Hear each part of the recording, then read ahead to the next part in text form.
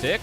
All right, well, Fodak already used that spell shield. He is very low and is dead. Elk is forced to flash away. Care will blink forward, and he sends Elk straight to purgatory. It's a double kill for Care, and Fangua.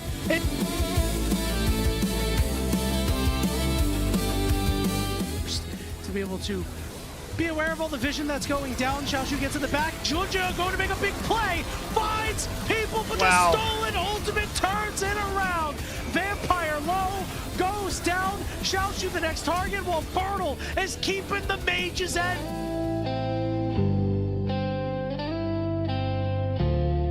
Just in the nick of time to save his mid laner from a disastrous fate, as now the Shy is looking for a solo kill. Shy calls out the step.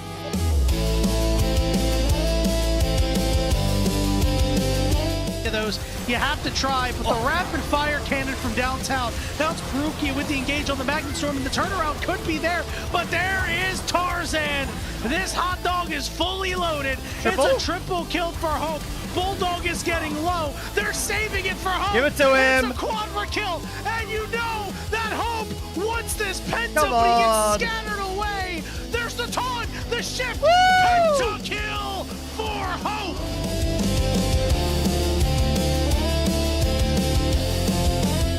Positioned well to at least save the carry, trying to find a way to turn things around, but Chris gets instant deleted. And Xiaoya is here as well, getting taken out in a 2 versus 4. I've seen enough. Give Knight the MVP.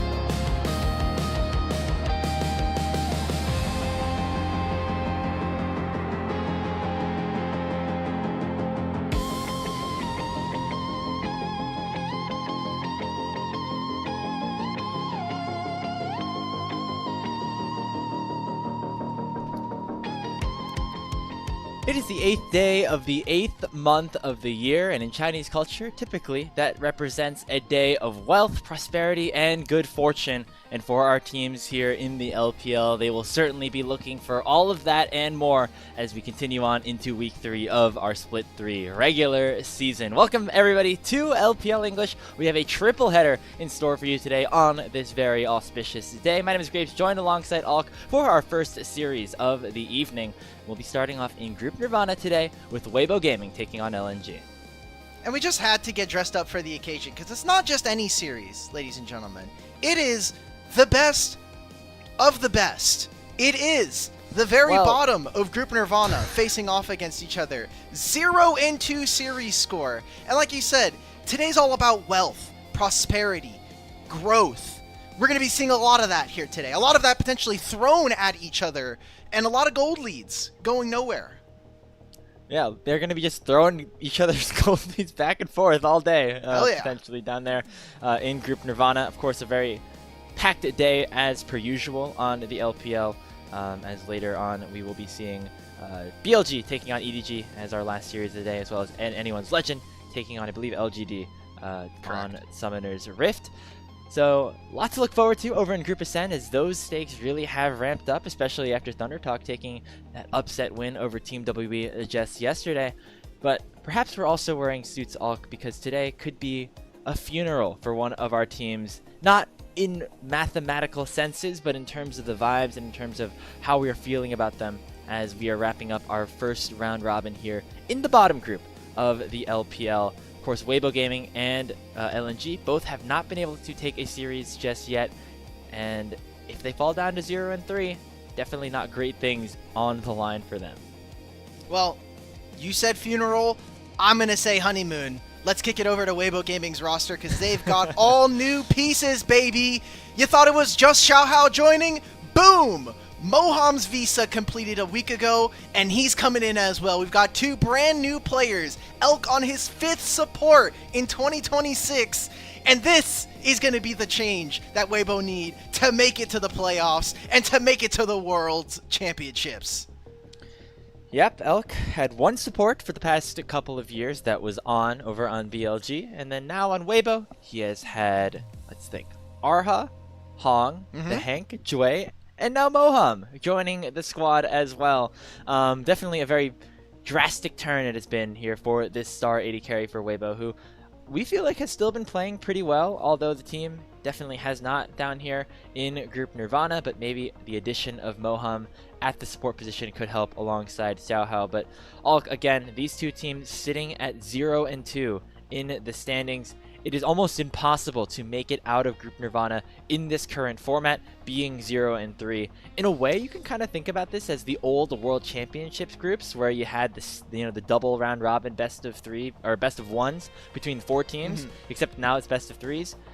Whenever you finish that first week and you're a team that's 0-3, you are never feeling good. That's going to be the same case for one of these teams at the end of the day today. Yeah, 0-3, and between the two of them, there's only one game win, and that was Weibo versus Invictus Gaming at the start of the split. It has not been hot, and while mathematically being 0-3 only means that, hey, maybe we can turn our season around, we can go 3 wins afterwards, it just makes every single series that much more important for them. And I think especially for LNG, who are they are currently -5 in game differential. If they lose another game, or if they lose more games than this, it would be impossible for them to get up to NIP and potentially break into that top 4. So they really need to win at least one game today. Sorry, they're 0-4. They need to win a game tonight.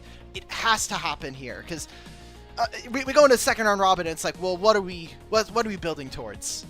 Yeah, it's almost like you have to completely reverse everything that happened in the first round robin, and I feel like if you see a team go 0-6 the first time around, hard to imagine they have a chance to go 6-0 the second time around. So LNG certainly have a lot on their plate as well. But going back over to Weibo, of course, they have made a number of roster changes, including one in the jungle position, which Alk, you had the chance to talk about over on the LPL podcast earlier this week. We have got what I think is actually maybe just the ultimate masterclass in hedge coaching from Mr. Clearlove himself.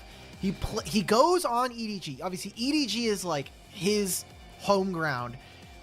He's like, man, Abo's not looking really tight right now. So they obviously lose their coach after what was a super disappointing play-ins loss. They bring in Clear Love. He goes, guys, we just need a new support. Let's get Jue. Okay, Jue, I know him. I've worked with him from EDG. We'll bring him on board. Okay, man, this Weibo team is just not working. They lose their series against NIP and IG. Apparently they mental boom. The rumor originally was that JJ, Elk, and Jue essentially all quit at the same time. JJ just did not, or he's like, guys, this is looking done. This roster's looking cooked. From JJ to GG. And so Clear Love, in another master stroke, he goes, you know who's another jungler I've worked with in this last year? Xiaohao. Let's bring him over. Look, if Xiaohao doesn't work, there's Angel sitting in the offset right now. We could just get another EDG reunion going through. Oh, you're looking at this the entire wrong way. You have to see the truth behind the walls that they have built for you. This is all an operation from Agent Clearlove. He has invaded Weibo Gaming. He has torn them apart from the inside. He has gotten Jeje back onto Edward Gaming and has given them a chance to be able to be more relevant in Group Ascend. Come on, man. I mean, this is peak LPL drama. Well, while Clearlove might not be able to fully recreate EDG over on Weibo, he might be able to build some of it in the aggregate, and a big piece of that coming in could be Xiaohao here in the jungle. Obviously, JJ not having the best situation over on Weibo Gaming, of course going over to EDG in this trade. Xiaohao over on EDG was a bit of an interesting story to me, Alk, because it felt like at sometimes he looked like a very solid jungler that could contest in Group Ascend, and then other times, you know, you can see the stats kind of speak for themselves. Another segment where I get to flame EDG general management. I just don't understand the prospect of bringing in Bulldog, a Korean player who's only been in the LPL for this year. And while he could be working on his Mandarin, I think it's really tough to have a new mid laner, especially someone who you haven't played with. Xiaohao just been playing with Angel for the entirety of last year, and then comes in, is able to then kind of maybe play with Sun Yen for this year. You just too many roster changes. So Xiaohao coming in. K-Man's favorite thing about Xiaohao is that he's a summer riser. This guy in summer, in the last split closer to playoffs or the World Championship, he always looks a lot better. I think giving him a new environment, one where is going to have a lot more direction. You are going to, I think, pound for pound, going to have much better laners than on EDG in the aggregate. I just think that this might be the lineup change, and probably the more important one aside from Moham, that might actually push Weibo in the right direction. Yeah, I don't think JJ necessarily was a bad player over on Weibo, but maybe Xiaohao coming in can give them a little bit of extra spice. Maybe the second half of the summer can be the super summer split here for Xiaohao after he has generally been a bit of that summer riser throughout the first couple of years of his career. Speaking of Bulldog, though, previously a player on LNG, and that is Weibo's opponents today. They made a couple of roster changes in their mid-jungle. Weiwei entering the jungle position.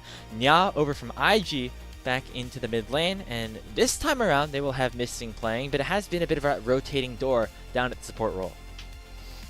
YCX has played one series, and then they're like, all right, Missing, you're back up on the lineup.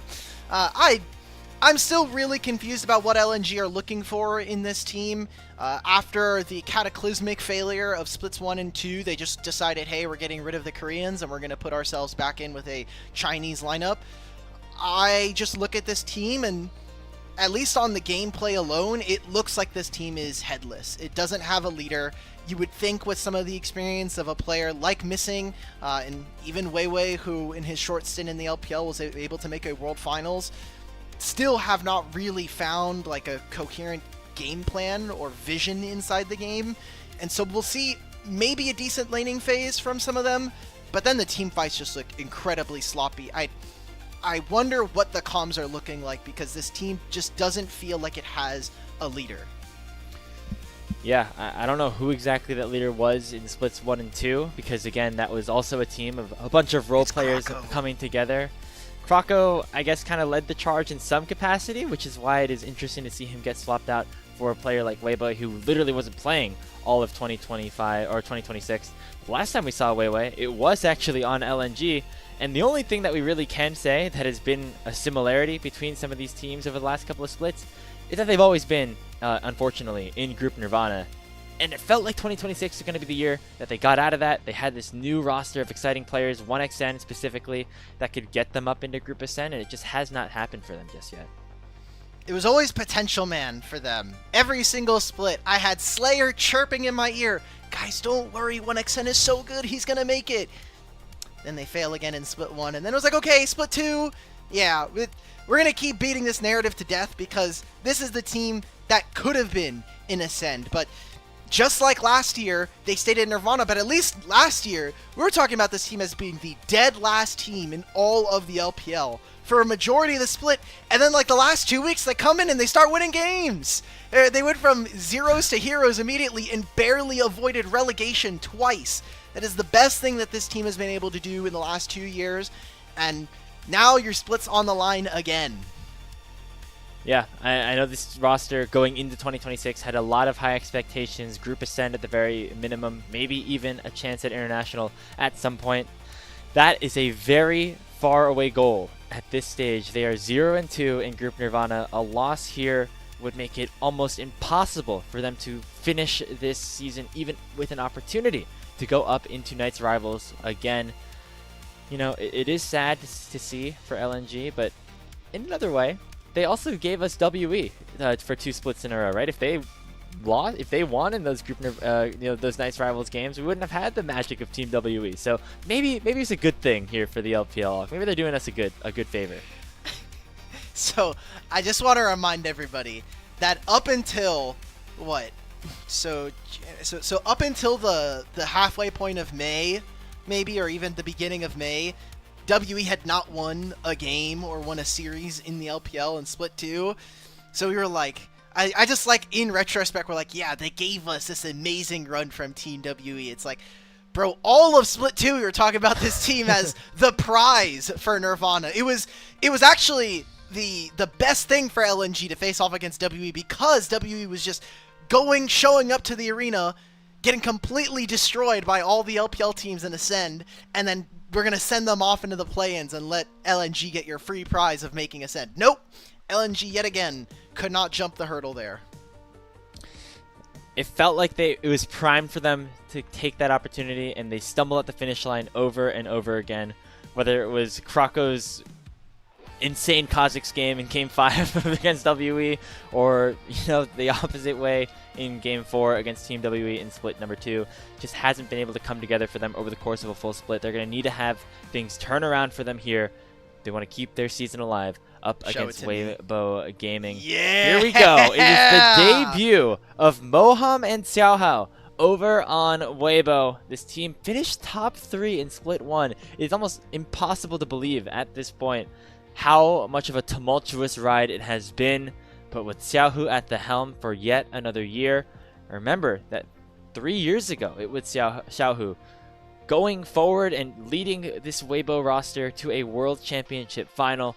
Now all of the pieces around him have changed, but he still remains, and he's going to have to do a lot of heavy lifting and a little bit of turning around if Weibo want to keep their season in a good position.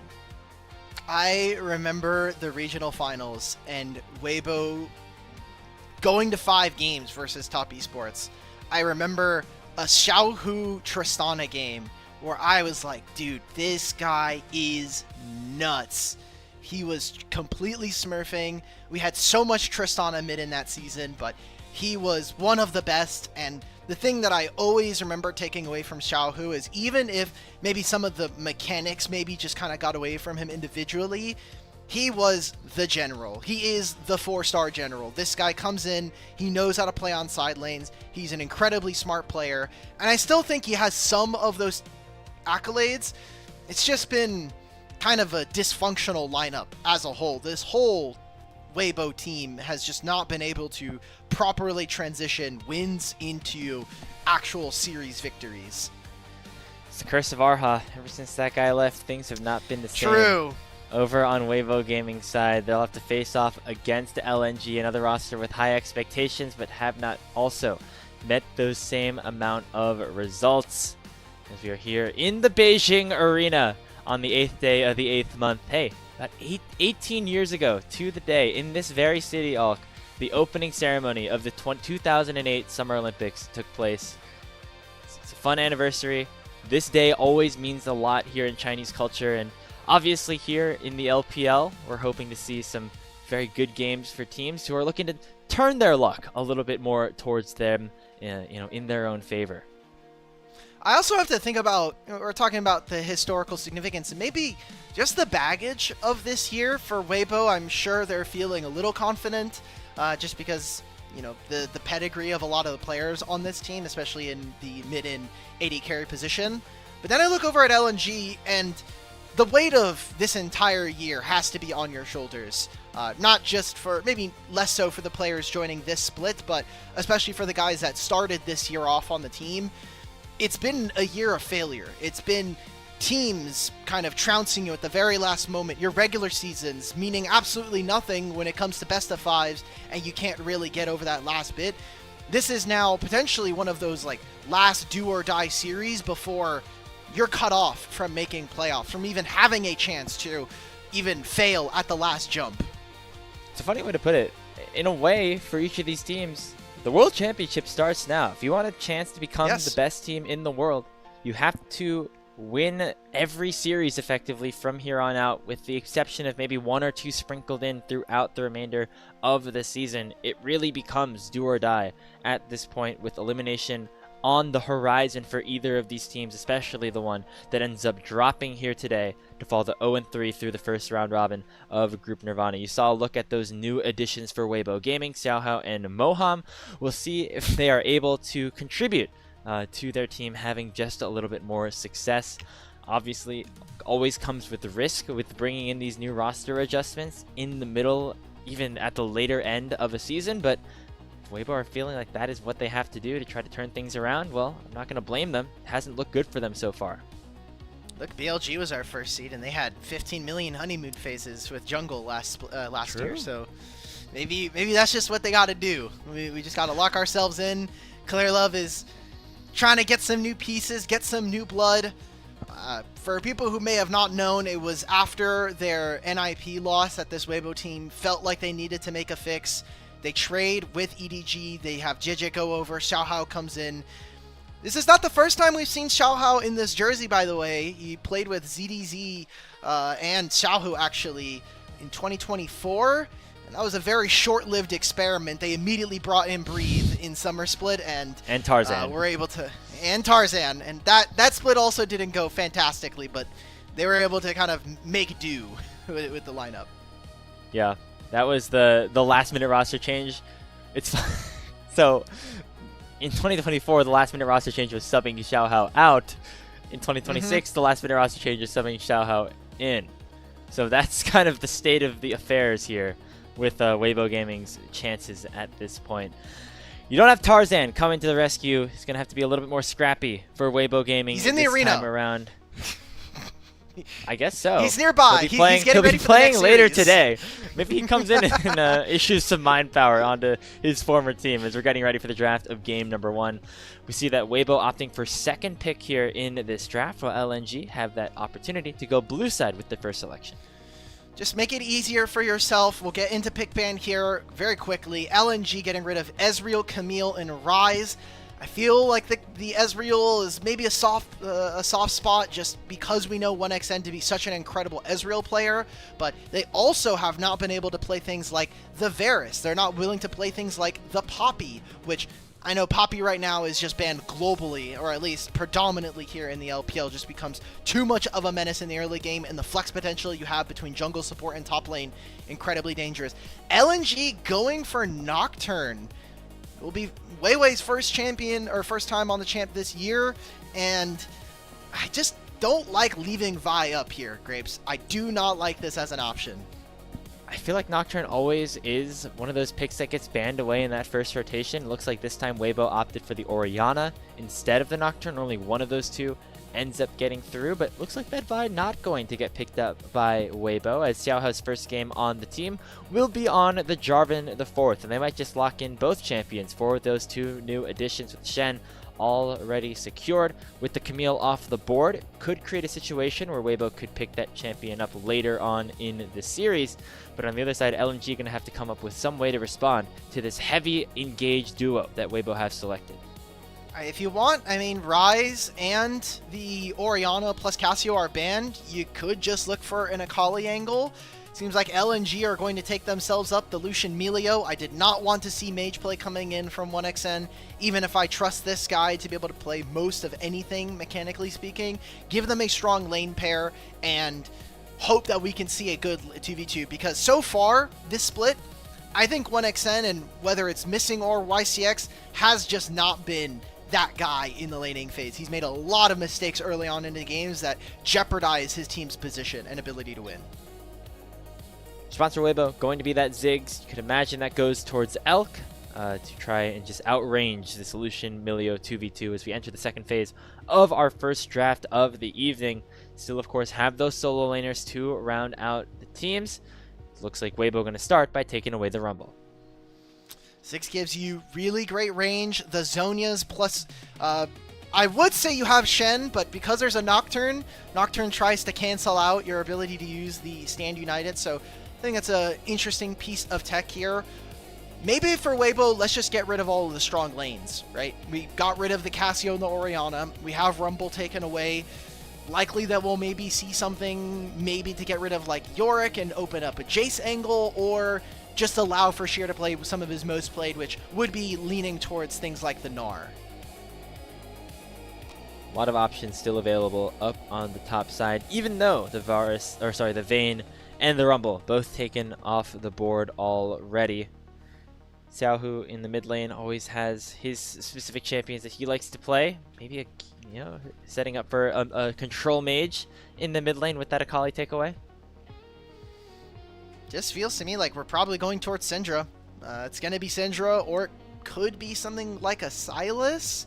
I think Sylas here for LNG or for Xiaohu could be okay. I don't think there's a lot of ultimates that you could try to take, and blind. I mean, you have to blind somebody. Please, we're not telling me we're doing blind Olaf here.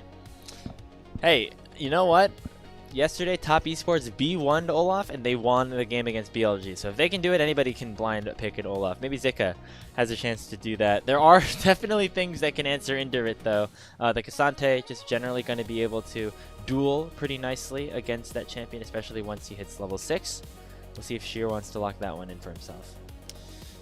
Ooh. Galio's not much better. I feel like LNG are really kind of running themselves into the meat grinder with this one.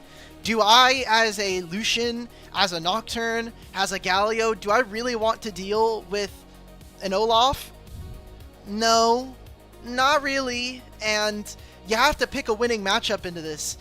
But there's also a Shen, right? And the potential for Jarvan to walk top lane, always a possibility. I do think Zehen is interesting. Zehen into this team comp right now, Weibo don't have a ton of consistent damage, so unless they come out with like a control mage in mid, I think that there's a very good possibility that we see this Zehen do some damage. I did see double Melio on my screen there, so I'm going to assume something with the draft kind of went boom. That sucks. We just got all the way through there. Darn. I assume it's the Zehen into the Olaf. That is a matchup that we have seen picked. I think we just saw yesterday in our first series of the day yesterday. Yeah. Into an Olaf. I forgot what team. It was LGD, right? That was playing. I think. Oh, it was just the okay. So it was just the draft. It's like the display of the draft on the broadcast side. The game is fine. We're not gonna have to remake everybody. We're not gonna have a tomorrow situation. Fingers crossed. I'm a little sad that the lock didn't get picked up for Xiaohu. I feel like that would have been a fun thing to see for such a legend in the space to be playing the newest champion in the game. But he's going to be playing another champion that was released over the last couple of years in the Aurora. Of course, going to have decent laning power against the Galio. Also have the ability to match him a little bit when it comes to roaming across the side lanes. And I think overall Weibo Gaming have a pretty solid composition, all things considered. It's a little bit hard to figure out what exactly their game plan is, but in terms of just the 5 champions that they have on the board and their matchups into LNG, it doesn't seem too bad. I'm so sorry. These are great points. I just saw that Lumao is wearing like he's wearing something, bro. What is he doing? This is worse than last year when we had Clearlove on JDG and he was wearing the same fit for like 1 whole week. That was okay. Great points about the draft there, Grapes. Really doing a fantastic They weren't. They really weren't. I think that Weibo have a consistent enough comp that they can get through the early game. Ziggs and Aurora should be fine. Olaf in this late game is going to be a monster. And so for LNG, the thing I want to see from them is 2 things. This bot lane needs to be winning. If this bot lane is behind or even at the 10-minute mark, I don't think that this game is very playable unless Sheer is also doing well. And then we look at the jungle situation. Nocturne in this game is super homeless. Is he going to dive in the backline versus a Ziggs? Well, Ziggs might opt into a Zhonya's, and then what do? Am I going to be diving in Olaf? No, brother. No, I'm not. So, who does he run into as this game? I need to see them playing around Xiaohao or around Weiwei and letting him kind of dictate. You have a Galio mid, right? It's going to be hard for Aurora to move that champion, but Galio also is very miserable into a Shen, a Jarvan, all of these things that we've been talking about.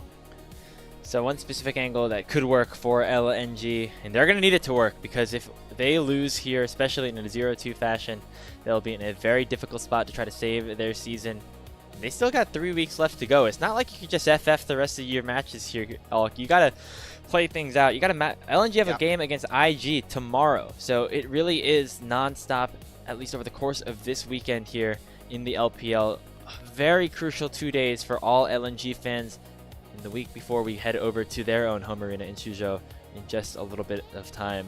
On the other side for Weibo, again, high expectations for the squad entering the year. They were top 3 in split number 1, waiting for that opportunity to bounce back. It just never came. Of course, they lost out in the Knights Rivals event in split number 2, made some roster changes here in split 3. Yeah. It feels like we never were able to relive that magic that we saw at the beginning of the year. It is so strange because play-ins for split 2 were supposed to be in the NIP arena. There was a last-minute change. Weibo had to play in another tournament the day before, a couple days before the play-ins, so they wouldn't have had time to travel between playing in that tournament and then play in the play-ins. So LPL as a tournament decided to have all of the play-ins be remote. And I do think that that did have an effect on Weibo's ability to perform. Not being on stage, having to be remote/online, even if you're at your team's facility, is a lot different. And I imagine that these players, a lot of whom I would say at the time had a lot of experience playing in the LPL and internationally, were hopefully trying to feed off of some of that stage energy and going through the motions of playing in an arena. Yeah, it is interesting to think of the ripple effects of that specific event and what has led. I mean, it's led to Xiaohao being on Weibo all of a sudden, Moham being on Weibo, right? Like, this is such a different situation than what we ran into going into group, into the split 2 Knights Rivals. It felt like at that point, yeah, Weibo was struggling, but there was still angles for them to, at least win out in that best of 3 or that best of 5, get into playoffs, and then go on another run to, potentially match that top 4. In another situation, we could be looking at Weibo as like a contender to go to Worlds. All of a sudden now, they're fighting to even make it into the playoffs. I don't want to imagine this, Weibo. I don't need for fans of the LPL or even international fans who have not been watching, they show up to New York or LA or wherever we're having the World Championship this year in North America, and they're like, how the hell what was Moham doing in the LPL? Wasn't that guy like not incredible on the last DK roster I saw? What is he doing there? I don't need them. In this hypothetical, Moham would have never made it over to Weibo. This would have never happened. This would have never happened. We would have still had the Hank there somehow. He would have still been the GOAT. Actually, that's not true. It would have been Hong, bro. Hong, we know Hong's too much around. about. I feel like we know too much about this management to know that that wouldn't have stood. That wouldn't have lasted no matter what. Not entirely sure what the delay is to get into this game. Of course, we're hoping to get into it sooner rather than later. But again, just talking about Worlds as well, just a couple of years ago in 2024, LNG and Weibo were your 3rd and 4th seeds out of the LPL. Now they find themselves here at the bottom of Group Nirvana. It is crazy to think about how the tables have turned for both of these teams. It is not like necessarily either squad went for a budget-oriented approach. It wasn't like an old TSM or RNG situation where they just like stopped giving over a lot of money. Like, these are rosters that were intended to do really well, and they just haven't done it here in 2026. Yeah, LNG, the only guy who stuck through was Zika, and Zika didn't even make it through the whole. He's been through a lot with this team, right? I go back to 23. He comes in as a rookie. We're thinking you're not going to do that much. This was the year of amazing LPL top laners. BLG with Bin, and Bin still in super supreme form. You have 369 on JDG, the legendary almost golden road that we had with that organization. And I remember summer finals. Everybody on the LPL team thinking, the finals, is this going to be BLG and JDG all over again?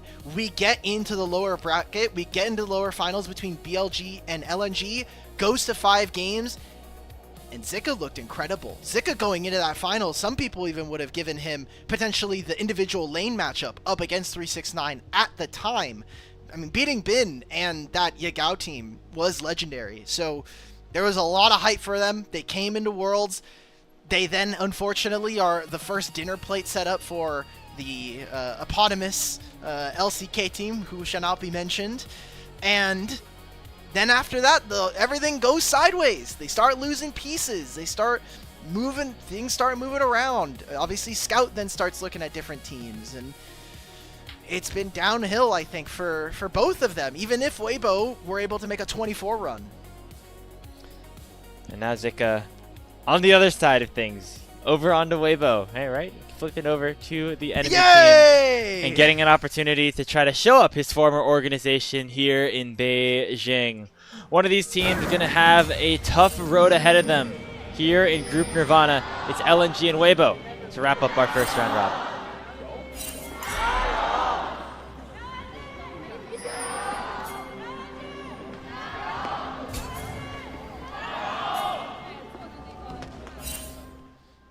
I try not to acknowledge chat, but I do agree with Kirby.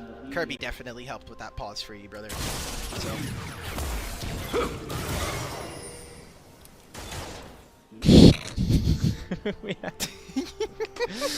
Jungler starting on the opposite sides of the map. So,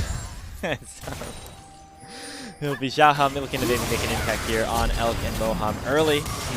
Summoner spells being traded down here. Heal for barrier. As it is going to be 1x10 and missing to get that early push.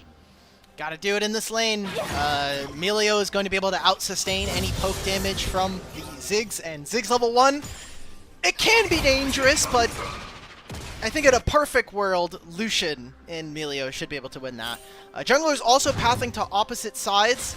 I like the vision that we ended up getting here by Weibo, but we see some pings. It means that they will be able to spot where Weiwei is going to be going, and all that LNG did was mostly protect their topside jungle in case there was an invade.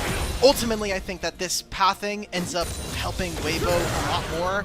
I don't think that Nocturne is going to be ganking top lane, not in this position with the wave eventually bouncing back.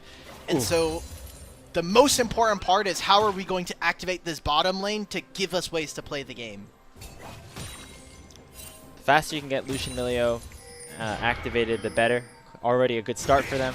As the Ziggs Shen lane, really just trying to neutralize the 2v2, not trying to do too much in terms of any early advantages, early kills. Just trying to have Elk be able to farm up safely, maybe allow for Moham to roam across the rest of the map once he hits a couple more levels.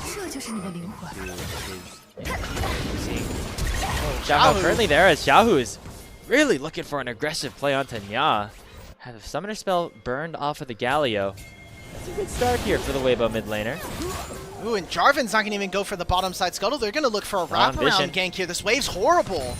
Yeah, 1xN and Mission have no idea this is happening. Moham lands the taunt flash onto the Milio. He still has his flash available, but he might just try to save it because he knows he's going to go down. Oh, Xiaohao predicts it. Goes in with a flag and dragon, will claim first blood on his new team. EQ, flash out, get the kill, first blood confirmed. Weibo just open up this game fiery, winning a mid lane matchup solo and putting this Lucian Milio behind. It just gets better and better, baby. We are doing really good stuff. He's going to open up with the bottom side, get scuttle, opens into top afterwards, and I'm looking at this mini-map now. Weiwei doesn't have any camps to play for, and all of his waves are pushed in or enemies are recalling. There's nothing for Nocturne to do but continue full clearing. I've seen enough. Best roster move ever. Weibo going to Worlds, guys.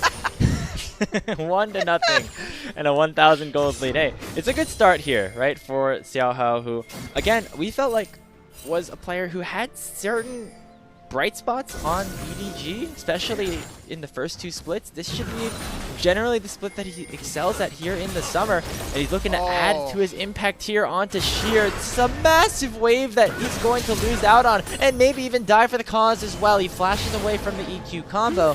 Moham sending himself up here as well. LNG also deploying Mixing to the top side to make sure that their top laner stays safe. Xiaohu roaming up here as well. We're getting weird up here on the top side. EQ once again connecting, this time onto the Milio, and it's gonna be Sheer going down first in this fight. Flash after Zika. Weiwei not able to land the fear as he flashes back underneath this tier 1 turret. Now with a Justice Punch. Not gonna find anything as it's a double kill going over to Xiaohu. And Weibo Gaming have opened up a massive lead in the first 5 minutes of game 1. You're right, Grapes. You might actually just be right. Okay, Moham and Xiaohao, we're seeing him in Allen, Texas, baby. That's it. I'm calling it right here. And he gets to invade even more. Zika pops the ultimate. Oh, okay, no. guys. It's time to recall. It's time to recall. We're out of here. Ziggs is farming up. Aurora's going to get back into her lane. This is miserable. You called out the huge wave that Weibo are able to grab and prevent Sheer from attacking. I thought that the roam from Missing was really, really smart.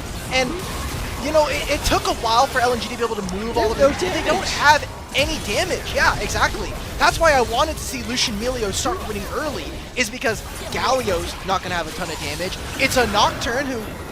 Yes, he can throw some punches, but him and the Zahen are not going to be throwing haymakers. So, very big win for Weibo, and it's not like we're getting anything else on the other side of the map. This is a horrible early start for LNG. Man, that was a bizarre sequence to allow for Missing to also roam up alongside Nya and Weiwei to try to defend that top lane. Obviously, Weibo sent a lot of resources up there, and LNG wanted to try to bail Sheer out a bit, but that was not the way that things should have worked out, especially because 1xN is probably your strongest early game champion, and he was the only one that wasn't at that skirmish. That situation, I think, made things so much worse for LNG if they would have just left Sheer die by himself or even just get the wave, because Nya had to drop a wave in mid, and he was already behind Xiaohu. Weiwei, they saw him doing his grugs, so they knew he had to be bot lane and he had to full clear up. He had to drop camps to make this happen. Level 6 here for Xiaohao. Weiwei has his ultimate. Can they do anything? They'd have to contest after the dragon is gone. Is this even worth it to try to start a fight into? Culling is available for 1xN. He's going to issue it, but it gets canceled by the satchel charge. In comes the Paranoia. Hero's entrance over top, going to find a knockup onto 2, and the taunt will find Xiaohao, but he buffers it with the EQ. Dragon secured by LNG, so they do get the objective. The health bars are blinking and soon to be gray. Xiaohao gets the first kill, and 1xN has to use a relentless pursuit to escape. 1xN in a lot of danger still, as the Aurora picks up a double kill, and Weibo Gaming lose the dragon, but they end up winning the fight 2-0. Yeah, a 4-0 Aurora at 7.5 minutes is not where you want to be as LNG. Let's look at this recall when he gets back to base. Goes from double amplifying tome, alternator, and maybe much more. We go into this replay. Where is the damage, Grapes? We were asking for it. We were looking for any of it here. None of it materializes, and some of it goes into the dragon, sure, but That is a lucky smite. 1xN dashing forward, but cancels auto attacks into Weibo. And the resets that this Aurora are abusing. All of the damage. The best part about Aurora is her passive. The amount of damage you can get if you get multiple applications of it, it is max HP damage, and you just can't avoid it there. Gets completed Sorkpan boots plus the alternator. This might just be a 2v2-on-1. Zika doesn't want to pop the ulti just yet. He still has his ghost, but knows that Sheer is here. As the grubs are started up by Xiaohao, should be able to take all of them as Weibo continues to snowball their lead. Of course, they would have liked to have that first dragon. They're going to be okay with the situation at hand because they're up 2,500 gold. They have all 3 grubs, and they have a composition that we said scales pretty well into the late. They just gave the Ziggs team 3 grubs. Grapes, if they get to hit a turret or they even get the Herald in 6 minutes, this game goes from a 2,000 gold lead, and if nothing changes, to a 5,000 gold lead immediately. You're going to get a crap ton of gold immediately, and that is what this season is all about. It's bounties and turret plates.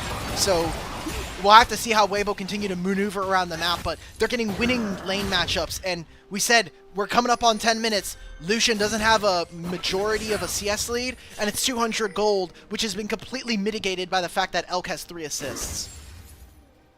Yeah, I mean, he doesn't care about that. He has a lost chapter, and he is going to be scaling much better than 1xN is, especially with Weibo already having this early lead. A reminder of the stakes between these two teams, 0 and 2 across the board.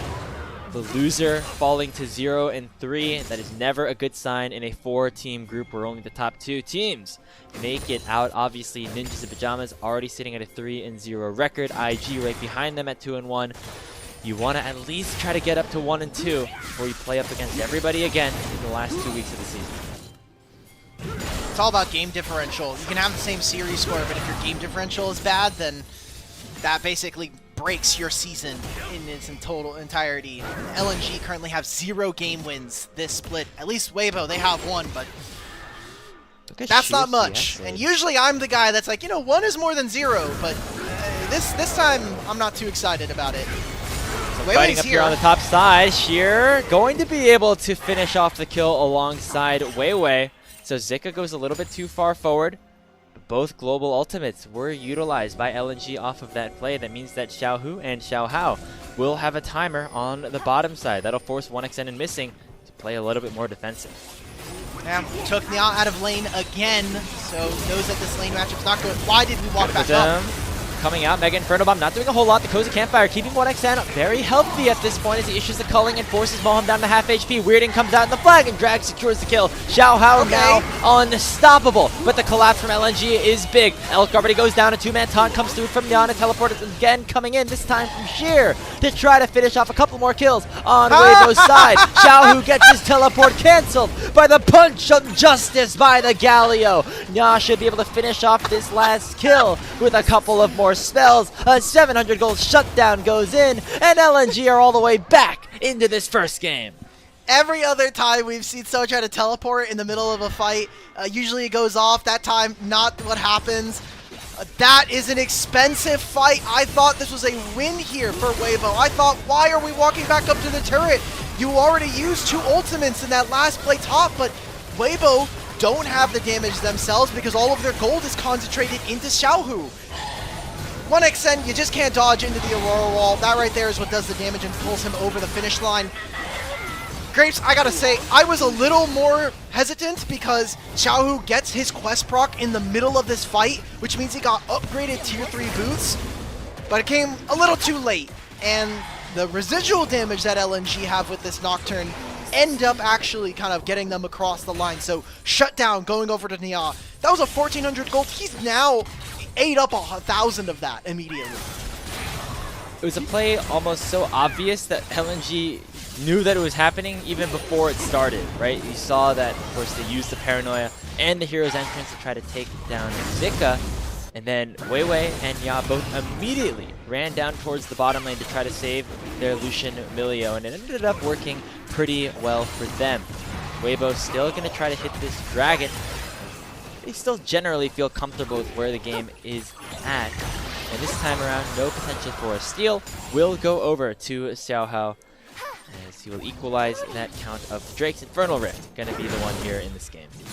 It's only been a couple of minutes, 4 to be exact, but Weibo haven't been able to use those grubs. And I did say it would be later on in the game. We have some first item spikes coming through for almost everybody that is not Sheer. And the game looks fine for right now. 1,500 gold typically is not a lot, especially at the 14-minute mark. But this Ziggs hasn't been able to take a turret.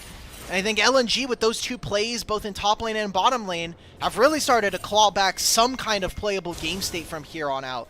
We have ultimates coming through for both of our supports, especially for Moham, but that interaction we addressed in draft between the Nocturne ult stopping you from using the Stand United could be something that LNG try to use to generate an advantage on a side lane. On the other side, the big advantage right now for Weibo is on the top side of the map, where Zika is up 40 CS and almost an entire level on the Olaf pick. Has that experimental hex plate picked up.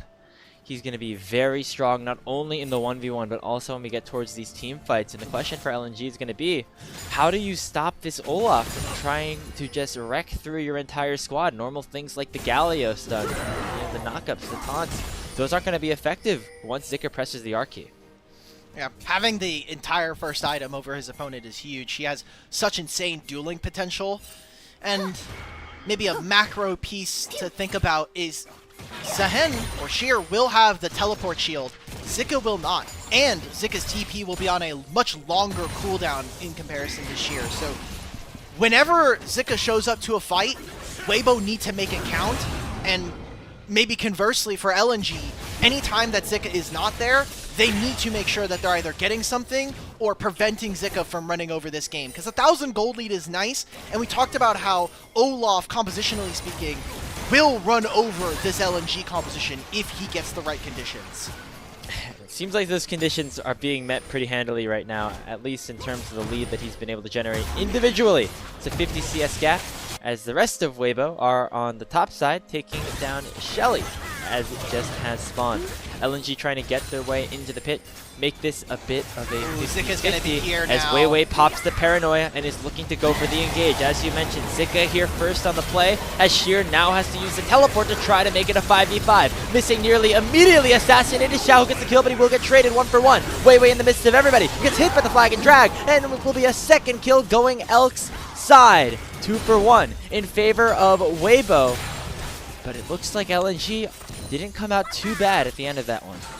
Yeah, it's the Herald that goes over to Weibo. They got those 2 kills, and that was the teleport from Sheer. So almost as if we maybe caster summoned it, or we maybe caster enchanted the summoner spell. Sheer now doesn't have teleport to be able to match, and that's going to be a mismatch between our 2 top laners. Imagine how awkward of a position this is, by the way. Great play from Elk to use the Satchel Bomb to get over this wall, but you're 1 extended missing. You're like, well, if we walk forward, there's an Aurora, there's a Jarvan, and all of these guys. If we walk backwards back into mid lane, there's this Olaf that's just staring us down. So I don't think Zika got a ton done in this fight. He just shows up, helps get the assist, uses his ghost, but his presence alone is what helps Weibo get into this really good spot. And now with that Herald, they will summon it into the mid lane. Should be able to take down this mid tier 1 turret with the help of the Satchel Charge of Elk. Now top side, ultimates traded. Grim Deliverance for the Ragnarok. Zika still being very powerful in this initial 1v1 setting. So Weibo still looking very good in this game. Even though LNG have found a couple of kills back, it's still 3k into Weibo's hands. If you're Weiwei, do you ever just try to look for something top lane? I know that both of them just use their ultimates, but you have the Nocturne ult, you're on this side of the map. You have to be worried about Shen, but he doesn't have ultimate, and nobody seems to be coming to this side of the map. Seems like that's not going to be the play here for LNG. We have Dragon spawning in 30 seconds, and I'm just looking at the side lanes right now. Taking this mid wave, Ziggs is going to delete this, so your ability to contest on the wave is always a little better for Weibo. I look at Fog of War right now, a lot of the vision is dominated by Weibo, and you're getting push on this bottom lane matchup thanks to the Aurora versus Galio, so it's tough as LNG to ever get priority in these side lanes before you move to the objective. I think that's why we see Sheer just recall and walk over, especially with the teleport disadvantage we just saw. Yeah, I mean now Zika will be able to use that summoner spell if he wants to join the fight. Speaking of, fight could be breaking out around this third dragon. The culling was just completely eaten by Xiaohao on the Jarvan. Didn't really take a boatload of damage himself. Zika is able to take this entire turret before arriving to the fight, but it does mean that LNG will regain positioning around the river. And it doesn't even matter because he can still teleport. They haven't used the ultimate. Like, gotta close him in. LNG! Finds 2 members in the Mega Inferno Bomb, dishing out damage as well. Zika arriving to the fight as now it is fully a 5v5, and the dragon now fully belongs to Weibo Gaming. Weiwei still has that paranoia, waiting to use it to try to maybe go in. Nope, but they're gonna back away, knowing that this dragon is all but belonging to Weibo Gaming. he uses the ultimate, it prevents vision, but the TP from the Olaf is already done.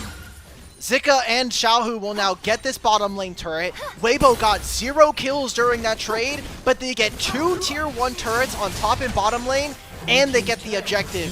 That is outright a massive win for Weibo Gaming, and LNG just look stuck. They look unable to do anything.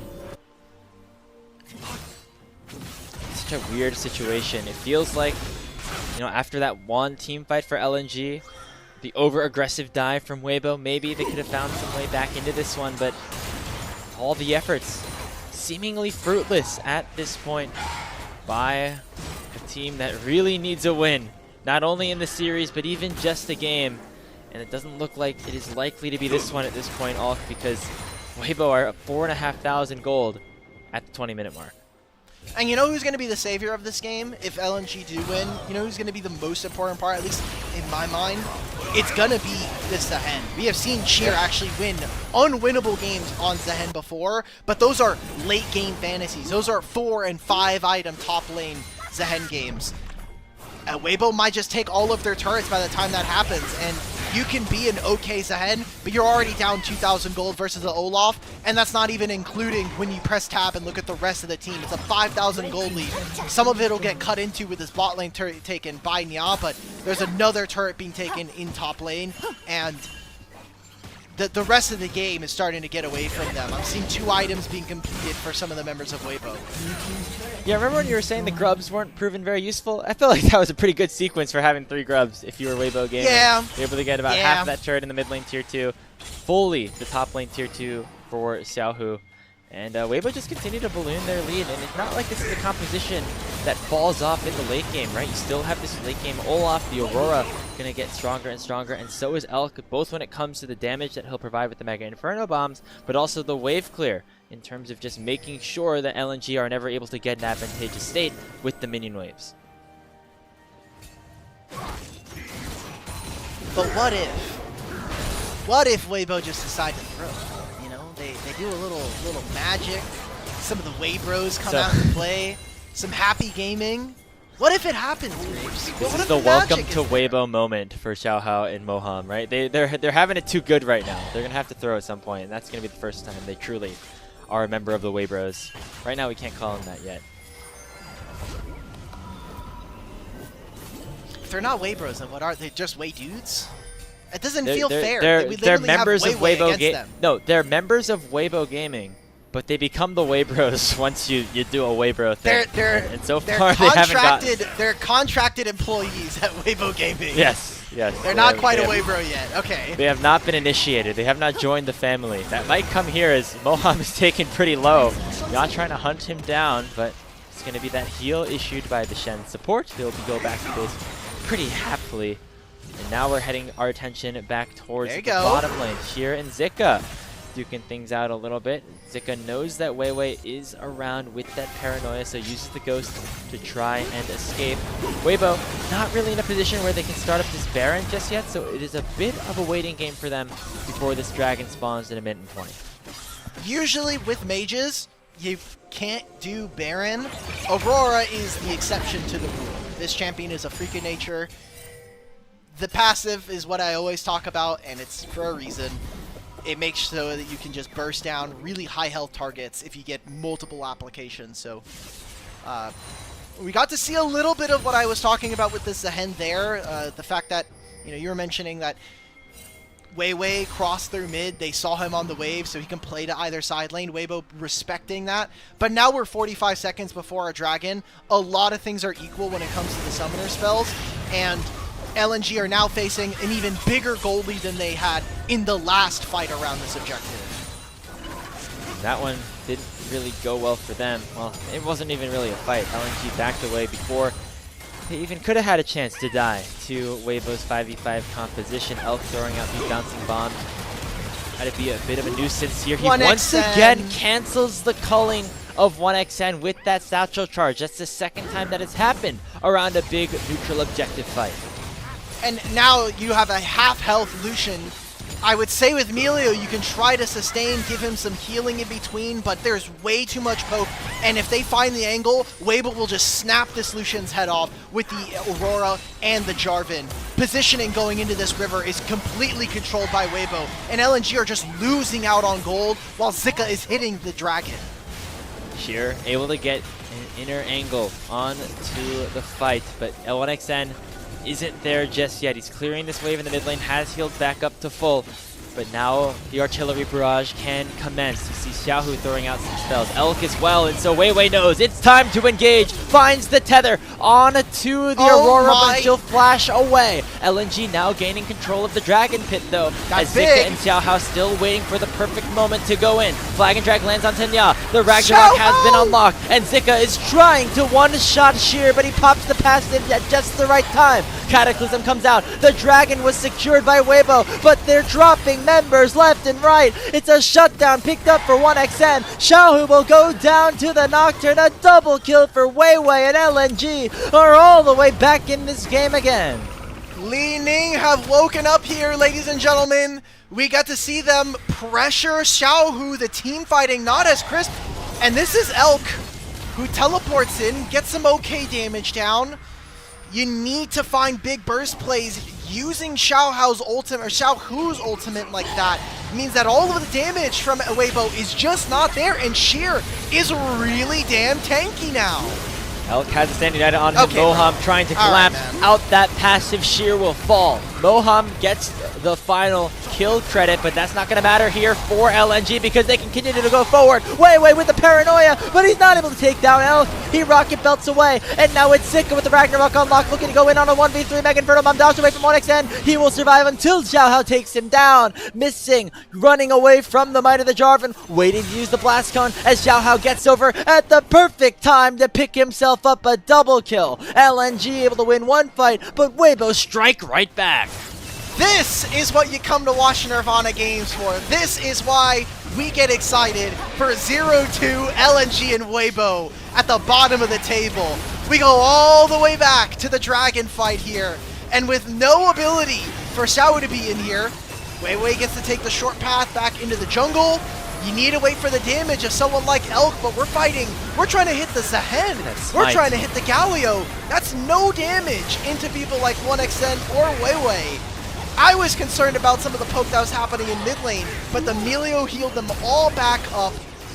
Xiaohu flashes back to get the smite, and that's the best part of this play for Weibo. LNG looks so good. And then this. Until here. Yeah. This was, up until this point, this was fine, because they actually had started doing the Baron. Sheer just felt too possessed. He felt, maybe I do need to go in, but the passive is just not there. You just used it around the dragon. This flash, man, you had the tether. Grapes! The fight worked what is so happening? Well for LNG when they were grouped up as 5, and then when Sheer went out and died on his own, things, of course, went back towards Weibo. They pick up the Baron buff off of that team fight win, and now still having that buff for the next 2 minutes. That is 4 to 5 minion waves that will get crashed underneath LNG's base. Those grubs once again coming into fruition here as Xiaohu almost able to take down this entire mid lane tier 2 turret. The rest of the wave comes through. Satchel charge issued, and now only inhibitor towers remain in LNG's base. Look at the gold leads, man, and they get complete control of all of this vision. They get to bounce between all of these waves. Olaf is too scary of a threat for Weiwei to send it on.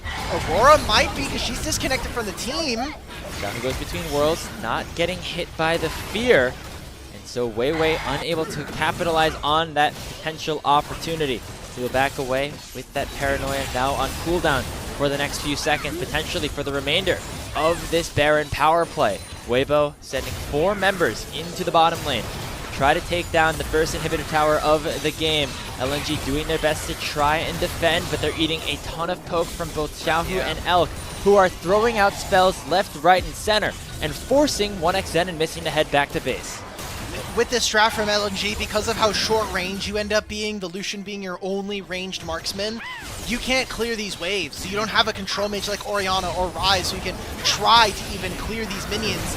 And they're Baron empowered with a cannon here. Turret's gonna fall. Pressure goes down, and that means the fight can begin. Grim Deliverance hits 3 members as Shears very strong in the front line. Has the hero's entrance on top of the passive proc. But as he is respawning, the rest of LNG might be dying. Zika going down, but Weiwei will go down in a trade. It's a 2-for-2 overall, with Xiaohu and Elk still at full HP. Sheeran missing. Have to run away as a reset is coming through from Moham. No longer has that Stand United, so has no opportunity to get back into the fight. Weibo get the tier 3, but do not get the inhibitor as LNG hold the line. But guess what, Grapes? They kill Weiwei, and it's 20 seconds before the Infernal Soul spawns. Weibo, they get caught up with some of the good crowd control that lands. Xiaohao is trying to help through mid or sit in one of these fogs. I like the use of the Shen ultimate to try to protect Zika here, but it's just too late. You don't have the damage. Nya, by the time he goes in, he's basically dead. And Weiwei's just respawning. You'll have time for Paranoia. There'll be a TP. This is the last play of the game before LNG are just too far out of it. Teleport coming in from both solo laners of Weibo, so it will be a full-on 5v5. Still a wave crashing into the bottom lane eventually, but Shear's not going to care about it. He just wants the extra shield off of his TP. Dragon very slowly getting started up by Weibo. They do not want this to be a 50-50. They want to look for the fight instead, and they have Xiaohu on a massive flank with a rank 3 between worlds. 1xN dashes forward, finds a little bit of damage onto Zika as the Paranoia has been opened up. They're looking for the backline flash away from Elk immediately, but Shear's already down, and Weiwei getting chased down by the Olaf and Moham as well. It is Elk to pick up the 4th kill of the fight for Weibo as they'll claim the Infernal Soul and will look to end game 1. That was beautiful. This mid jungle from Weibo looking like they haven't missed a beat from 24. Xiaohao walks in. He used the flag and drag to get 3 members of LNG, and then Xiaohu over top between worlds. All of the damage from the Aurora, and Nya's gonna fall right outside his Nexus as Weibo take game number 1 in only a Weibo fashion. Couple of sloppy errors, but that is all that is expected when it comes to Weibo Gaming. 19-12, that's a clean enough victory for them to go up to 1-0 in this matchup against LNG. Incredible stuff. I mean, the opener to this game was fantastic for Weibo Gaming. The mid game looked a lot like some of the other mid games we have gotten from Weibo, so gonna need to see them kind of clean it up, but it is kind of the same concerns I had about this team when we saw the roster get brought up for Split 3. It was, who is going to be the leader? And who are we really going to be able to play through? And for the last year, it has been play through 1xN. It has been let this guy carry in teamfights, but even he is starting to falter in some of these moments. The baggage of a poor 2026 looming over them, and potentially elimination from being able to make playoffs. Yeah, even if Weibo win this series, still will be difficult not only to claim top 2 in Group Nirvana, but also to make it into the playoffs entirely. That is not to discount what happened here in this game, but to talk about just that potential path for a little bit.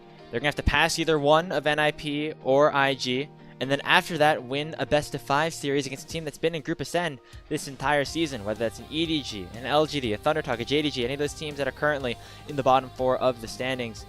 That was something they were unable to do in Split number 2 after being in Group Nirvana, so still a lot of work to be done for Weibo. But maybe with this new roster adjustment coming in, Xiaohao specifically looked very comfortable here, back on Weibo. And he was able to put up a really strong early game that turned into a Game 1 win.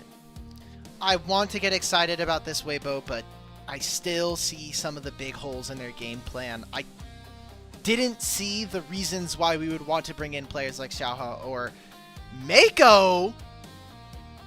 That's not the right play. What's brother doing over there? He's not supposed to be there.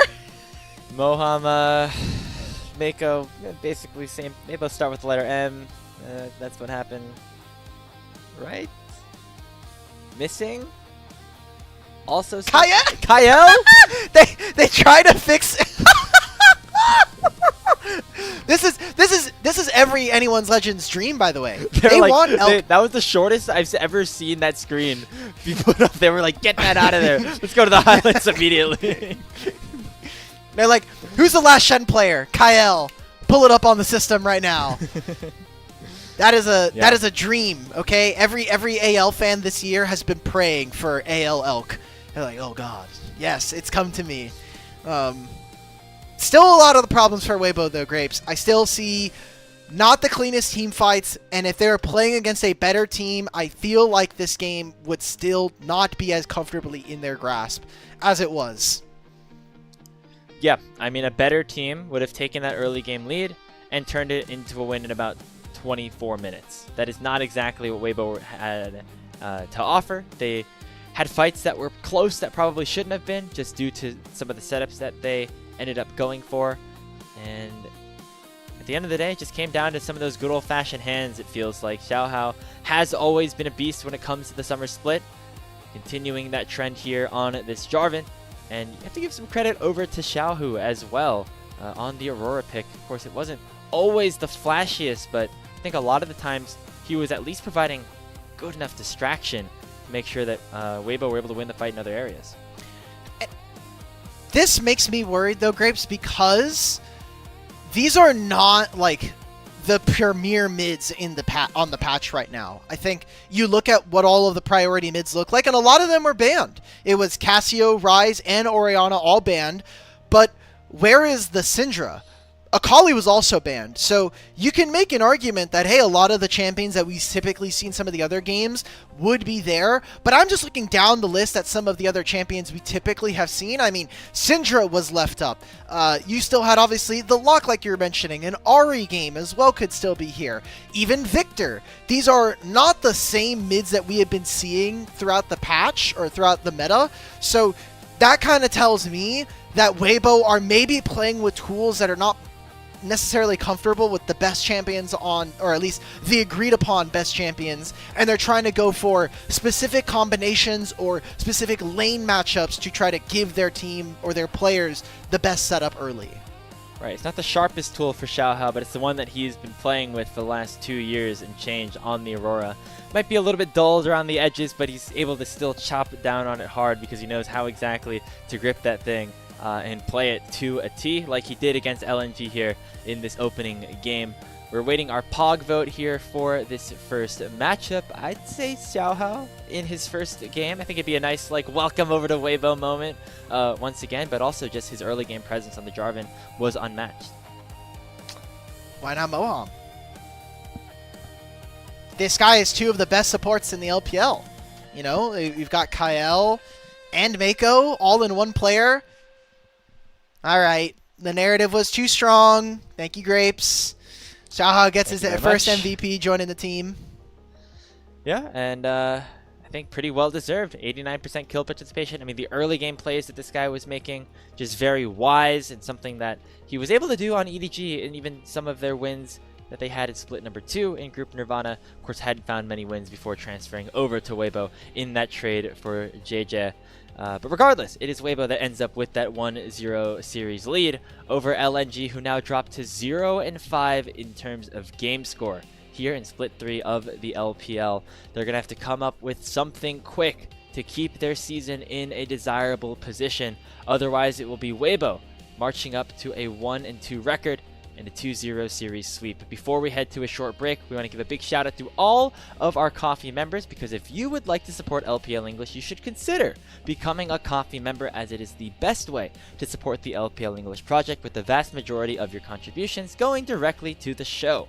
A lot of these initial payments go into things like upgrading the broadcast, like creating the graphics package that you see here on the stream, but a huge bulk of it also pays us on-air talent and content creators. So you can subscribe to our coffee. It is linked in the chat to unlock perks like early access to content and the ability to ask interview questions for our unique on-site interviews.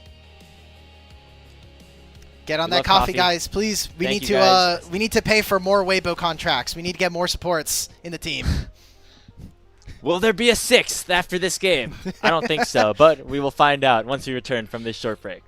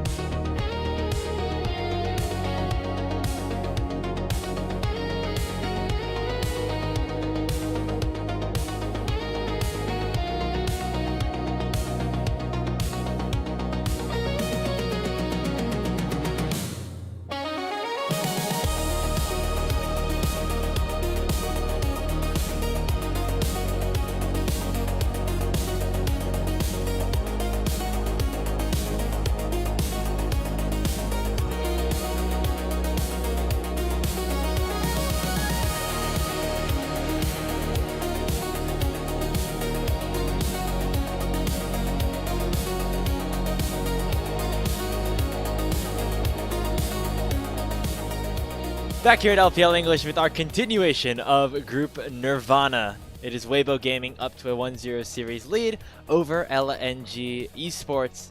Grapes and Elk here with you for this first series of the day.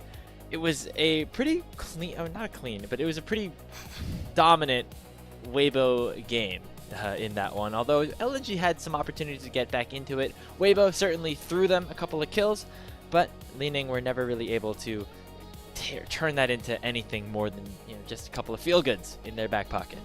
They had a strong team fighting composition, but they came into every single fight with a goal deficit, and that came off the back of what was a 4-1 start to the game. The bot lane play into getting 3 players or 4 players to go top lane on what was like the 8th or 9th wave up there.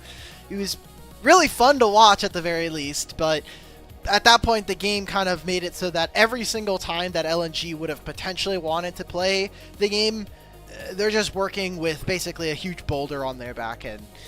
That's just not what you want on any team composition, but especially not one where you are needing to win team fights and play those 5-on-5s. You wonder what LNG decide to turn to here, because it's not like they can go to any of these roster moves necessarily. I mean, there sure is the support swap, but it doesn't feel like missing for YCX necessarily is the formula for any sort of success. And you can see there on your screen, it will still be missing here for LNG in game number 2. I'm kind of running out of options here for LNG. It doesn't feel like we're game 2 and we're out of options. No, it's not just this series. It's the whole season here with Weiwei and Nya specifically. It felt like in the first couple of splits, LNG could either look towards 1xN or they could look towards Bulldog and Krako working together as a mid-jungle 2v2. It doesn't feel like Weiwei and Nya have that same level of firepower here in this split. It's just not been the case. I mean, this is... maybe us as a community just have to change our expectations of the team. Maybe this is not one where they're even looking towards playoffs. Playoffs would be nice, but maybe that's their goal. Maybe similar to like a Dignitas, who have maybe made their goal, hey, let's just make it to playoffs, and then that's it. I think for LNG, it's let's make it to that playoff situation and let's just play some best of 5s and potentially set ourselves up for 2027, because this year has been full of failures and we've got Nya. Maybe we can try to pivot around a new rookie into the league coming in. But draft number 2 starting up here, it is going to be Weibo, who are getting rid of a lot of the mid laners again. And I look at things like Poppy and Ezreal that are still not banned, likely to be first picked here by LNG. So it will be the same pick ban order, because Weibo selected second pick in game number 1, LNG going towards first pick in game 2. The only difference will be Weibo will be on the blue side this time around. You see a ton of mid lane focus, a little bit towards the top side here, with that Twisted Fate potentially being slightly flexible. But still a lot of powerful picks, most notably that Ezreal for 1xN left up and for the taking for one of the best Ezreal players that we have here in the league. Yeah, but Grapes, Weibo can just go Vi Nautilus. They can go Nefiri Nautilus. And then what do you do from that point? Because you're just going to get hunted down in a side lane. Weibo, though, they take their mid-jungle. They say, hey, we don't have Ryze Nefiri. We'll just take Nefiri Syndra. That's as good as it's going to get at this point. Always the opportunity for some flexibility on this Syndra side. But if you're Weibo, I'd be really inclined to just lock in an AD carry for Elk. I feel like he's been your rock all season long, one of the best performing players in split number 1 of the LPL. You get him onto something he feels a little bit more comfortable on, maybe something with a little bit of survivability against something like a lock, which has been locked in on the other side, most likely going towards Nya. And we'll see the finalization of the bottom lane here for LNG. Things like Karma obviously available, but missing traditionally is a player that likes to be a little bit more active around the map. The Nautilus going to give him the opportunity to do so. You know, Grapes, I wonder if this is a gambit from LNG, because if you have Lock, does well into almost every single mid laner right now currently in the game, and if this Syndra was going to be a flex, I, as LNG, would say, are you willing to play Sylas, right? We're going to take Nautilus, or we could take Alistar, either one, and then ask you, do you want to play Sylas? Because Sylas is for sure going to get his pockets ran in the lane by the Lock. And then you would say, okay, well, you can have team fights, sure, but if you're down 1,500 gold like we were in game 1, I think it would be comfortable with taking that small compositional disadvantage. We'll see if that's what we're going to be getting here from LNG or from Weibo, as they've kept a lot of themselves open. I think they have a beautiful amount of crowd control and setup for fights alongside the flexibility. Now we just need to see, 1, where is the Syndra going, and 2, what is Zika going to be pulling out in top lane that's going to be kind of being instrumental or synergistic with this team. Something that with a little bit more point-and-click CC onto a lock, never a bad thing. I'd wonder if a Renekton is in the wings for a player like Zika, given that he likely will have to, go for some sort of line pick, unless they want to keep, deny that flexibility of the Syndra in the mid or the bottom lane. Looks like right now the solo laners definitely being targeted, though. The Akali ban signifies that LNG think that the Syndra might be going towards Elk. They got to keep it a little flexible, because last game it was an AD carry and an Akali ban at the same time. LNG, do you even want to risk it? Do you maybe even get rid of the Mbessa, because that would be kind of my next pick with Rumble gone, with Twisted Fate gone. You kind of say, hey, look, we're going to take an Mbessa if I'm Weibo Gaming, and then, yeah, you just banned Renekton. I think you as Weibo need to snap this Mbessa immediately. Turn yourself into a dive composition with beautiful amounts of setup, and make it so that now LNG need to be the ones to kind of get to you, because right now, their damage is okay, but it's not incredible, and they don't exactly have a ton of setup from a lot of their other lanes because of the way that they decided to draft their champions. Well, looks like instead it's going to be Weibo just saying, hey Elk, pick whatever the hell you want. Take it towards the bottom lane. Talked about dive composition. The Kai'Sa definitely matches that. And now this gives Zika an opportunity to maybe pick something else that is going to get a little bit better of a counter matchup into Sheer. Kai'Sa did also get buffed this patch. She has slightly higher base damage on her passive. Mostly to do with giving her more ability power stacking on that. So just trying to bump up her scaling a little bit is the reason they gave up on her, or they gave on her on the patch notes. So, okay, I think Ezreal definitely feels a lot stronger for a majority of the game, but we've been seeing like Gluttonous Greaves and the Static Shiv interactions have made Kai'Sa really, really annoying to deal with. So, LNG, yet again, Grapes, short range composition, some good tools to lock yourself to lock your opponents down, some abilities to answer side lanes with this Pantheon, but ultimately another draft where I see we're going to be really strong on like 1 and 2 items, and later maybe we can try to play, but I don't think you want to be in a scenario where you're playing 2 and 3 items versus Syndra, Nefiri, and Kai'Sa. I like the tank lock-in for Zika in this final selection for Weibo. Because you have something like a Locke, who is an assassin, obviously, and you have an Ezreal, who doesn't do a ton of tank shredding, picking up something like this Cassante is going to make it very difficult for Weibo to pick up, or for LNG I should say, to get a full-on 5v5 teamfight win with the champions that they currently have in their side. Going to have to be a lot of side laning here, with Sheer on the Yorick, with Locke also being a champion that can do well in those side lanes if LNG want to have a chance to even up our series. I just realized this could have just been Poppy for Zika. I'm not a huge fan of Cassante. I think it makes it really easy for Yorick to kind of have a free lane a lot of the times, and he can usually get good trades against the champ. And Poppy would have been absolutely devastating to play against. No side laning to be available, and great playmaking, but we're going to go for this Cassante, decent front line for the team. I just think that Weibo's composition right now is really, really good at doing all of the things that LNG want to get done this game, and they're also going to be more resilient. So we'll see. Nya has been mostly a melee specialist so far this year, and you're playing one of the most broken champions on release. You got to be able to make something happen. Oh, it's actually nerfed. I forgot. I got nerfed this patch as well. It's had some success recently, though, in the LPL. We'll see if Nya can carry LNG to their first win in Group Nirvana.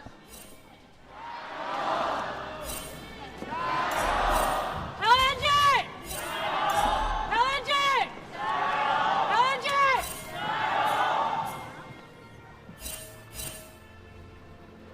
Well, there's at least one LNG fan with us here in Beijing. Obviously, they have their week of games later to wrap things up in their home stadium.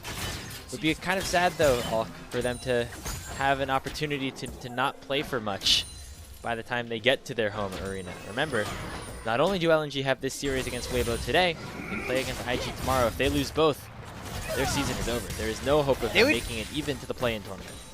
They would feel like Invictus Gaming, who got to show out their arena only a single time, and it was a win versus LNG.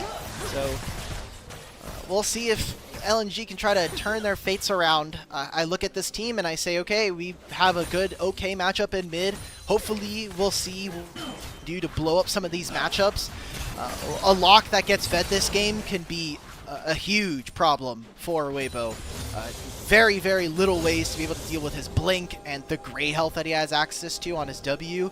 So this will be a very good test for LNG, because if you can't get a strong lead with the matchups you have here, I think most of the games that you're going to be playing are already doomed from the start.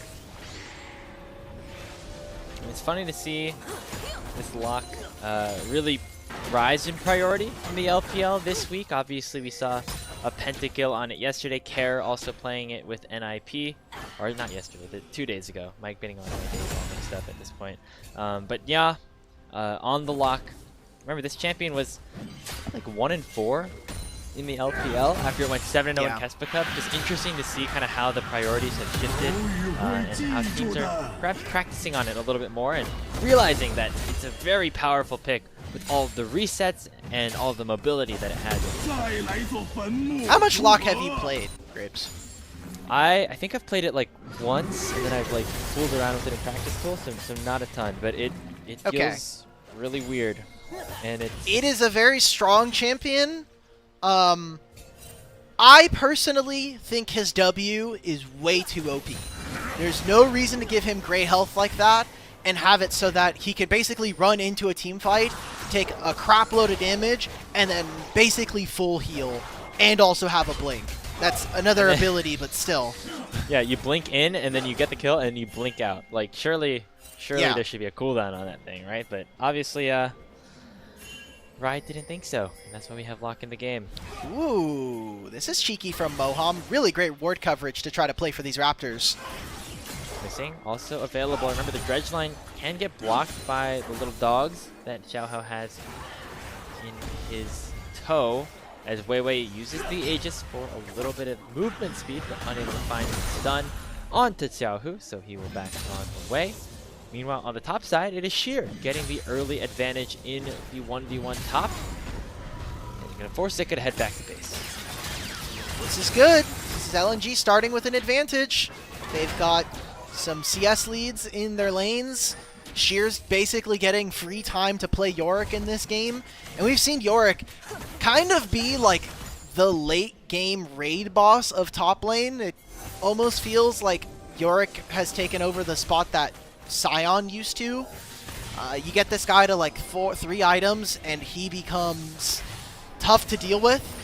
And that baby cage, the Dark Procession, is impossible for champions like Syndra to play against, for champions like Kaisa to deal with. So it'll be interesting to see whether or not LNG can kind of continue their leads and also turn them into something real. Are we going to look towards Dragon that's spawning in 10 seconds with the priority from the bottom lane?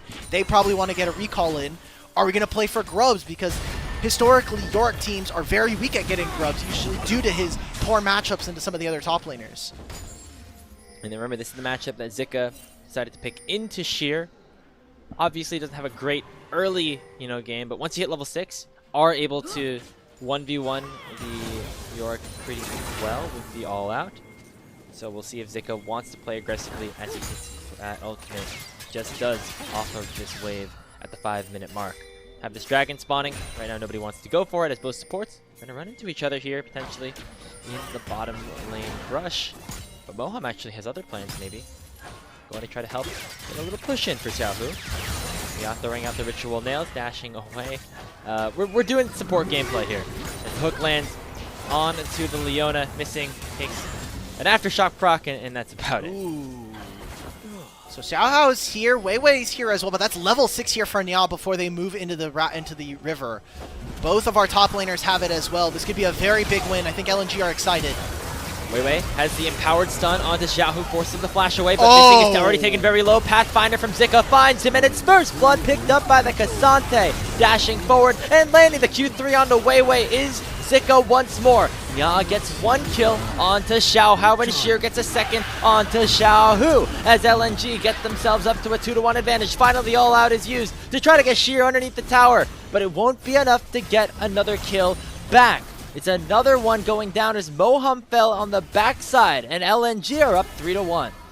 I want to take a look back at that fight because just from looking at how it started and the conditions that Weibo had, I feel like they should have been winning that fight, but a couple of things don't go their way. We start this back up, and look, Xiaohu is not in the best position to be able to start this, but he's in fog of war right now, so he needs to walk up.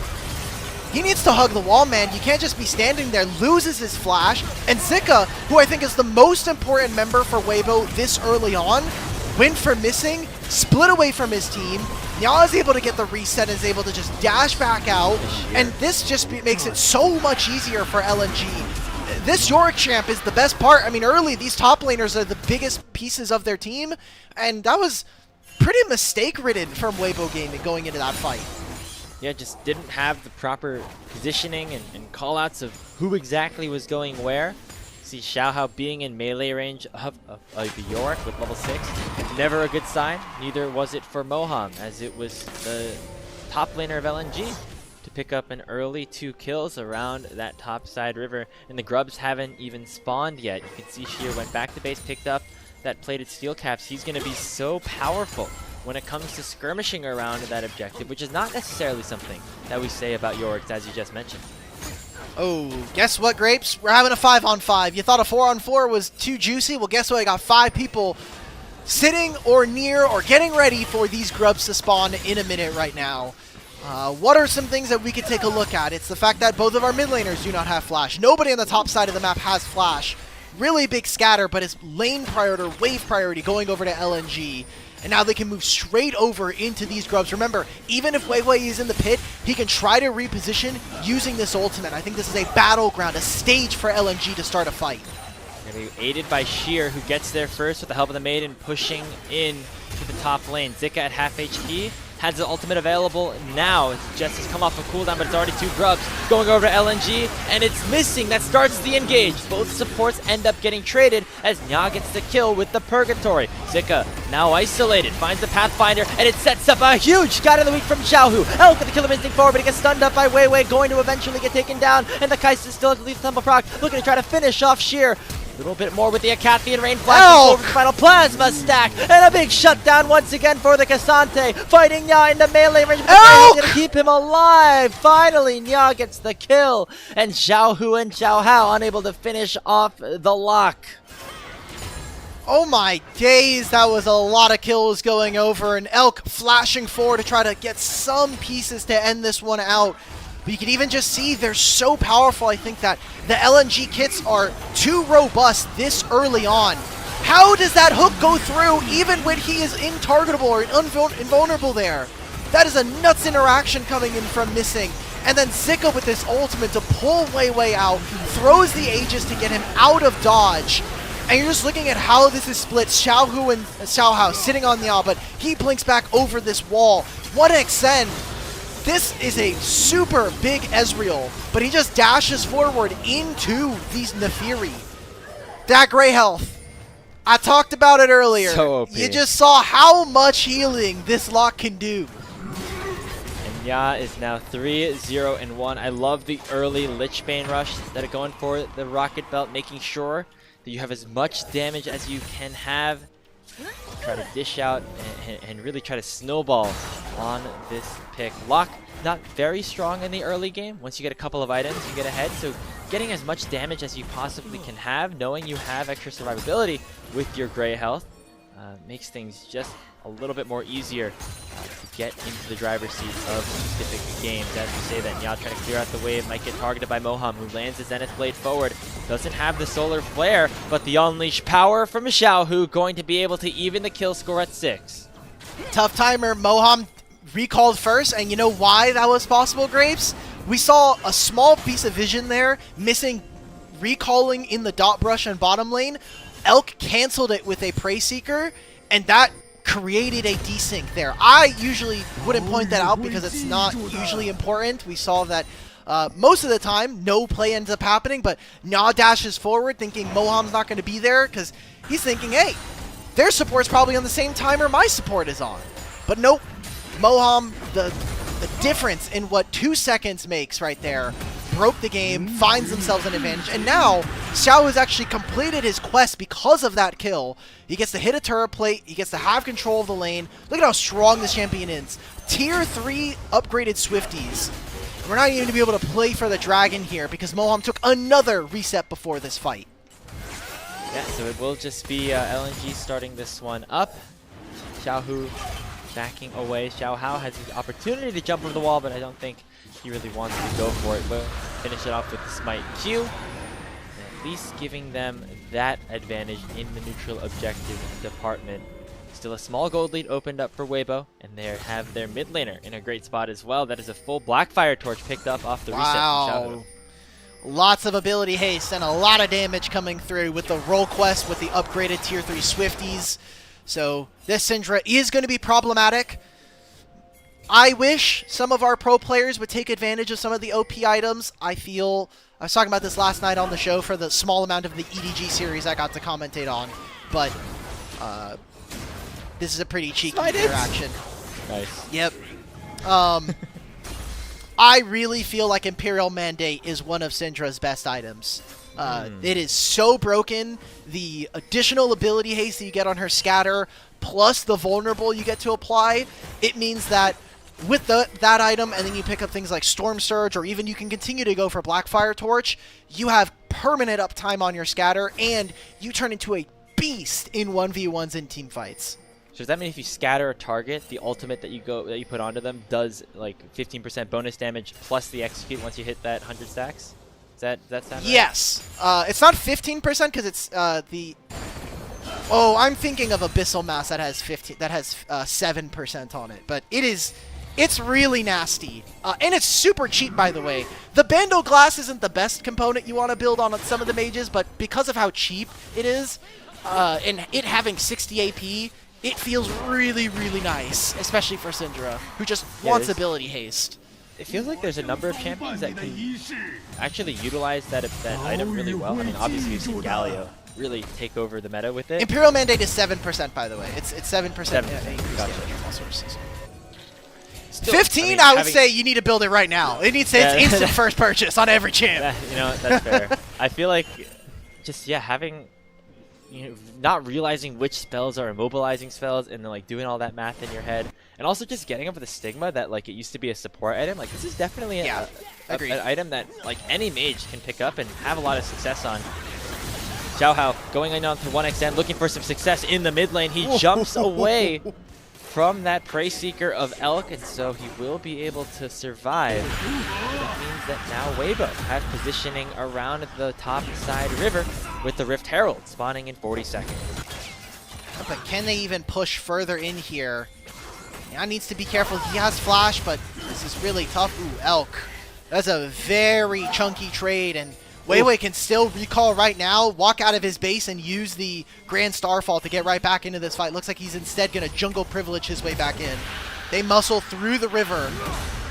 Zika might not be able to get here. Ooh, killing this maiden is very big. It means likely that Sheer is going to have to very heavily consider whether or not they actually want to go for these this Herald play with their top laner. You know how much Yorick would love to have a Rift Herald in his inventory. At the ready. Hey, that's another one of those timers that you were talking about. Maybe this will become important around the Herald. Doesn't cancel that one though. But hey, now they know that Missing is going back to base. Xiao Hao feels confident enough to start Shelly up. Still have Nya in the area. Remember, this was the area of the map where LNG were able to win a big fight about 10 minutes ago.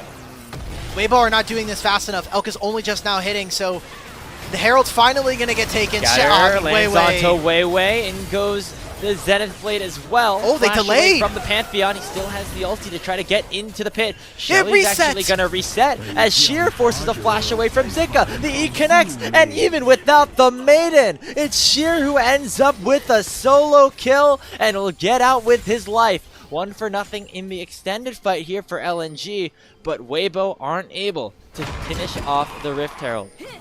What is the communication on Weibo? Because if I see that enemy support has continued to recall and is going to go for that, my bot lane should be moving. I don't care that there's another minion wave. We need to be hitting this dragon or this Herald at the same time. What is Zika looking for? Okay, that was maybe a rhetorical question. I know what Zika is looking for. He's trying to Cassante Q3 and stop Sheer from teleporting, but just take the recall and match the teleport at the same time. Big mistake coming in from Zika. Leads to a solo kill, and the Herald is still up. LNG are still fine. It is a rather even game with only a 700 gold lead for themselves. Rohan finding a really nice engage on the missing Artie, force the Nautilus to flash away. He will end up living, and that means that Nya and Weiwei can go for the re-engage. Purgatory comes out, an instant execute onto the Leona, and now it's Nya who can continue to look for a little bit more with the reset. Teleport comes in from Zika, extra shield, making him very tanky, and Elk is down to about 40% HP.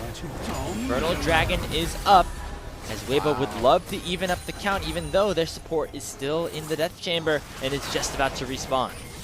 Their support dies, but Weibo still get the dragon is just mind-boggling to me. The numbers and the fact that LNG can't push the advantage that they have there. Zika's gonna kidnap. Oh, he looks it all up, but he doesn't no! fully get over the wall. Gonna be a little bit more difficult for Xiaohu to finish off the damage, but the Unleashed Power does not require him to be in the Dragon Pit to do the deed. It's a kill onto Sheer, another shutdown going the way of Xiaohu, and he has now 10 stacks on his Dark Seal.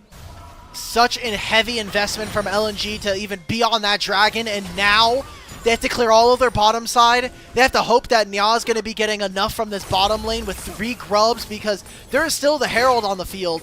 And I look at what Weibo are going to do. They had complete control of the mid wave. They go into top side. They can have Kai'Sa who moves after this mid wave, and they can just hit this Herald. Herald has become one of the best objectives in the game, and having access to it, whether it is the ability to take down turrets or throw it in the middle of a team fight and get massive knockups, is so important. But neither side willing to start it or at least finish it just yet. A much closer second game here, Alk. LNG looking to keep themselves alive in this game, in this series, in this season. We can't do this, Xiaohao. But it's Weibo who starts up the Herald first, and the Fury jumps away. Xiaohao not able to do anything with the teleport coming in once again from Nya. Going for the Shadow Flame second item, so this is a full glass cannon lock, already at 4-1, and you know that he's going to do a ton of damage to anybody who steps in his path. Yeah, Nya needs to be the carry of this game, because right now, I mean, his team is getting to that point where we kind of said, hey, first 1 and 2 items, Trinity Force is almost Muramana completed for 1xN. This is where LNG are going to kind of be at the apex of their strength, but I look at the opponent team right now, and they're on similar item spikes. Rageblade already completed here for Elk with his Kraken Slayer. A lot of damage coming through for Weibo's carries. And, I mean, who are we looking for LNG to kind of be the leader inside of the game? Because you have a bunch of rookies and a lot of veteran or journeyman players who haven't really been able to cut their mark here in the LPL. I mean, you mentioned it all at the top of the show. 2 players that really were a huge part of the leadership were the 2 players that ended up leaving LNG after Split 2. It was Krako and Bulldog, these 2 LCK players. Of course, Krako had some experience in the LPL before. But coming over here, he was such a big driver for this team's success. They end up going different directions, and now Weiwei and Nya have to fill in, and now have to be one of some of those big voices, fill in for the shoes of the players that they have replaced. Reminder, LNG over these last couple of seasons always have had promising rosters, but have never been able to escape Group Nirvana. This could be their opportunity to lock a top 8 spot. Very far away from that becoming a reality, though, and it starts with a win in this game.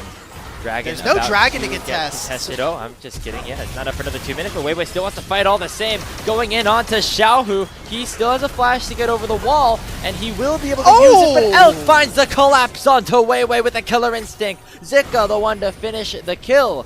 And now it is Weibo potentially hunting for more. Hound's pursuit goes on to missing. This Nautilus uses the dredge line to try to escape, but the rest of Weibo still unrelenting. 1xN uses the arcane shift to escape. Nya throws out a couple of ritual nails, and Weibo will only get that one kill. That was some creative team fighting. I like that from Weibo. I really appreciated how they trapped and thought, hey, LNG, look, there's a Syndra in the pit. She might have her flash up. Do you want to try to blow that instead? And it leads into a kill. It also now means that Xiaohu teleports top lane, gets himself a turret, and they'll be able to recall and bring him right back towards this dragon. I think LNG could find a position where they try to punish this champion coming into the next dragon, but they used a lot of important tools. I think a lot of it is this Grand Starfall that is not going to be ready in time for the dragon. LNG are going to themselves need to be really creative with their problem solving. Seems like Herald in mid lane is going to be their shortcut, even up the gold in the game, take down the mid-tier one, and then we'll recall and maybe reassess our options afterwards. But I'd maybe like to see the Herald held for a couple more seconds. Maybe this next wave, make it a little bit more simple for LNG to go towards the dragon. But now, as you say, resets are going to have to come through, and there's no Pantheon ulti available until after the dragon has spawned. So Weibo going to be able to get to this one first and have easy pickings at not only starting up the dragon, but also picking up and engage whenever they so feel like it. Look at how OP Xiaohu is, by the way. He's almost a full level up. Being they're even in CS, they almost have the same scoreline, but he's been in the solo lane a little bit more. He's got 10 stacks with a completed Magi's. He's 16 stacks away from the execute on his champ.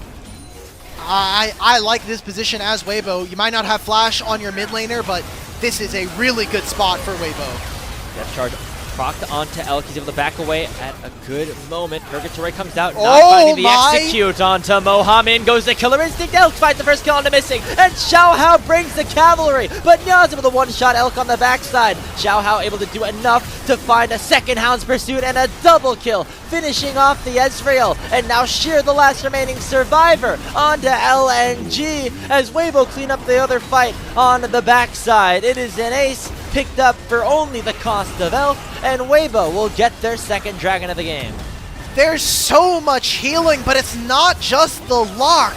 The protoplasm harness on Moham keeps him alive and prevents the execute. If he doesn't have the healing running, that execute goes down, Elk flies through. And look at how much damage the 1xN and Nya are able to get down. That's an instant pop. But Xiaohao's already in the back line, all of their mobility spells are down, and the healing from this Nefiri takes down everybody. LNG have no room to stand on anymore. All of their carries gone. We said it was scary enough to play on a 2-item power spike versus this Weibo draft, and now they've lost yet another fight right in front of an objective. I mean, I think we said this is a bit of a meme going into the series, Alk, but Xiaohao really has been a difference maker in this best of 3 so far. That Nefiri 1v2 obviously had Elk's help a little bit before he died, but able to kill both 1xN and Nya with the Nefiri. This is his second straight game where he's picked up a significant gold advantage over Weiwei, and maybe the start of something here for Weibo with their brand new jungler on their side. Xiaohao maybe can be the different piece to help Weibo in the second half of this season. I think you kind of made it a bit of a throwaway line, but you said it there in the pre-show. This is the match. The road to Worlds, or at least the road to the regional finals and playoffs, is tonight. It is this match. Remember, going 0-3 doesn't lock you out of getting top 2 in this group, but it just makes it so much more difficult than it needs to be, especially as these are the 2 bottom teams here, and in this system, bottom 2 of Nirvana are locked out of playoffs, and their 2026 comes to an end. This is potentially the last fight we'll see from LNG on the Baron. Weiwei going for the 50-50. Purgatory comes out as well. It is secured by the lock. Nya somehow fix it up with 66 HP, and Weibo are left penniless around the Baron pit. Zika uses the shield to try to get himself away, will survive, but LNG gonna be happy enough that they have the Baron. They have to make sure they escape with their lives. Missing flash away from the solar flare, and now it's LNG with the Maiden and a Baron Death minion wave pushing down the mid lane. Weibo had a 4,000 gold lead. Baron gave him 1,000, so that cuts it now, and they're gonna hit with 3 grubs onto this turret. 2 teleports coming in from Weibo. Sheer is way too tanky. I think he's completely fine by himself. LNG, we need to walk as a unit. Get out of this position. Scatter lands onto the Yorick. Xiaohao has no Hound's pursuit, so no ability to continue to gap close onto LNG at the moment. No Dragon available. Scatter the Weak once again containing a stun onto Weiwei. And another Void Seeker puts the Plasma onto him. Elk gonna pull the trigger, but a nice Aegis here from Weiwei. Make sure that he survives. LNG going to escape with everybody alive and the Baron buff still in their hands. Let's see this. 2 junglers, and it's not even the guy with the smite key. It's just a Ritual Nails. The ultimate maybe is doing some tick damage. The last Ritual Nail right over the wall. Gets that for LNG. The rookie in the mid laner, or in the mid lane. Look, he got a lot of criticism for his performance on that Invictus Gaming roster. They had a ton of issues, even got subbed out in mid-series. Mixing's gonna get caught out in mid. I don't think this changes the flavor of what's happening in this game as I look at LNG solo laners sitting on the opposite sides of the map. Turret taken for them, and we still got a minute before this dragon. LNG know that they are down. They do not want to be out either of this best of 3 or a potential opportunity to continue their road towards the postseason. They face off against Invictus Gaming tomorrow. If they lose this series, a loss there would absolutely clinch themselves a spot in the bottom 2. They can at least keep their hopes alive with a win right here. But that win is still very far away. Nya having that second item completed in the Shadow Flame, almost at that third. He's going to have to continue to be the big carry on LNG's side if they want to be able to pull this one out. LNG, they have good damage. I mean, you're now sitting on 3 items for this Ezreal. I know I keep coming back to this, and it sounds like a little bit of a broken record, but Wenixen has kind of gone missing after being one of the best AD carries in the LPL. In Nirvana, at least.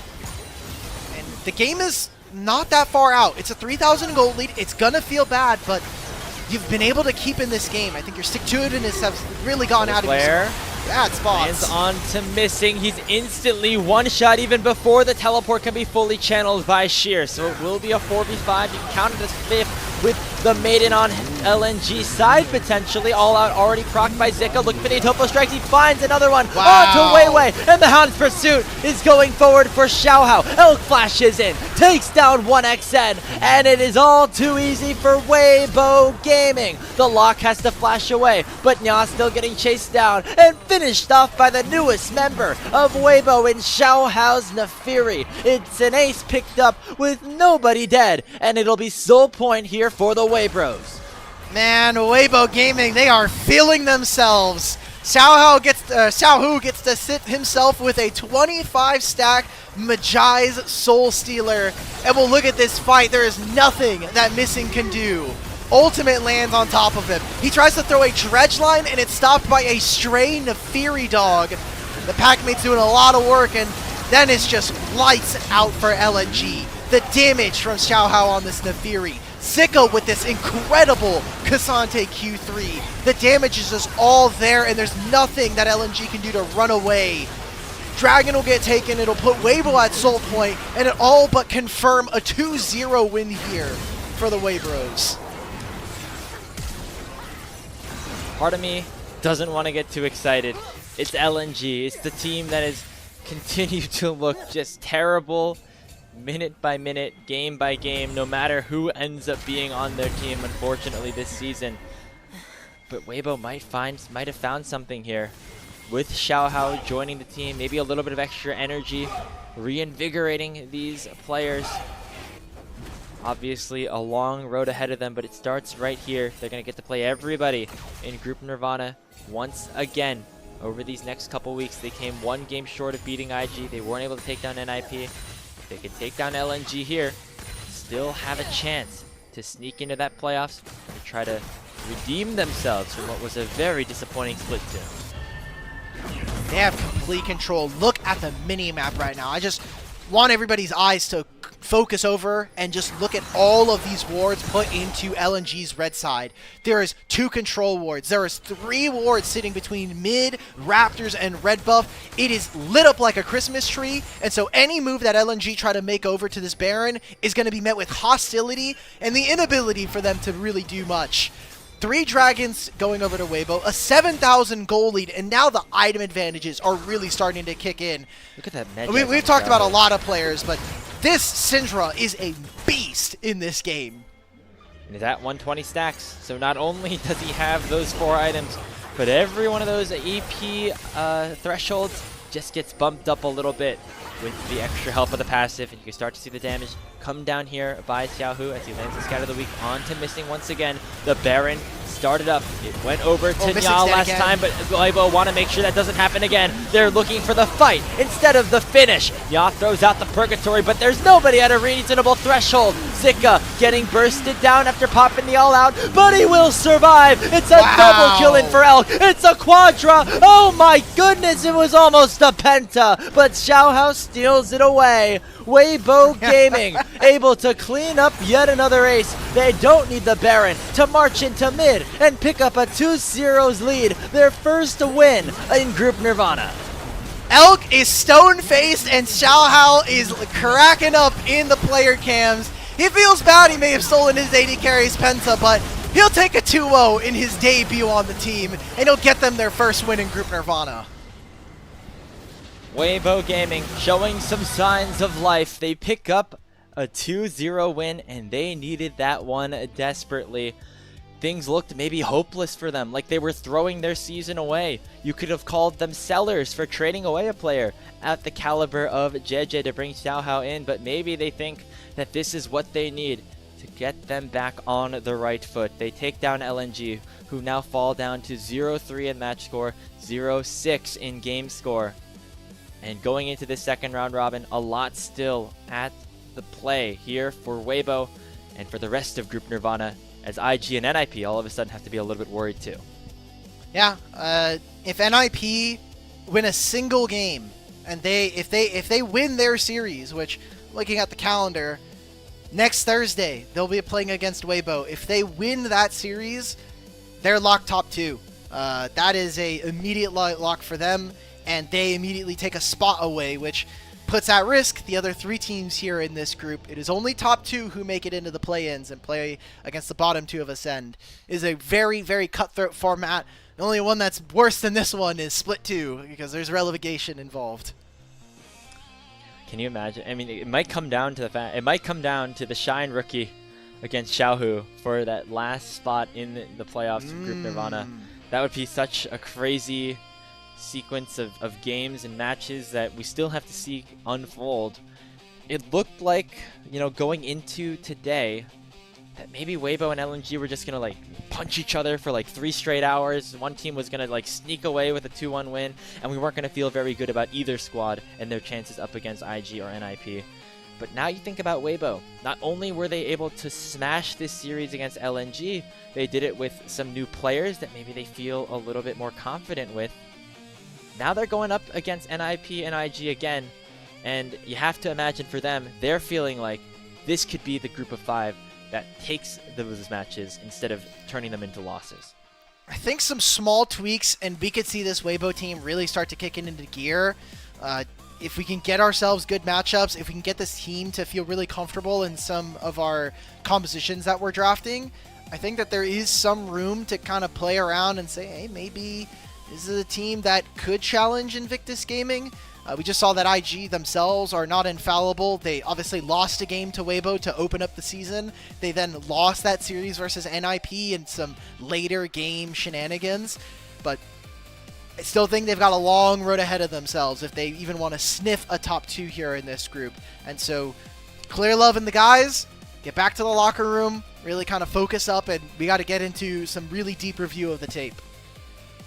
It's a really interesting way that the season has gone for Weibo. Remember, they were top 3 in split number 1. That means they have championship points. If they make it into the playoffs, they might not even need to go super far. I mean, they still probably need like a top 4, but if they can get to that stage, that could stick them into the regional finals where you just have a couple of series that you need to win in a row to make it to Worlds. So that is just such a distant thought that we would have had just a couple of hours ago.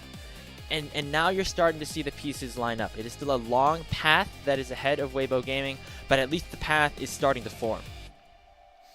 If the season ended today, Weibo would be in the regional finals. They have 40 points. They're in 6th place right now. They would make it.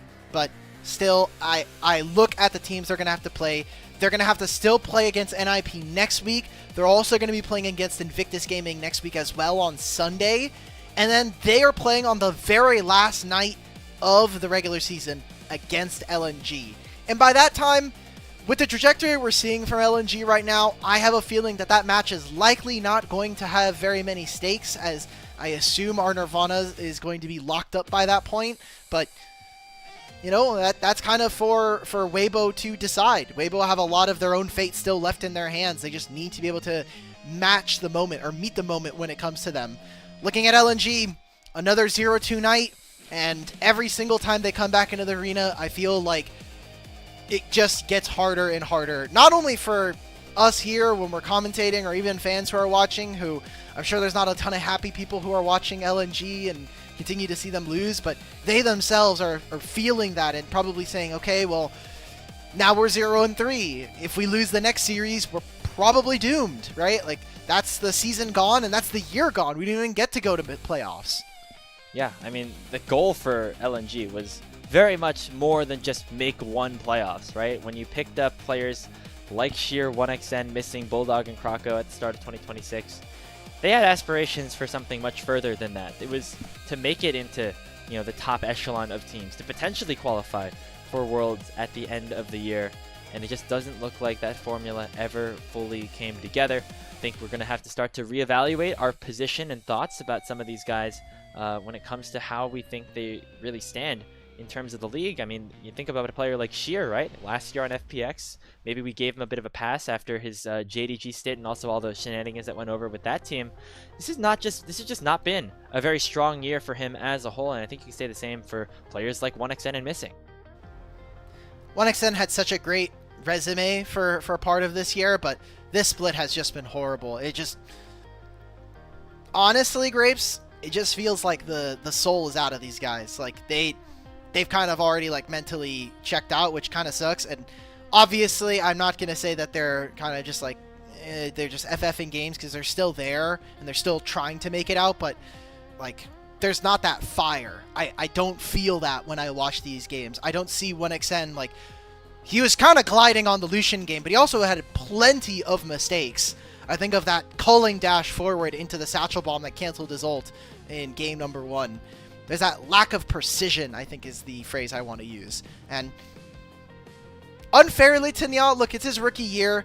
I think he's had some really high highs. There's some really low lows that we've seen from this guy, but just the makeup of this entire team doesn't feel like it is a team that is going to be able to succeed. I don't see the upside of this team, where I think we can see that maybe to a lesser extent of a team like Thunder Talk and Group Ascend, where we've seen these rookies and they've been okay. Junhao's obviously been exciting, but I also think maybe I'm feeling that way because Thunder Talk have won some games at least. Right. Like, obviously the pieces are the pieces, right? But we're at Split 3. It's been 8 months since these rosters were first formed. Obviously, it should take some time for these rookies to grow, or for these young pieces to continue to develop. But at this time, it is put up or shut up time. And right now, LNG aren't talking very much. They fall down to 0-6 in game score, 0-3 against all 3 teams in Group Nirvana to open up their split number 3. Player of the game once again going towards Xiaohao, and you can imagine he'd be your player of the series as well for his Jarvan performance combined with this one on the Nefiri. I wanted to say that K-Man was right, but he wasn't. I was right. He was trying to convince me that this was Clear Love's way of making EDG and Group Ascend better, but they haven't even won a game with Jejia joining. So, Xiaohao, they lost out on the trade. Maybe Clear Love is the mastermind. He knew. He said Xiaohao is too good for them. We're getting him out of that team, bring him over, and we're going to make all the casters hate themselves, especially the English casters, because they're going to have to say Xiaohao and Xiaohu on the same team. That was tough. I'm not going to lie. That's going to be... I'm going to fell for like, it. do Don't some worry about tongue it. twisters before going into my next Weibo series, I think. A little bit more challenging than I might have liked to admit, but, you know, shout out to Xiaohao, Xiaohu, and the rest of Weibo Gaming as they pick up their first win of split number 3 and look to try to rebound into some sort of momentum after a victory over LNG Esports. That's going to do it for our coverage of the first series of the day. Up next is two teams that are looking to rebound off of a loss themselves. Anyone's Legend taking on LGD Gaming. We'll have Mazel, we'll have Fulls after this short break on LPL English.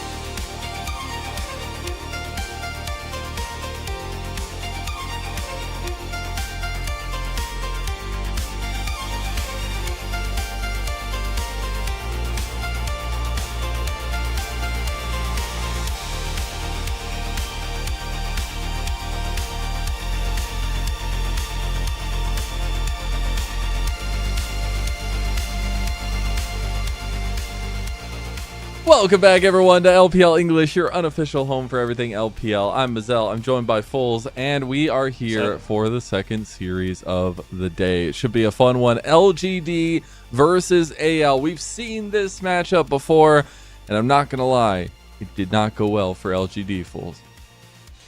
Yeah, it did not go all too well for them. You know, it seemed like they were keeping up relatively well. That Birdall wasn't even behind all too much, but just getting the 2-0 fashion was AL and Breathe, and yeah, it seems that they're way higher in the standings now because of it. AL sitting at 3rd place, whereas LGD all the way in 2nd last place. Thankfully, they've got some game wins, just not nearly as many series wins as they're hoping for, Mazel.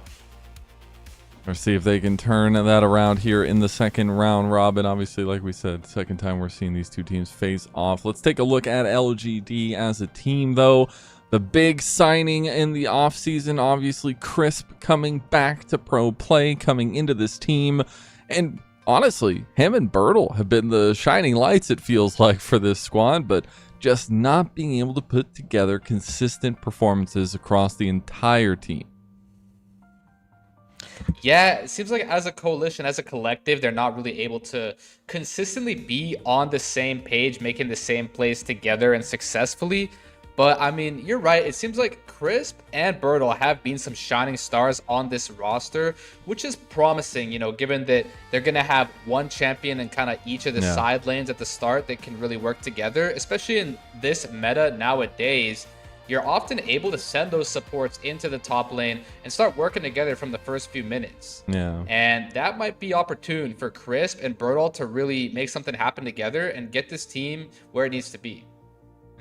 I was doing some digging, my friend, and it's a little early, but I was doing some digging, my friend, and I found that Birdall has been getting some crazy solo kills. Not only did he get 3 solo kills in one series against Keshi, he also had gotten a couple more. And I only put 4 of them here, but it's crazy to me with LGD's track record here this split that he is still finding all these 1v1 solo bolos. The big Birdall in 2026. Yeah, I didn't even realize it was that many. You know, it doesn't surprise me that he has a few solo kills to his name, but the fact that he got 3 in one series versus the same player and that there was more to it than that.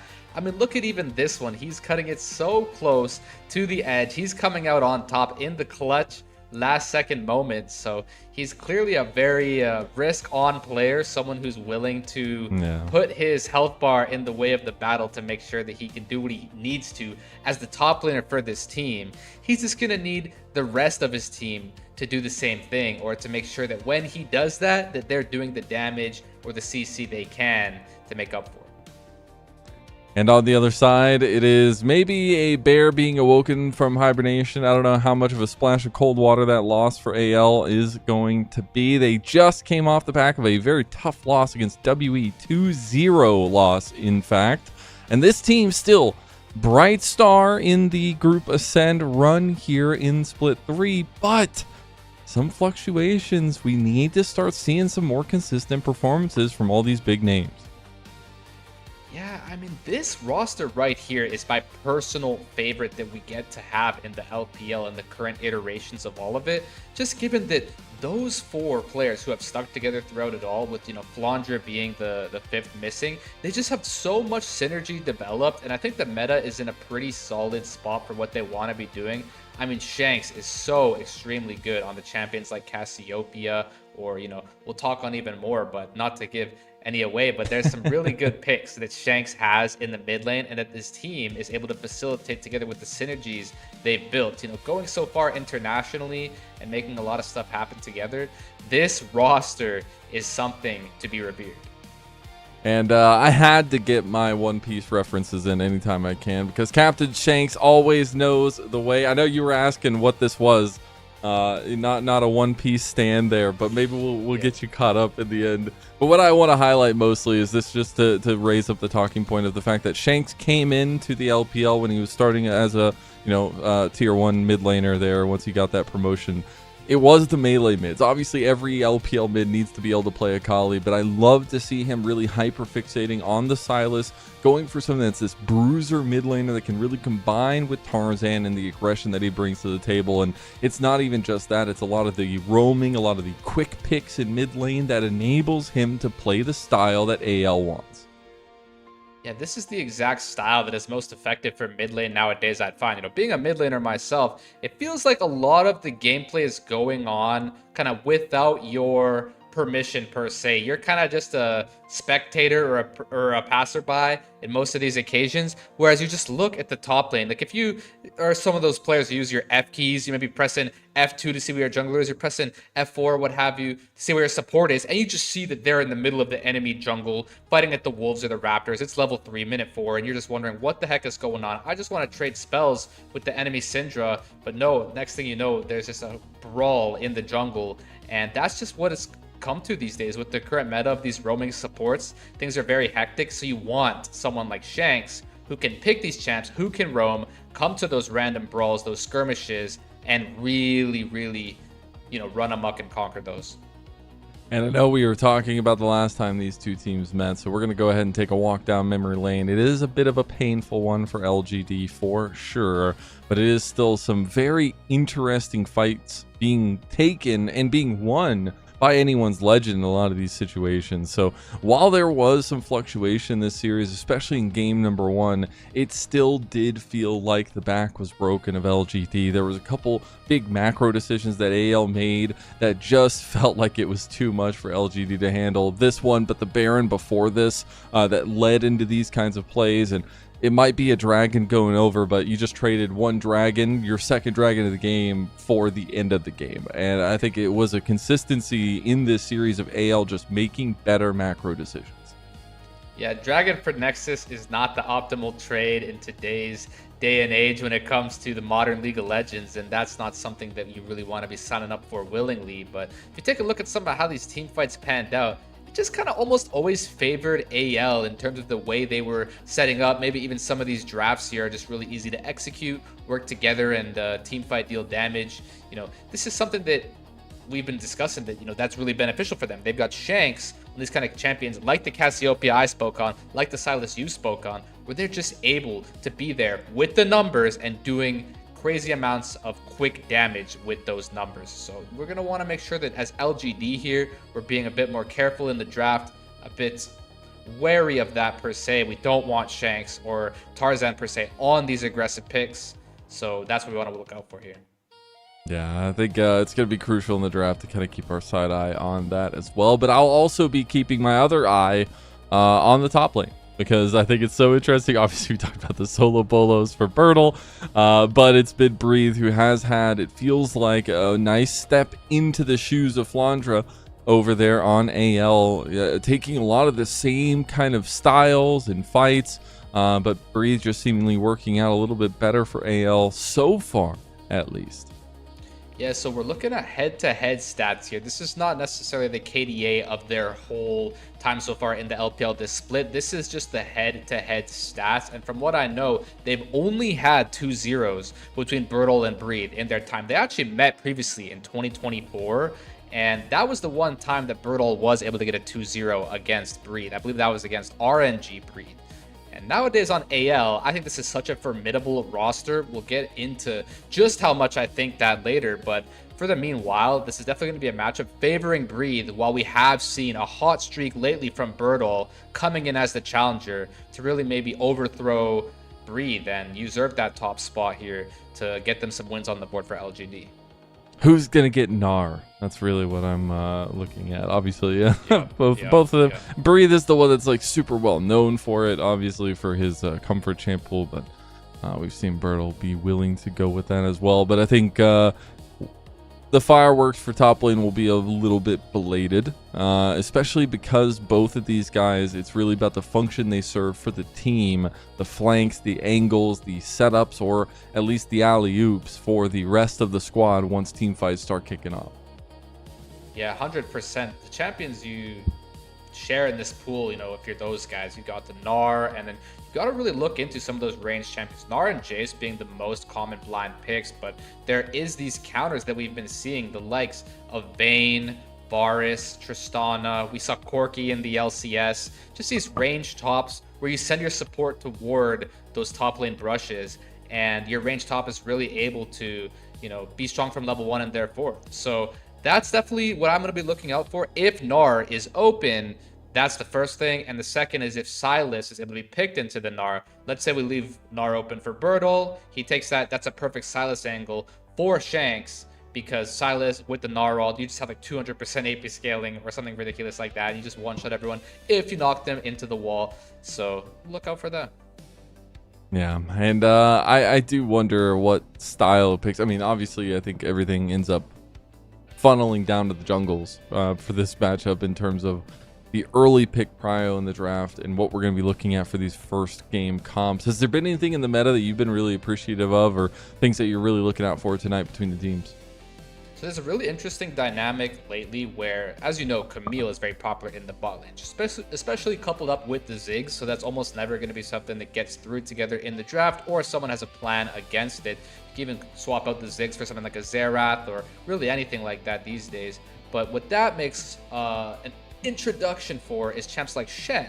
Shen is really good into the Camille, or even into these other champions like Leona, where you can just pop the W, their spells just get fully dodged, and you're able to have this global ult presence. But then there's this other meta factor, which is Nocturne and Orianna. This champion has been overpowered for the longest time, but now with turning off the lights, which is maybe something I gotta worry about here at the Winthrop facility, mind you, foreshadowing. But I'm telling you, gotta get a secondary camera somewhere so we can watch you run and try to do. We got this. Gotta be. We got Kim down on the light, dude, but he said maybe he might be chilling watching. But the story is, if you have Shen and they have Nocturne, that's a big problem, because you can't cast the Stand United when the lights are off. So this is something a bit of a dynamic that's coming into play here in the meta these days. We want to look out for that.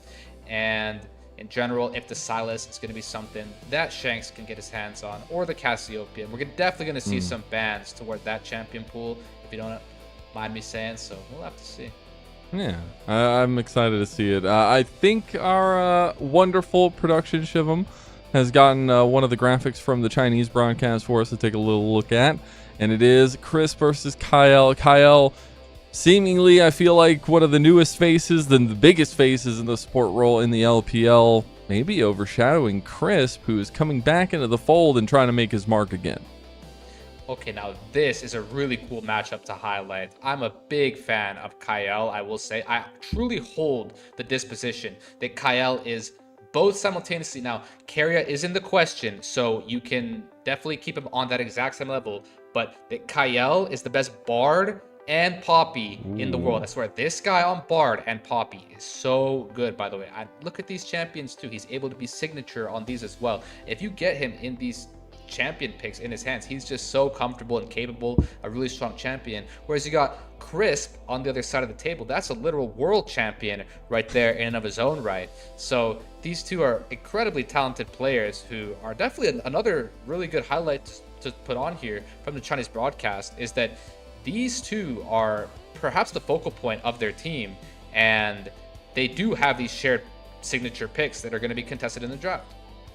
Yeah, and I think with the way the meta has been leaning for support, I see the need for the heavy presence of both of these. I know we've been seeing the rise of Leonas and things along those lines too, so curious what they're going to be willing to go for here. If maybe we do end up seeing the errant Camille or kind of some flexible picks in the bot lane support role. The other thing is going to the second round robin. I know we always talk about how there's double round robin, you have so much time, you can really flex your muscles, you can learn, you can grow, but it's the second round robin now, and teams really need to start making those pushes. You don't want to, for some reason, end up in the play-ins. You want to make it all the way to playoffs outright, and especially for AL, there's a lot of expectations for them to do so.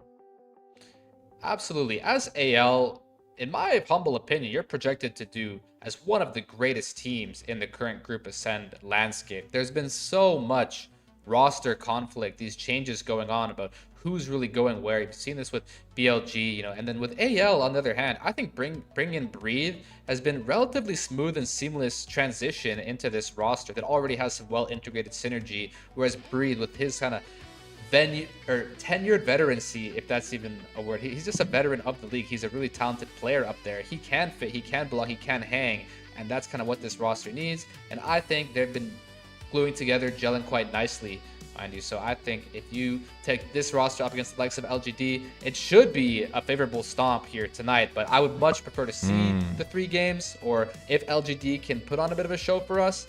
But the fact of the matter is that AL is certainly a team to be feared here in this current group of 10. And that's what was so curious about tonight's schedule, at least, because I absolutely thought that first series was going to go 3 games. Little hesitant to say that the last 2 series would go to 3 games, but you never know, especially with some of the fluctuations, let's say, for AL and for BLG. But on paper, outright, it should be 2-0s for both these 2 teams. And I think those are the expectations that we should move into both of these series with, because if they aren't reached, then chaos is going to ensue and everything goes crazy up in Group of 10. Now, again, we are watching the League of Legends Pro League, and so anything can happen in the LPL. You know, one of the favorite crazy sayings that they had was "crazy is our game," and I just want to see if LGD with the likes of these folks and with Bertle, if they can really put up a fight against AL, a total titan of the league, of the international LoL esports community, mind you. I'm sure this team has a really high power ranking. AL is a very strong contender, and if LGD can do some damage to them, that can really put on a spin on the narrative that a lot of people wouldn't really expect. And this is also a spin on the narrative because I don't know. I feel like first series went too fast. They're like, we need longer days. We're gonna wait to start the second series. we're gonna take some time. We're gonna chill. We're gonna see what happens. Walk around the crowd a little bit. But hopefully we'll be getting into the game rather shortly. Hopefully get to walkouts as well. Looks like it's perfect timing.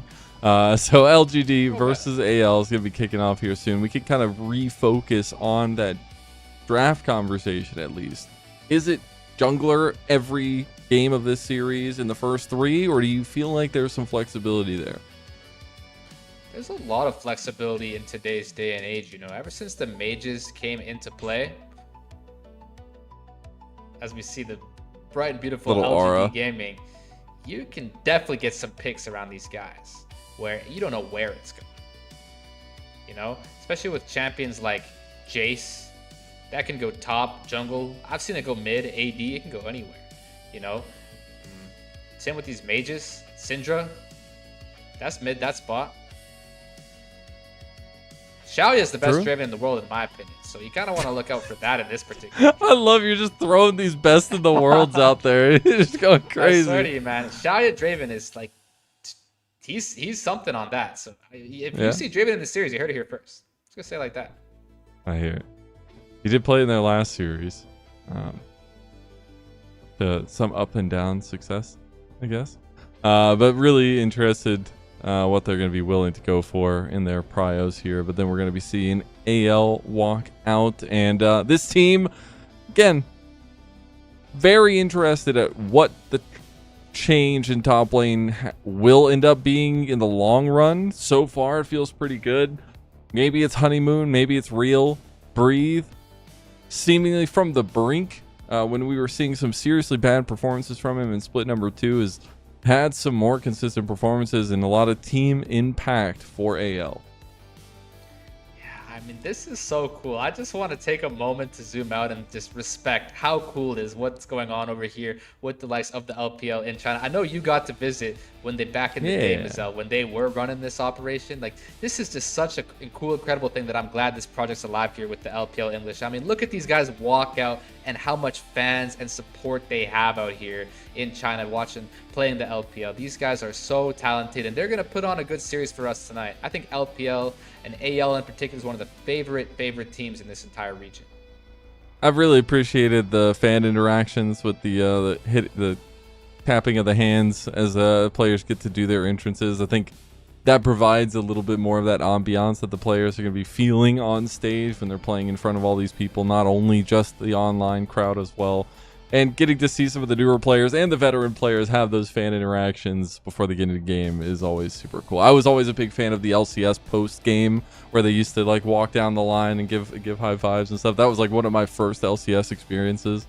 It's super cool. So glad to see LPL evolving the fan-centric side of things here. But now we got to start getting to brass tacks rather. Because we're going to be getting closer to this draft. Your expectations for LGD, what do you think? Prediction for the series, do they got it tonight? Are they going to make AL go on a 2-loss streak? I got a really crazy prediction, and it's really not that crazy at all. It's AL 2-0, baby. It's just going to be like that. I wanted to say something based and contrarian, like LGD, like 2-1 or AL 2-1, but nah, it's just AL 2-0, man. I'm just going to say it, keep it real like that. Okay, I see it. I'm a little hesitant to go 2-0 just because you never, ever know what could possibly be in the machinations of the LPL gods. And especially, you know, maybe some of these bigger names on LGD, the slightly bigger names at least, all of a sudden find a bit of resurgence and a pump off here as well. But again, big focus is coming into the series in draft, first phase, looking for power at jungle, looking for setup tools to play around those jungles, and going to that support pool if we're going to be saving that for the second phase, if we're going to be looking for those bot lanes a little bit earlier. Now, Mazal, if I'm going to plant some seeds and lay some groundwork for this series we're about to watch tonight, I think I better set the tone and create the setting for everyone just to be fully aware and understand how I feel about this AL team. We were asked as casters, you know, as hardcore analysts, viewers, and fans of this league, where do we think these teams are going to place, you know, once this entire double round robin has come to an end? And I am of the belief that AL is going to come out on the very top, Mazal, number 1. And as a matter of fact, when it comes to LGD, I kind of got them at the very opposite, Mazal. I got them at the very bottom, all the way below EDG, because EDG still got my guy Bulldog. They brought in the JJ. They got some hype going on there. So just to lay some foreshadowing, I think AL is leagues above LGD, and they're going to show it here tonight. But I would not be surprised if we have a rocky or a bumpy series, all that being said. All right, we're in a draft number 1 of our second series. AL on the blue side with that first pick. Counter pick on red side for LGD. We already see the Nocturne as well as the Shen and the Akali band away towards LGD. It will be the Jarvan, at least J4, and the Ezreal so far banned by LGD. So with Nocturne ban, Shen ban, it's a question of the Camille Ziggs at this point, in my opinion. Because Shen's out, you really don't want to be giving Camille when Shen's out oftentimes. So we'll see how teams are feeling about the Camille dynamic. If there's other pros, Cassio is still open. She's really powerful. The champs against her being the Syndra, the Victor, Orianna. Orianna less powerful with the Nocturne. You still got the likes of Nefiria, Vi, Wukong, some engage options. But we will see what they're going for here. Jace being open as well. A nice blind pick people like. I don't think Rumble's too popular with the AP bots. I would say Camille or Ziggs is an angle we would usually see here. Yeah, I could see that. Especially with a little bit of power coming through. Man. They just already having problems, really, man. So is that already having 1-0 problems. LGD at that point? I think Just that's give just them the 1-0 LGD. I mean, they couldn't decide. That's on them, man. That's on them. I mean, how is that even balanced? They can just take their time. Now they're going to discuss, what do you guys think? Should we go Camille or Ziggs? I think this is a little extra time. No. Nah, I'm just it's curious, though. I think that's what they would pick, though, to be fair. Yeah. I feel like it's so funny, technology in general. You could do this every day and it go flawlessly, and then one random day, 3 weeks in, it just breaks. And then you just have to, go through this. It's a good time. We've actually had a couple technical difficulties across the last week or so here in the LPL. It's very unfortunate, but hopefully we'll be getting back into the draft very soon. We barely got into it, literally just the bans. which, you know, doesn't feel too far. We don't get to dissect exactly what they first picked or things along those lines, but like you were saying, kind of those focuses do seem the right way. Yeah, as far as I understand, I've gotten to take a bit of an insider experience into the tournament realm, and you know, there can be a lot of user error on there where sometimes people are starting draft in the wrong draft mode, or they're selecting the wrong, you know, lobby type or roles or something like that, and getting all the spectators in there, making sure it's the right settings, the right accounts, everything like that. So sometimes it takes a bit longer than you want it to, but I think that it just was one of those miscellaneous glitches or bugs or problems, hopefully, where they could just restart the lobby, fire up the champ select, and everything should be fine in the next minute or two. But if it's something more than that, then it's definitely a bit interesting that these teams are going to get some time here, where what can happen as a player is you're just sitting there in, you know, anticipation of being able to play, but because you can't play, it starts to make you really anxious and jittery and impatient. Crazy. So we'll see. Yeah, you know what I mean? Go insane on stage. Pressure is on. Crazy stuff myself. I'll tell you like that. I've seen. You got some war stories. Got some war can't stories. really explain when What's the game your is paused for wildest too long. waiting for the game pause? Okay, all right. You want to know a really crazy story? So we Yeah. almost got to play the ranked fives with Aaron Lee, Mr. Chrome. Some people know him, but we Okay. can't finish Yeah. the story, Mizzelle. They actually No, finished we it off with can't. us. No. We'll come back end to of it. the We'll come story back is to it. if you pause a game for too long, it starts flashing red, the timer, and then the game unpauses. So you just gotta be careful not to pause too long. Okay. Gotta be ready for it. And All right. just Well, like I'm that, ready for the Orianna first comes pick. in. Yeah. That settles it. They wanted the Orianna after all. So we'll see what LGD goes for. They could just snap the Ziggs Camille, but we'll see. Could be that.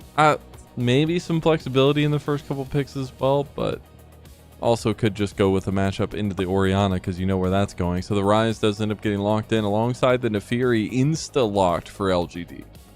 I mean, that's a pretty interesting choice because Orianna really likes to have Nefiri on her team. And there it goes. We'll see if Kim Down. Okay, if the lights come back on, Kim we Down, can thank please. Kim Down in the chat. He's the GOAT, just so you all know the Winthrop support. I believe in you, Kim Down. We will see if well, the reason why it's Nefiri here, in my opinion, is because it's just such a good pairing with the Orianna. So if you take it away from her, she can't have access to that shockwave combo. Really strong champion on this patch. But the Rise is a bit of a self-counter. We've seen Showmaker, the likes of some of these really high tier mids, have pretty extreme success with the Deathfire Touch Rise into the Orianna. It really is a test of skill with the mouse, how well you can weave in and out of those command attack ranges and get your poke on there, burning with the rune. So it's a really interesting that Tung Yuan's just willing to let Shanks have that presumably favorable matchup. Man. But we'll see what they go for here. I feel like Poppy's so good into the Nefiri here. I know Tarzan is a Poppy aficionado as well. Still, obviously, some flexibility between him and Kyle. Kyle has played that one as well. But it's more important to kind of continue focusing on what these compositional strengths are going to look like. Because we have very, very heavy solo lane focus for the first phase from AL. Oh, the Vayne. Locked in, baby. Okay, so the Vayne is pretty much because they're reading that this Olaf wants to go in the hands of Breed. But the thing with Olaf is he is a flexible pick. It basically calls out on the double flex potential of AL because technically Poppy can be flexed between jungle and support and Olaf can be flexed between jungle and top. Now that they pick Vayne, it means that Breed is not going to want to take Olaf. And the actual repercussion of this is they're probably going to want to send Poppy support so that Olaf can go jungle and they don't have to make Olaf lane against Vayne. So we'll see if they ban champs who are good into Vayne. But pretty much this is them slamming the gauntlet saying, don't send this Olaf top or Bertel Vayne is just going to gap you. Yeah, and I could absolutely see it happening. I mean, we were talking about the solo bolos. You know, the perfect side up to get more solo bolos is an ADC in top lane. But in the second phase, we do see some of those particular focuses. The Camille banned away, the Seraphine actually banned away by LGD, and then we already see the Corki that was banned by AL. Yeah, the Corki ban, I suppose that's interesting. They maybe want to avoid the Corki-Nami pairing, pretty strong right now. What the side of AL really needs is an Orianna Shockwave delivery system. They don't necessarily have that. I mean, you can speed up an Olaf, but he's not really able to dash onto the backline like that. I think Syndra is actually a beautiful pick here. If Xiaoya is proficient on that, that can really give them a lot of potential in this draft. Seems like it's just a hover. They're going to take the Bard that's really good into Orianna. And if this read is true, that they're forcing this Poppy to go support so Olaf doesn't have to lane against Vayne, then Bard is really good into Poppy. So this is kind of a bit of a 4D chess from LGD right here. And they're also stealing away some comfort pieces from AL in the Nefiri for Tarzan. Obviously, it's also comfort for Hung, but more so that Bard for Kyle, not letting him have that one a little bit later on into the series. We do get the Varus locked in for AL, more than likely going towards Hope. And maybe we'll see if Tarzan was the one they were saving for here with their final pick. So based on this, it should just be an Olaf top. And they're just going to tank the Vayne matchup. But maybe the idea is send Pantheon top level 1 and just constantly threaten the Pantheon W stun onto Bertle. I feel like that could be what they're going for here. I'd be surprised if they go Poppy support Pantheon jungle. Then I feel like you can't really help breathe as much. So maybe Tarzan is going to come up with a clever pathing. Basically, when you have a really one-sided lane like this, you just want to do everything in your power to kind of cheese or change that lane dynamic. Like if Olaf kills Vayne early, it's kind of just GG, right? So presumably Tarzan, maybe with the help of Kaya, will be looking to do that in this early game. And I expect that. I mean, that's the combo that has been the bread and butter for anyone's legend over this last year is Tarzan and Kyle. And with very aggressive, kind of tempo-oriented picks here, I expect that to be a little bit more emphasized. I will say, even though Tarzan hasn't played the Pantheon nearly as much here in split number 3, his Pantheon in split number 2 was one of the deadliest we had in the LPL. And I know he's going to be wanting to get a little revenge for losing out on his Nefiri for this game number 1 and for this series as a whole. It's LGD who are trying to work back from a very tough position. They are down and out. It has been a 6-series slide for this team. And that's never what you want. And AL, they lost to WE. They're looking to bounce back. Are they angrier than ever? The push for those final positions at least starts now with the second round robin. And we have our game number 1 of our second series of the night kicking off now. It's Anyone's Legend versus LGD, game 1.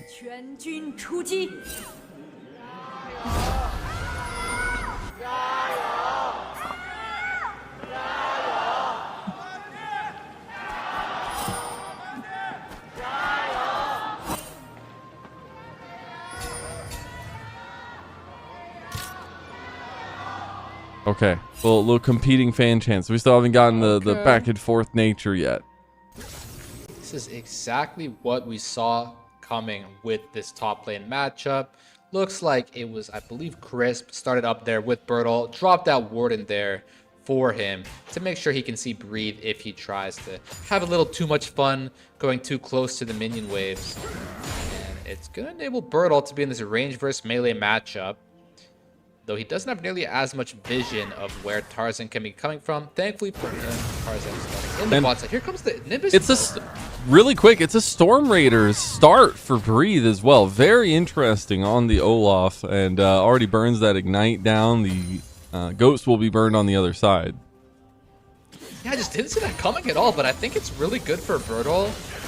The only upside for Breathe is that his Ignite is a 60-second shorter cooldown. He just kind of pops the Ignite for the Nimbus Cloak to get the extra range and autos, but if the damage isn't threatening enough, Bertle shrugs it off and is just going to have way less threatening pressure on him, and he's going to be able to have way more dominant agency in this lane. I want to see how the Storm Raiders tech works out into the range matchup. Obviously, the Olaf can always chase down later on into the game, but we'll find that out later as Shank's trying to get a stop on the back there. Won't actually see him, but Tong Yuan did end up stopping himself just to make sure he can get out of harm's way. Both junglers going to be pathing opposite sides here. We'll be coming to the culmination of their paths here soon with, looks like Hung going to be a little bit quicker to it than Tarzan. Right as I was about to praise Tong Yuan for his really good base timer, as the Ghost flash Rise into Orianna, it was a really cheeky wave hold there from Shanks to call Tengen out on his bluff and say, would you really recall if I froze this? The answer was no, and that means Rise's tempo is not going to be nearly as exquisite as it was before. He would have had the perfect amount of gold for the tier, could have left the base and missed nothing. But I think Shanks is going to force Tengen to miss some XP here, get a good shove in, and probably going to have more priority as is Orianna now. We did end up seeing the Scuttle Crab just traded away by both junglers, so nothing came of that early setup there at least. The redeploy will come out from Hung. He does have a pickaxe back out on the map. We saw Tarzan take the cheeky back and got the longsword cheaply like you do now, I guess, in the early game as jungler. And we are getting exactly what we wanted, some movement from both supports, but Kyle was spotted out on his move. Yeah, we see Crisp here, and that is the thing of why Bard is so powerful, is he can do these cheeky lane ganks like this, and I feel like this could really work. Crisp showing up here, he's got the magical journey. There's no blue team members here except for Breed. This is about to be a 3v1 any moment now.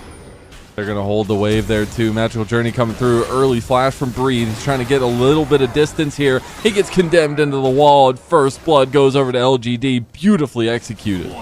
It's just like that for LGD, and that's what I expected for them to be able to put up some shots here into AL, but never counted out entirely like that. When one play goes really well on one side of the map, always look at the other side. There is gonna be consequences down here for Xiaoye being forced to take a really bad recall on the Sivir, and this is really the realm and the domain in which where I think AL really thrives, is even if you hit them at one of their heads, I think they're just a Hydra with 5 heads. You take out Breed, the other 4 heads just get way more time to feast and to grow and to get stronger. It's just going to be a 369 gold lead down here for Hope, saving his TP as well.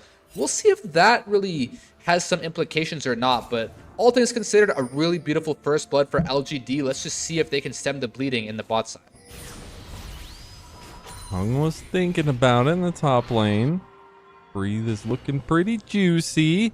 Kyle will be spotted out again on another ward. That's been consistent so far. Kyle's early roams not being fallen prey to. I think the LGD have done a really good job of that early warding as well. Crisp and Kyle just going to visit their top laners up here for just a bit. Dragon is up and available. I wonder which team wants to put some more prio onto the neutral objectives. See, the Dragon is, you're right, up and available. No one's really in a favorable position to start it up just yet. I was just a bit distracted, to be honest with you. Kim down, was able to clutch up and turn the lights on for us here on LPL English. Nice. But shout out Kim I've been down. thinking about it so much, and the thing with the Vayne is it can get any team a win on the board. We were able to see EDG take out BLG thanks to the ZDC. A lot of rhymes, but Vayne versus BLG. So I think Birdall being ahead here on this Vayne definitely means that the underdog team can win a game like this. I want to see more Birdall solo kills given to me. I need more for my collection. We had so many to pick from, and we're not going to see a solo kill. We are going to see Hope dead, as he does barely make it out. Now with the call of the pack, Hung able to survive. Chris taking a hit of damage there, but Kyle just trying to clear out the minions. Tarzan was on his way. Don't think he's going to be fast enough to stop the back, and he will just let it go through. He wants to make a play now. Kyle. Okay, they're not going to find the play. So are LGD really that good, Mazel? This is kind of blowing my mind. They're just up here with a 1.5k gold lead, 2-0 like that. Not really any counterplay on these looks they've had against AL. 2 really good plays on both sides of the map where they had the numbers and were able to get some free kills. I think it's off of the back of Crisp, the only champ here, with alongside Hung with the double KP. This Bard and Fury just kind of running around and picking up kills as a unit. I'm going to say, don't fall for the LGD trap. They always get them in the first bit, and then macro and mid-game decision-making becomes their nightmare. We'll see if that still is the case, or if they're really able to take this setup into AL and try to get a win. Long way from that, though, is Dragon number 1 still up and available. And now there's grubs spawning in 25 seconds. Could be a split, or it could be a full-on team fight. Which one do you prefer? full-on team fight would definitely be something that maybe AL's comp is more designed to do. As long as Olaf has his Flash and his Nimbus Cloak, he can really get active in these fights. Just rise as a champion. You're not really thematically designed to team fight nearly as well as a champion like Shanks here on this Orianna. So you want to avoid being in these 5v5 situations and kind of use your Realm Warp to cause numbers disadvantages. You've got the Bard doing that already. That's kind of what your comp leans into, is using the Realm Warp, using the Magical Journey, being in these places that AL can't be. Very interesting. Hung just kind of standing there at the red buff for a little while, trying to see if they could maybe catch Hope out and try to skirt around some of the vision potentially. But because of that and because of the lack of pressure from LGD, the Grubs will just go over to AL. I feel like this is really incredible macro masterclass here from AL. They're giving the Drake, but they know their priorities. A lot of teams nowadays would say that they do favor the Grubs over first Drake, but a look they're here gonna try to make LGD, a Realm Warp play. Shanks goes for the early flash. Is it going to be enough to get him out? And here you come with Hung, but they realize Grand Starfall can come from out of nowhere. And Hung immediately backs away, almost finding the pick onto Shanks. Did burn his flash, so that could be returned to, but Crisp also burned his. So LGD does get to trade Drake, but there's going to be more looks here. Kyle in such a cheeky spot. We're still going. Tarzan got the ball delivery system. Be looking for it. You got to watch for the call of the pack, though, because he can just immediately dodge out of that one. Hope was on his way up as well, so immediately LGD do back away. Bertle putting some pressure in the top side is breathing a little bit of trouble. Same story again, popping the Ignite for the Nimbus Cloak, trading it with the Ghost. Again, that is a 60-second advantage for Breathe on the Summoners. But it's not the best thing in the world. The Vayne is just so good at kiting this Olaf. Here we go, another Magical Journey. Heng pops the W. Oh no. Hung just gets Cosmic, or at least comes in with the Cosmic Binding from Crisp and finds the kill there. That's 3-0 already for LGD. What a start.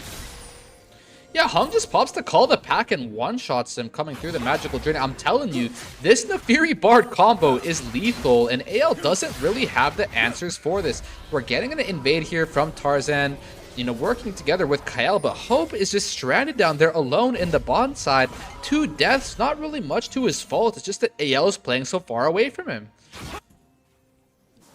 And a little bit of a hangover loss seeping into this series, it feels like, for AL. Team that you would think would bounce back strongly from a loss like that against WE. They lost 2-0 emphatically against that team.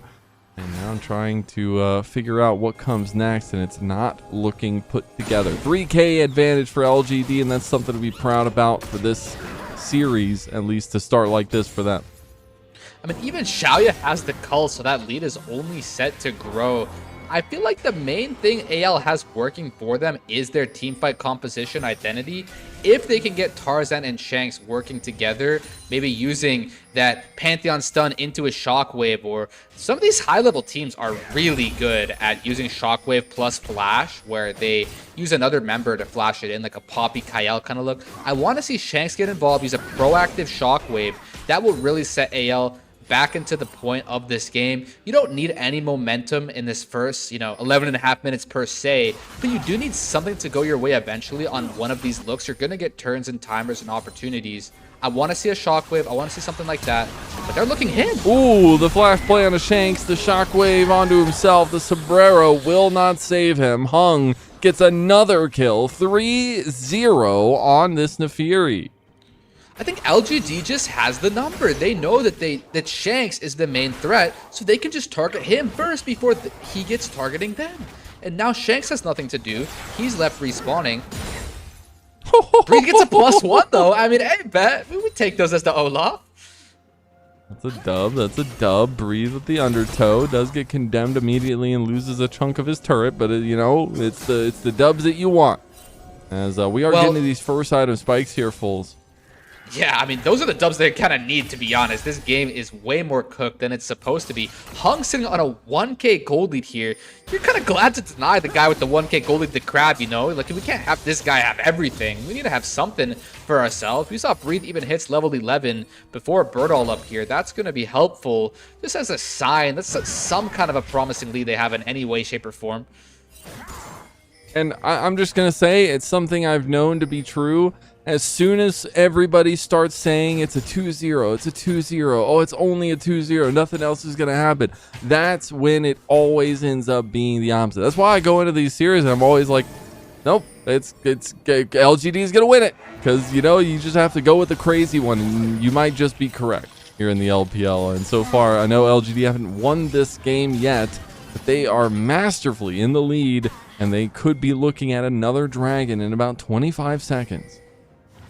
Yeah, so if you even flipped the nameplate tags of this series and you saw AL sitting in that position with that draft, you'd think it's just Raps. So maybe it's just the fact that we have these preconceived notions that AL is going to perform better, that we're just so surprised by LGD doing this. But I think their team comp is quite set up to succeed. We've been seeing the Naafiri Bard working together. We've been seeing the Vayne have this range versus melee matchup in the top side. The Ryze has answered that we're on it quite beautifully, and they've just got gold leads across the board. That's 5 champions down there on the HUD, all representing a gold lead for LGD. And the fact that the Cole came through and now Shalia has about a 1.3k lead over Hope. It just feels like AL running out of options in this game. As Dragon started up here, Grand Starfall's available. They're moving. They have pings coming, but Kyle might be the first one to get caught out. Grand Starfall coming in. Tarzan says it's time, but a magical journey will get crisped out. Flash comes through, but the wallbang doesn't. Kyle now leaving himself out to dry, but they immediately pounce straight onto him, and that is all she wrote here. Shalia falls, and that's that lead getting chunked just a bit. The Dragon did go over, though. That's the AL I like to see, but they might have more for us down here. Tangyuan split up from his team. He is. Shockwave is there, and Shanks finds a kill. Hope is now the focus, though, and Hope will go down for a 0-3 scoreline, and a lot of those kills going straight to Hung. You know what we're seeing here? We're seeing when one team finally gets, you know, some bit of a fight or a number on the board. They get their first kills as a side of AL, and then it really makes LGD upset. They said, and when we're angry, you're not gonna like me when I'm angry. Birdall shows up, teleports, and shows them what his wallet can do. He smacks them with it, shows up that's his gold lead. But even Kyle here flashing in, it almost baits or misleads Shaoya into thinking that it was a bit of a look for them, and that allowed Tarzan to reach him with the flash. Hope getting the Chain of Corruption to pop the spell shield. It just, they stay a bit too long, and once this Vayne shows up, by the way, he just has Final Hour and all that move speed. I've been there. It's just a top lane Vayne with like a 3-level lead on you. You just can't escape that at that point. So Rift Herald had gotten started by AL, but LGD are here. They still have the advantage in these fights, but it's AL that just want to force the hand. He's going to try to steal it right out from under him. Hung stepping up, though. He's going to back off now. LGD actually a little bit worrisome to take the fight forward. Oh, he's going to use the Rift Herald. Okay. He's thinking about using it for the fight. The Battle Rift Herald has been summoned.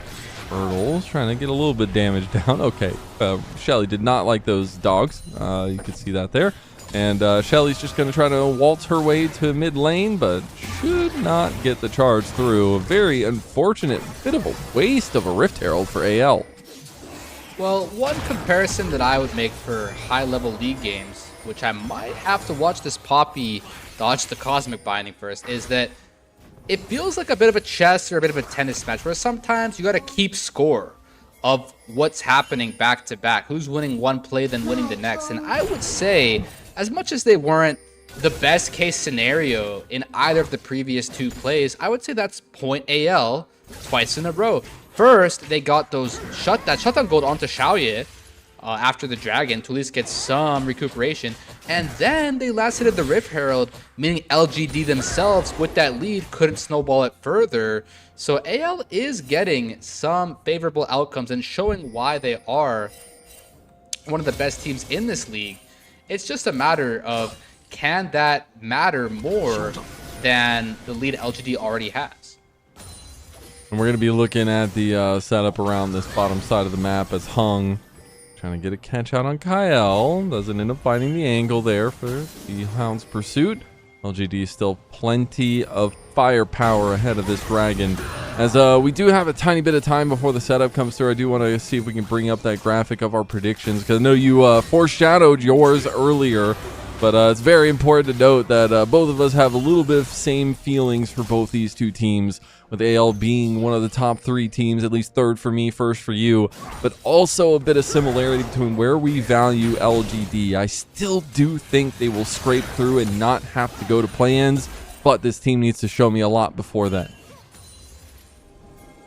Yeah, I mean, LGD is just a team where we're not even expecting them to have this lead right now, so this is definitely changing a bit of my cognitive bias that I had pre-baked in, coming in with my perspective of this team. But yeah, I had them all the way at the bottom, as I really did. I had EDG. I'm just such a big fan of the EDG roster, which is sitting at the bottom right now, and I had to think someone's got to go below them. The closest place to them in the standings is LGD, sitting at 7th place, so I thought they could make a bit of a switcheroo and that AL could surge up their way to first with some of the tumultuous tides going on over at BLG. But yeah, lo and behold, LGD kind of proving me wrong here. Something to think about, as AL actually going to TP Shanks down to the bot lane. 12 seconds away from Dragon spawning would be sole point for LGD. AL do not want to let that happen. Now, one point that I want to get across while I still can is AL is never to be underestimated in any given game. Even if they're down like this, they can easily flip the switch, win a team fight, get back in the game just like that. Look at their posture here. They're ready to fight, and they have the tools.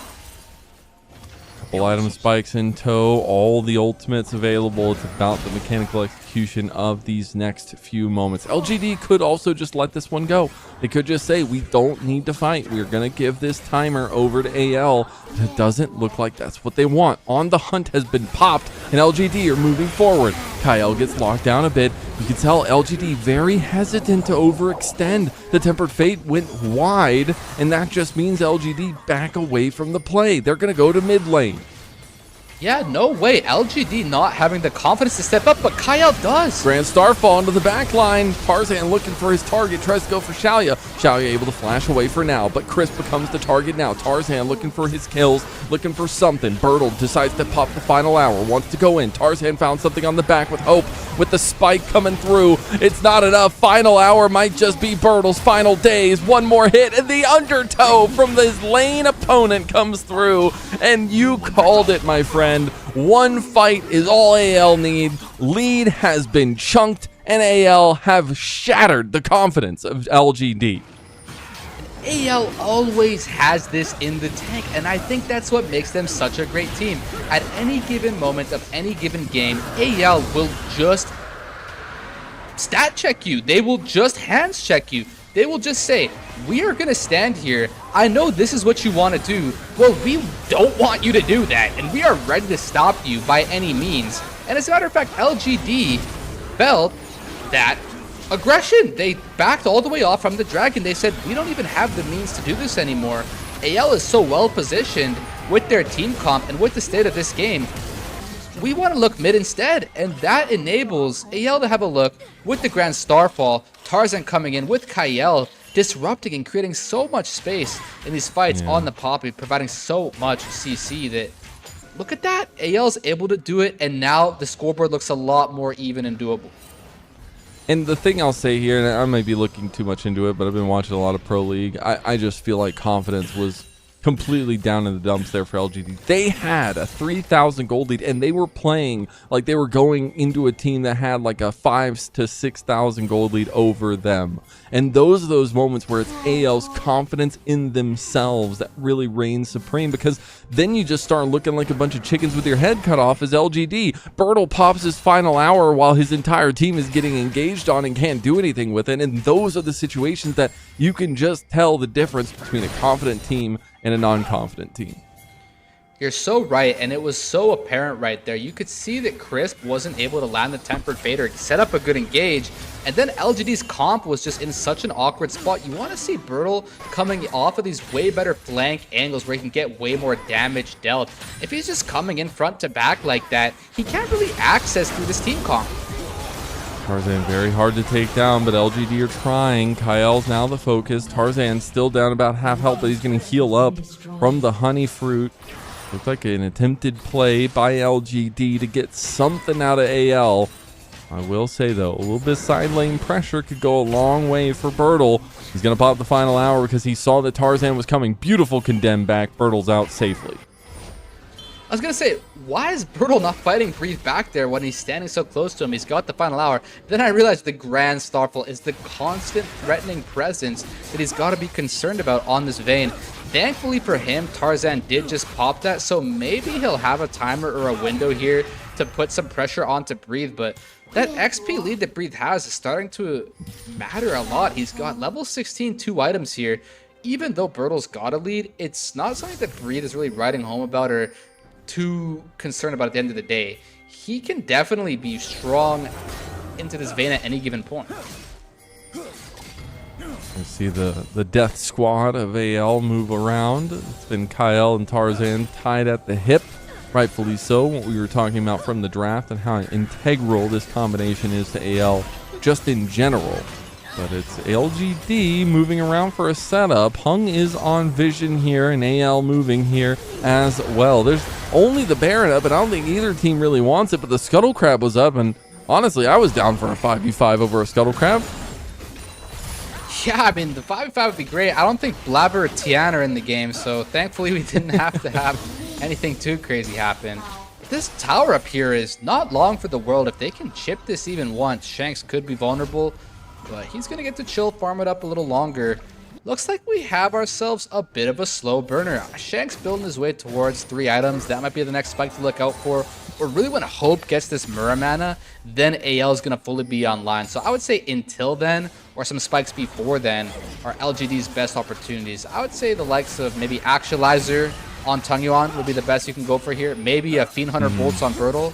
But those are going to be the spikes you got to go on. If you don't go, if you don't force Baron or force objectives, AL will just catch up in scale.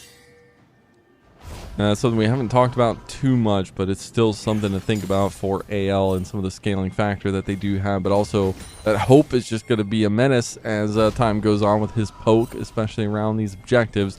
And speaking of those objectives, about 40 seconds away from another dragon, another attempt for LGD to get to Soul Point. One more chance for me to write home that whenever AL is in the game, do not assume any dragon or any objective is just going to be free or easy pickings.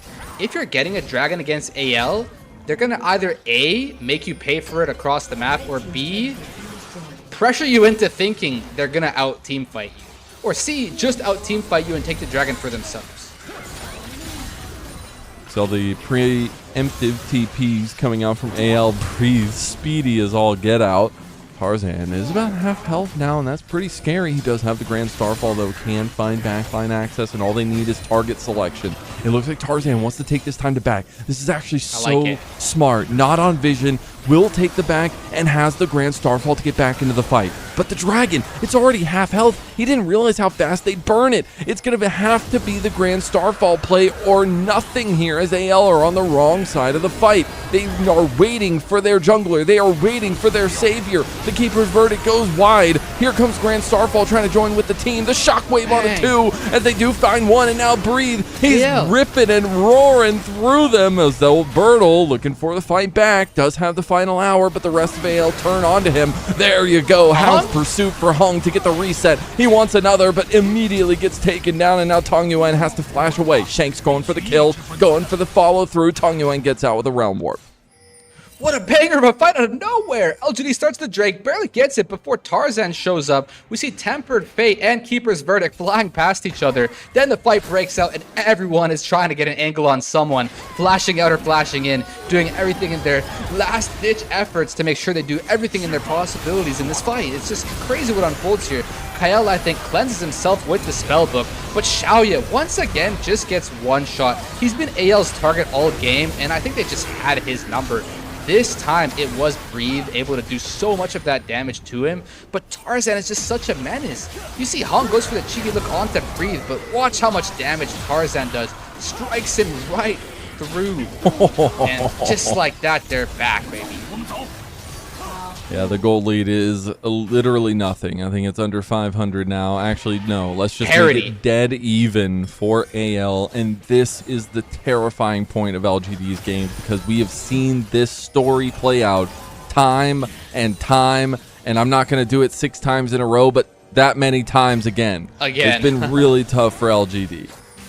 They do have spikes right now, though, Mazel. They do. They got the Actualizer, they got the Death Stance, and they got the Fiend Hunter Bolts. You could just do the Salty Run back here and fight them over some conditions, any chance you get. You don't got your Summoner spells at the moment, and you don't have the LDR or the next spike on Xiaoya. Maybe that's when you really want to force and go, because look, even Hope with the gold deficit has his 3-core compared to Xiaoya's absence thereof. So the main lead here is on Shanks. With that Shadow Flame, he is so incredibly strong.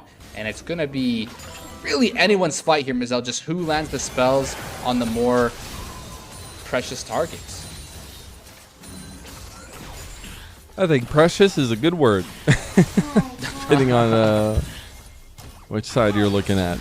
I do want to highlight 3 items are now completed aplenty for Shanks and Hope, which is extremely important for AL. Meanwhile, we just got the 3rd item spike complete for Xiaoya. Okay. You already got that Actualizer for Tong Yuan.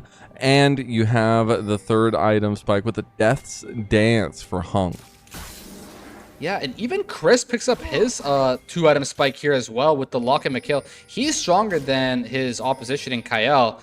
This is a really good look on the map as LGD. Their gold is spent in their inventories. They're in strong states on decent spikes. You really want to see them force the issue somewhere, get this vision. Crisp getting lots down. If he finishes this base as well, he's going to have the every support's dream, which is where you have all your favorite wards placed and a full set of wards in your inventory to boot. It is Crisp here now. Meanwhile, Kyle's sitting on some adventurous unstuck spellbook summoner spells. And pretty much everything is slowly culminating towards this Ocean Drake soul point for LGD.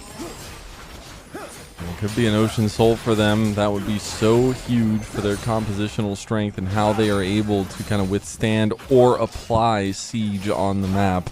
I do wonder, how does AL crack the code here? For both teams, you could see a little bit of hesitancy around the Dragon early starts, but a lot of vision already down there for LGD. Yeah, LGD does get that initial setup with Crisp. I would imagine Kyle on this base, he could even have his next spike. And then we're just going to have one of the best case scenarios, which is where both teams are incredibly he's got the convergence. Powerful. Oh, and it's just going to be who plays Seekers. better. Yup. Oh, that is where the gold lead transpires. That's where it builds, is right there in that inventory. He's got that, but Tong Yuan doesn't. So this could be the meaningful difference between mid. Kyle pops the Spellbook Ghost. He's ready to look at any given time. We're going to fight real soon, Mazel, and it's going to be a banger. I mean, look how much each of these teams has in their inventories. They're all so strong. And he might not be fiery like Captain Shanks in One Piece, but he is fiery all his own. Bertle going with the deep TP with the flank on the vein. AL move into the river here, but they don't know Bertle's there. Now Breathe will. Oh no, Bertle. I think you just ran into the wrong Viking. He's going to run you down, man. The undertow comes through. He's able to get away for now. Now Shanks is in some trouble, but Tarzan comes over the wall. Shanks needs to be really careful on the exit here. Relmore from Tong Yuan to get him out to safety. Hope is just face checking onto Bertle, but I don't think that's a fight Bertle wants. Piercing arrow queued up and ready to go. Flash in to get him point blank. Hope takes down Bertle, and now it's an uneven fight. Yeah, Bertle tries to be a menace on the backline with the teleport, but now we see that being matched here from Shanks and IL. They're going to deny this soul. No potential for LGD to get that fight. Breathe says no, it's time to fight here now. Grand Starfall comes in over the top, but Shanks already takes down Xiaoya. And AL, they take the lead for the first time in the game. And it's so huge, it might just lead into a Baron for them. This game was just one big Xiaoya despair. I keep looking and seeing him get obliterated one shot by Tarzan on this Pantheon. They're having their way as AL. Securing this Drake, now securing this Nash. They've been on the back foot all game, but you can never discount AL. Let's take another look at this replay here. Brutal coming in off such a cheeky look here, Mazel, but you can't necessarily do that or get away with that. That's not allowed here in Breed's Town. If he had more sums, maybe to access Shanks or finish some of these guys off, life would be good, Mazel. But it wasn't able to be like that. Hope has his number, flashes onto him point blank just to make sure that there's no outs for Brutal. Tried to condemn him, but he has the spell shield. That feels so bad. There's just no way to get around it as the Vayne, because your only ability is your condemn. And so that is a very tough thing. This is Bertle's first Vayne. I'm not going to lie, hasn't looked the most comfortable on it here so far in this game. Potential for it to turn around, but it's AL who have comfortably sat themselves in the driver's seat now, especially with Shanks on a massive differential between him and Tong Yuan. Yeah, the mid lane has just been mid-gap here for the side of AL. Now picking up the Medjai Soul Stealer. That's how you know you're feeling yourself as a mid laner. All of us base mid laners in the world can agree. And just like this with the Seekers as well, you know, I received some advice from one of my coaches. He said, don't buy the Medjais unless you have 10 stacks, Flash, and Seekers. He's got all three. Now he's got his magic book, and he's ready to start collecting names. Yeah, he's already got about 10 of them in there. Gonna need a little bit more than that if he wants to get out of this one with a book full.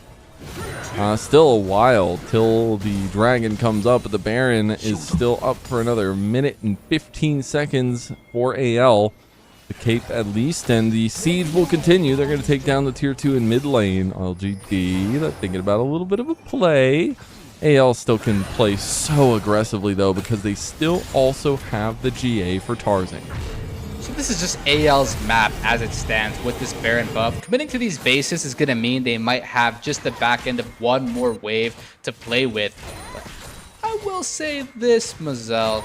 We have a pretty exciting look here in this particular match, because you know what I see when I look at this scoreboard and I look at this particular match? I see a game that has the makings to go the distance.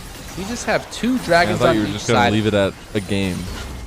And hardly a gold lead as well. We don't have any game, Mazel. We have the game. We have the makings of anybody's game. Whoever plays the best capitalizes better. Anyone's legend game? Anyone's legend. Game legend? Any game legend, Mazel. It starts up here in the top line. All right. We're going to try to get Breed. Breed just says, no, I'm going to run back on a Bertle. I don't think there's going to be any saving this Olaf today. He's going to heal a decent amount. That's all she wrote. Hung gets the kill too. Hung gets the kill too, so Breed's going to lose his Ignite off the back end of that exchange.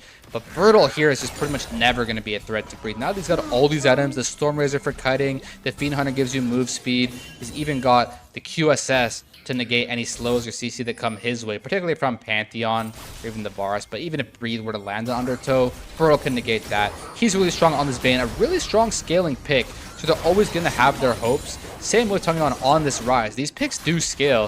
He's not even that down on gold. He's got 384 creeps. And we just got to be on pretty good pace, regardless of the fact that any given fight could break out. Ooh, speaking of any given fight, Hung also has his GA 3-man shockwave coming through.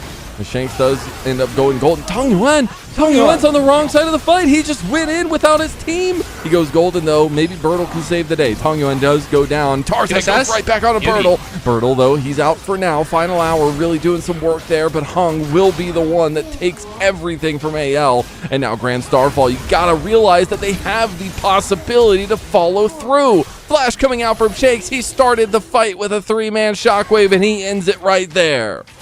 You take a swing for AL, you better not miss. This is what makes them such a titan, such one of the greatest teams in the entire league, if not entire scene right now, is that they will always be ready to win any given game. LGD goes for a pick onto AL, but that is exactly where they went wrong. AL collapses together as a team and punishes off of the back of just way better inputs. They get that beautiful shockwave just to pop the GA right off the bat, and you're just not able to reduce any of these HP bars to 0. They work together and they pounce. We're going to take the inhib in bot lane and back out with another dragon. That'll be 3 ocean dragons in a row, and we take a look back at the fight. Yeah, I don't know what LGD is really seeing here, but Crisp goes for a very audacious Tongyuan splash. goes crazy, bro. Just Shanks hitting this shockwave as well, but Tongyuan, oh my god, Mazel, I totally forgot about this. What was bro seeing here? We may never know. I don't think he fully meant to just realm warp that deep. I think he thought it was going to be more of a flank than a melee range appearance. You see QSS from Bertle is able to keep him alive, but look how good Tarzan Shout out to is Tarzan, on one man. of his picks, man. Right? Dude, he had like 100 health and he still goes back in, gets the healing from the Sundered Sky. All he does is get his GA popped and it ends up in an almost entire team wipe of LGD. That's what I'm saying, man. Tarzan is such a threat in today's day and age. I was actually talking to our challenger jungle here locally, and I was thinking, who do you like more? He said Tarzan, and I think he meant it. I do like some Tarzan. Some big shutdowns. Oh, here he goes. Speak of the devil. Oh, they thought they were on the other side. I don't think they don't realize that Hung is behind them. Tempered Fate goes through. Ragnarok has already been popped, and now Tarzan. What is happening on my screen right now? Tongyuan is just going down. Bertle trying to make the hero play, but he's at a 1v5 now. The piercing arrow has already been used, but the hail of arrows hadn't, and now Hope claims another kill onto the AD carry, top laner, Bertle. All I see here, Marcel, is gray screens for LGD. It looks like they might just be fully and completely chopped. I don't really see a way out of there from this one. They had the lead at the start, kind of had AL right where they wanted him. They all TP'd top, by the way. They all TP'd top. They all just showed up. The Avengers are top. Hilarious, bro. That is absolutely hilarious. The TP from Hope, the TP from Shanks, and the delay from Kyle and Tarzan. That is a beautifully executed macro game from AL. They took the 4,000 gold lead that LGD had and threw it right back into their face. 1-0 in this best of 3. Yeah, this is what we expected. AL was able to come out on top after the first game of the series, but not in the most pretty of fashions at all, if I will say. LGD, that was their game to win. They had the first few Drakes, they had the 4,000 gold lead or something like that. They were in a great position and posture from the start, but just not into the finish. They made a few oversteps and a few mistakes into AL, and unfortunately, you just don't have any room for error against a team as good as this. And it felt like LGD had a good draft. It felt like LGD might be able to do it. But again, fools, I told you, don't fall for the trap, man. We've had our hearts broken so many times. 6 times in a row, in fact, that LGD have not been able to find a series win. It's been a tough road for this team, and it just always comes down the mid to late game macro decision making that just seems to not work. It looked like Bertle had such a great lead. I remember it was the 2 Drakes, and if they get the 3rd one there, their trajectory is just set for victory. They had the first 2 Drakes, they got the first gold lead, but it was at that 3rd Drake fight where AL really turns it around. I'm sure we're going to get to see a bit more of a breakdown and some replays of this game, but think back to it, Bertle just wasn't really able to find the angles he wanted on that Vayne to deal the damage and be as useful as his pick was meant to be, and it's just because AL just formed such a beautiful phalanx, and they thwarted him off. They didn't allow him any access or any stragglers to deal any damage to. If you're all just one big unit clump as 5, Vayne can't really do much to you at all, and it was a composition that was really beautifully executed by the side of AL, and credit is given where credit is due. Yeah, and while we did maybe not see the fireworks in the top lane in the earlier part of the game that we were expecting. We did still get a lot of influence from Breathe, and some unfortunate influence from Bertle there too. But you see with Goldgraph, any lead is stable until it's not. Yeah, well, that's the thing. Any lead is stable. It's just that the leads are preferably coming from teams with more stability.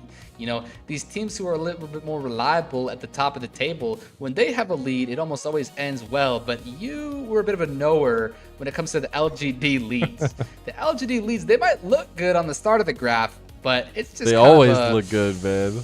Expectation of what happens next, and that is sort of what came true in this fulfilling prophecy here thus far tonight. But that's really nice. As the viewer and the caster here, we get to see that this is a match that's fun to behold. This champs on the side of LGD, you know, whatever champs they pick, rather, these players on the side of LGD really have some skills and some potential. So if they're just able to kind of course correct, be a little bit more on the mark, it could definitely take us to a game 3 in this series. Definitely could. And we'll see if it does happen. Got to give shout out to Tarzan's Pantheon yet again. Felt like a dastardly evil pick in a lot of these, because he was able to just survive so many times, find those engages and kind of CC chains onto Xiaoya, onto multiple members. And while the whole team was functioning like they should, it was Tarzan that was kind of leading the charge back into the game. Yeah, I mean, it's just an automatic MVP if I'm watching that Tarzan performance. I mean, you highlight it in that one recent fight where he was just able to go number after number, just erasing them from the side of LGD, then dropping in with the Grand Starfall. And even at the end there, it looked like a bit of an awkward angle, but he's just kind of corralling them into this awkward part of the map where he just runs this place, one right and here, you right? don't get to have any say in the matter. Look at this. It's off of the back of the Tongyuan int, sure, but look at the way he plays out the rest of this. His Gia lives like on the 20 1 health, HP, bro. but he has that confidence, that gusto that it takes to be one of these top-end players. He knows he's got the Orianna in the back pocket as well. He's got the shielding, the healing, everything he needs, and the confidence, Mazal. That is the key theme, highlight word from this series, is confidence. You come into this series with that, that's what you're going to be able to walk away with a win here tonight. And just because they made some mistakes, some blunders, some errors in the early game,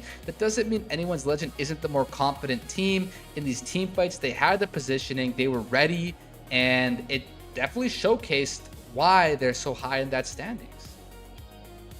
And you can see some of the latent attempts from Bertle, but unfortunately too little too late.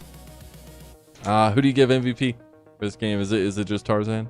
It's just Tarzan. I mean, Tarzan. I would love to ask who else even comes into mind, because it just seems so automatic and instantaneous. Kyle a little bit, I guess. Shanks did really well to kind of stay in the thick of things. He got the 3-man. Shanks did well. You are right. Yeah, Shanks definitely did well. But I just think, I don't think they go anywhere without Tarzan.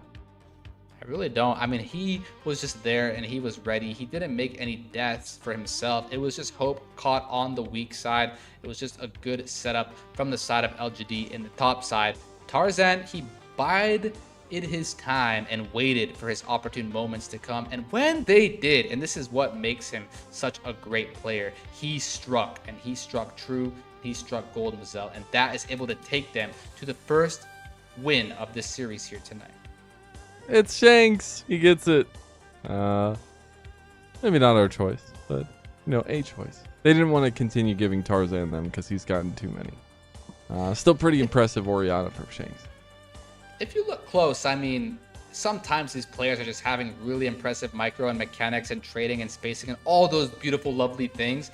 And perhaps he was just really pivoting that Orianna to the highest potential. We didn't really see it. I mean, if you're walking away from the game with a 4,000 gold lead, typically that means you did something right, if you know what I mean. I would say so. Probably he deserved some credit and recognition for the performance he just had.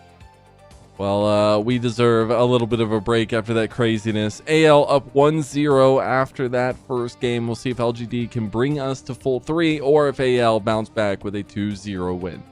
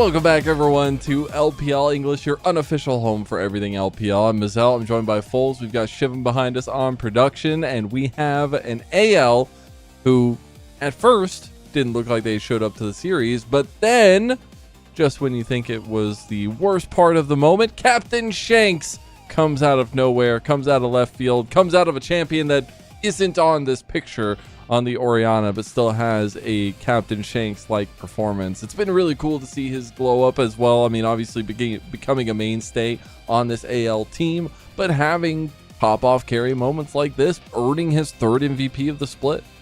Yeah, Captain Shanks came and steered the ship to victory. There's this saying they have. Now, I know that this is more of a Korean saying. It's not something you hear as much in China, but they say the bus driver. And, you know, maybe in the case of AL, it's less of a bus and more of a pirate ship. And instead of a bus driver, they have a captain, and it's Captain Shanks, man. Did you see how, if you look down at that scoreboard down there, the only one with the gold lead practically the whole time was Mr. Shanks on the Orianna. True. He picks up the gold lead, which translates into that extra Seeker's Arm Guard all game, so you can never target him, and then gets himself the Medjais, just fully driving them across the finish line, getting them the places they needed to go. Yeah, I feel like this might undo everything we just talked about, but it feels like those driver's ed cars where there's 2 steering wheels, and Tarzan's the one making sure that Shanks is driving okay, just in case. He's there to like step on the brakes, turn off to the left if he needs to, but Shanks was driving. He was driving. He was driving. I mean, he got the MVP. He was driving. They was pretty much the double MVP that game. The two of them, the mid jungle, was just really having the number to make that comeback. Because remember, it started off 3-0. It was pretty much all hits that were coming in LGD's way. And then it was just a few plays out of nowhere that went in the favor of anyone's legend. And you know who facilitated those? It was Shanks with that lead. It was Tarzan with those looks. And the two of them together, they drove this pirate ship. You know, they were the captains and co-captain. They kind of swap out who's driving where and when. You know, maybe they take one does the night shift, one does the day shift. Yeah, they go in a sleep, you know, something like that. But at one point or another, one of those two is driving AL to this current top 3 standing in the Group Ascent. And I'm not gonna lie, I think Bertle is going back to tank dude. Let's be real. The Vayne didn't work out for him, unfortunately. It was his first Vayne of the split. I expect LGD to go back to something a little bit more standardized. I will say, though, they used a lot of draft capital in that game, number 1, taking away but also taking some of the biggest picks that are available between both these two teams. Yeah, they took away the Vayne, which was supposed to, or they did take for themselves the Vayne, which is supposed to be so nice, into the Olaf.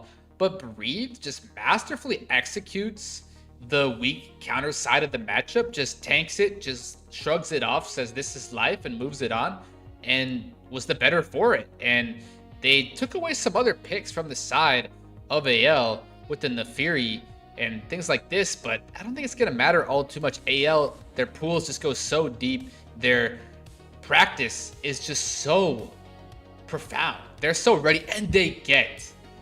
Oh, no, man. I really got to go on a tangent here. Okay, so I've had to be a mid lane coach, right?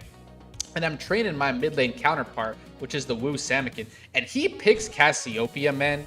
And the way this champion just dominates the early lane phase with those Cassiopeia Qs, man, it's not like you just get hit by one and it's 100 damage and it's chill. It's not chill. It's really not. Cassio comes in with the Twin Fangs. You just get deleted. You get Miasma with combinations like the Vi, Petrifying Gaze as well. This champion with the Deathfire Touch, with all the buffs it had been seeing in the prior patches, is so strong. We see the Victor being taken into it, and maybe the Trundle Pillar can provide some options as well. But Cassio, in today's day and age, Mazel, this champion is Z tier, so look out for Shanks on his signature Cassio. And now you have Tarzan and Kyle, the leading guys on this AL team for engagements, on a Vi and a Camille duo. That is so hard to get away from, so hard to get into these fights when they're both threatening angles, and also the lockdown that comes with it to really set up the Cassio. I do like the Rel here as a bit of peel for LGD. I will say, it feels a bit bad as the LG to not be able to pick Shen. Shen is so nice into the Camille. It is so nice into the buy. It basically counters the exact idea AL wants to go for with all of this dive. But now that that's not available, they go for more offense themselves. They match the Camille's engaged potential with the Rels of their own. Now they're looking for this team fight look, imagining something with a Magnet Storm and an Arcane Storm. That can be a bit of a 5v5 play. But then for the side of AL, you want more dive. I could see that it's Shanks, the signature Casio. Why not look for maybe Kaisa for Hope? Or Ziggs is still open. You can throw that over the top as well with a dive comp like this. So I feel like you low-key want to ban or pick the Syndra as well. I know Victor's already showing, but you're often flexing these mages, potentially the Victor on the side of LGD. I don't really know about the depths of these pools. I know Xiaoya is the Draven main, but that could be something. Is Syndra still being up and available? And same with the Ziggs. I think Ziggs being up is a big thing for me here in this draft, as it does no longer have that availability. It will be banned away as the final ban by LGD. The final ban for AL is what we're still waiting on. Obviously, still counter pick for LGD as well. They first go off with the Jace ban. That's a strong blind pick now that Vayne is out. Now that Olaf is out, that makes perfect sense to ban that one away.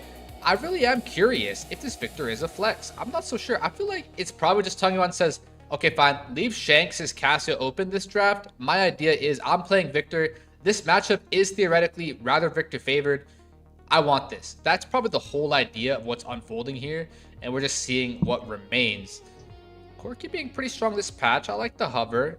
It doesn't really seem like any team would ever take Nami away. So that's pretty much going to round out your comp. Very likely going to be a Nami R5 for Crisp.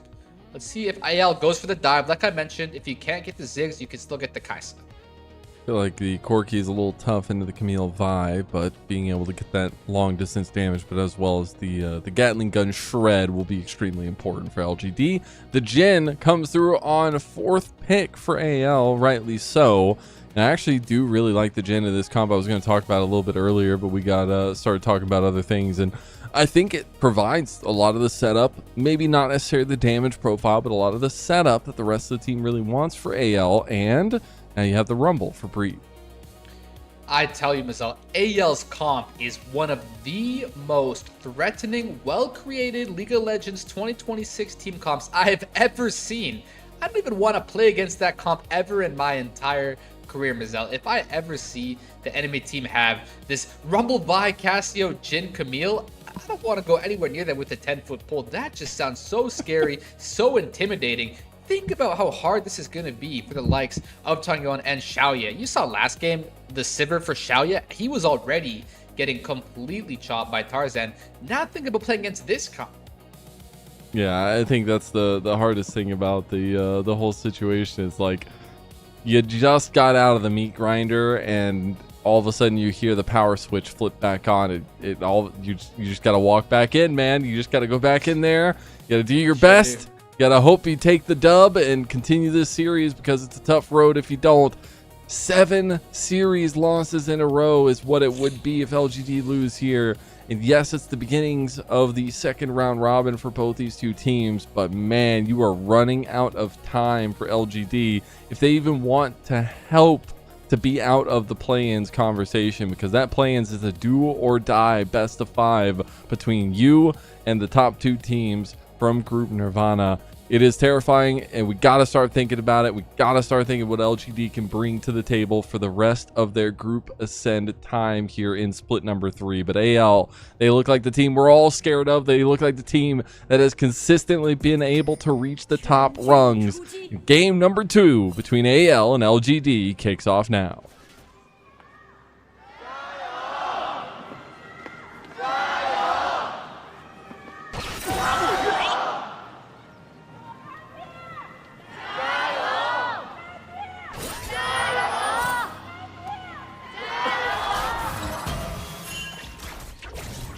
For both the teams in the hype arena, we see here the early mid-game matchup. Both supports are hovering here. Level 1s for Camille can be so detrimental, especially to mid laners. Look. Kyle. Woo! Oh, going a little bit too far. He misses that one, doesn't miss anymore, and I think he's right as rain. But both supports just going to walk their way down towards bot side. Chris was thinking about taking a little bit further engage onto Kyle, but won't do so. Both junglers starting on opposite sides as well, so some differentiating focus between the two teams in the early paths. This is just life nowadays, Mazzella, in season 2026. And I told you about this Casio, by the way. Look at this. They give it open for Shanks, and Tungwon says, I want the Victor. Yeah, this is supposed to be Victor favored. This is just what it almost always feels like. She just has so much supremacy in these lanes. I really do mean that.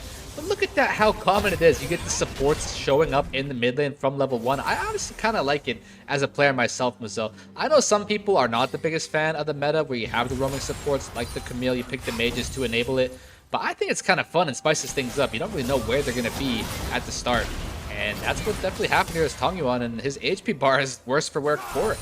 And I'm just going to say this 2v2. I mean, if you don't already have an engaged support in lane when things kick off, Jin can just abuse the early power he has with the extra attack damage on his shots.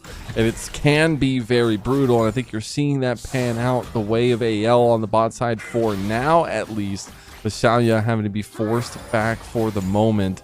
Big difference, though, there is the exhaust for Xiaoya. If they decide to turn a play, it could be very powerful for them in the 2v2.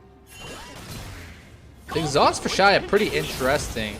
We've been seeing it a lot more. I've been really... Dude, I started seeing it in LPL, and I started taking it in my solo queue games. I'm nowhere near as good. But, man, it feels great as an ADC to just be like, no. You don't get to do damage to me.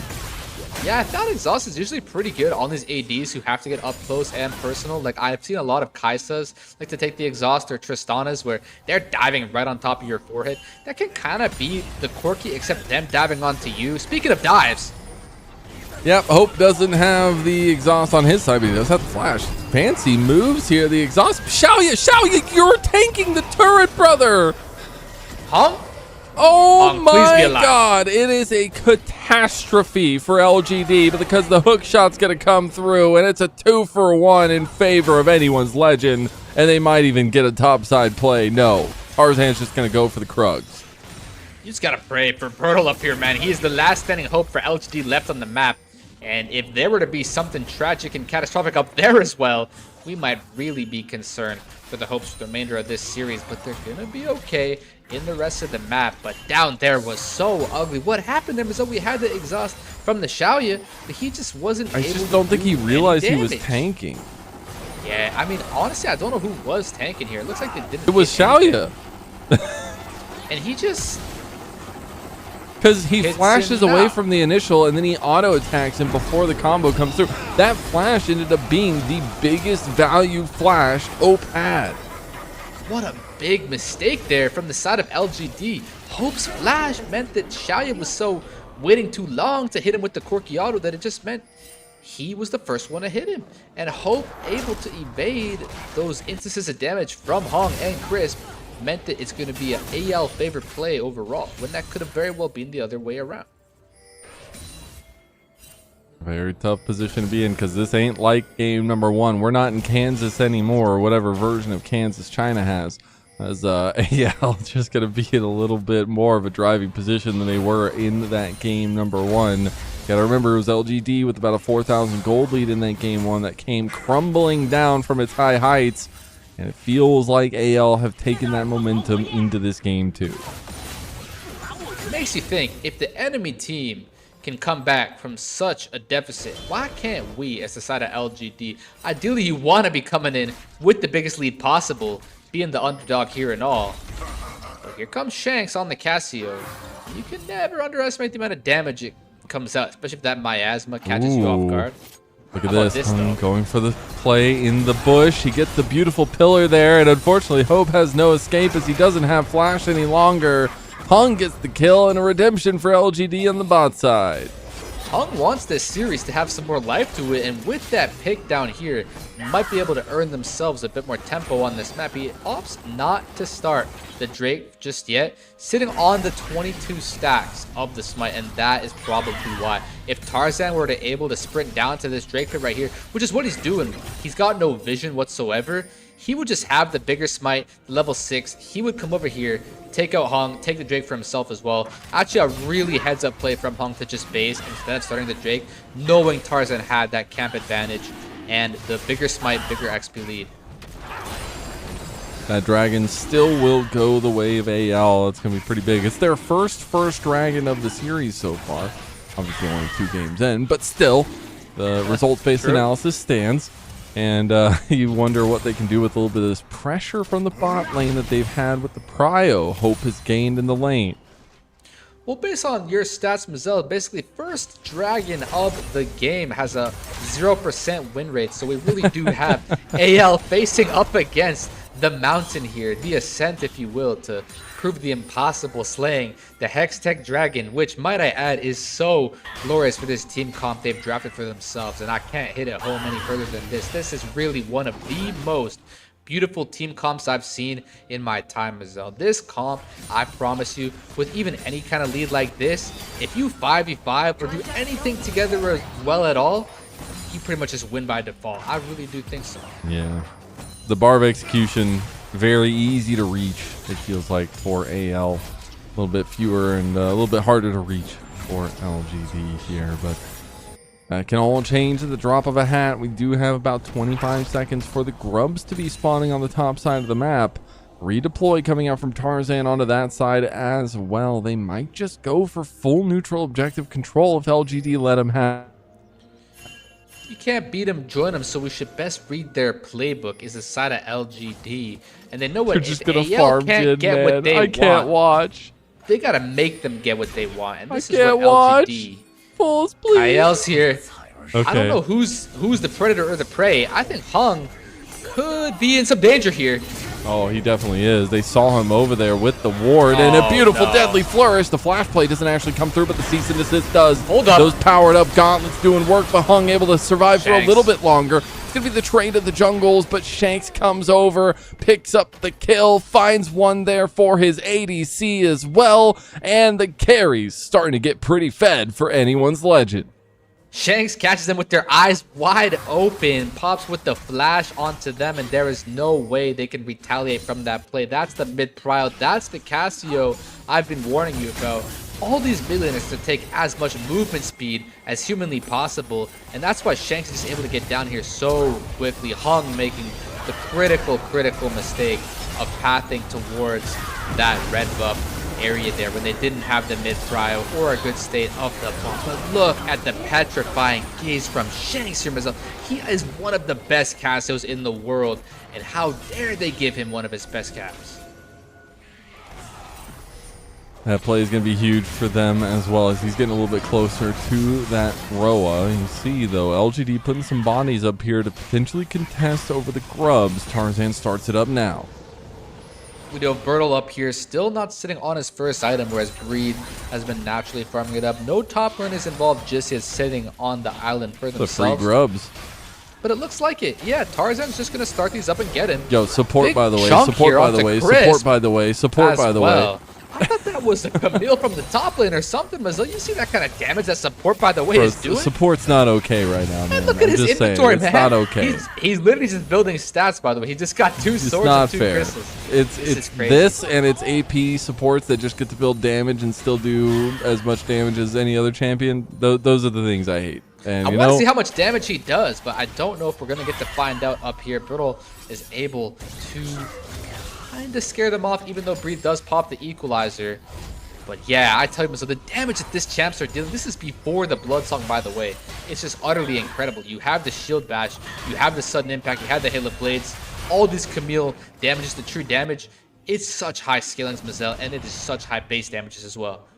Yeah, about 1,000 gold lead for AL. Still, it's funny how the tables flip, right? With 1,000 gold lead for AL, it feels confident. With 4,000 gold lead for LGD, we were still wondering what was going to be happening in game number 1.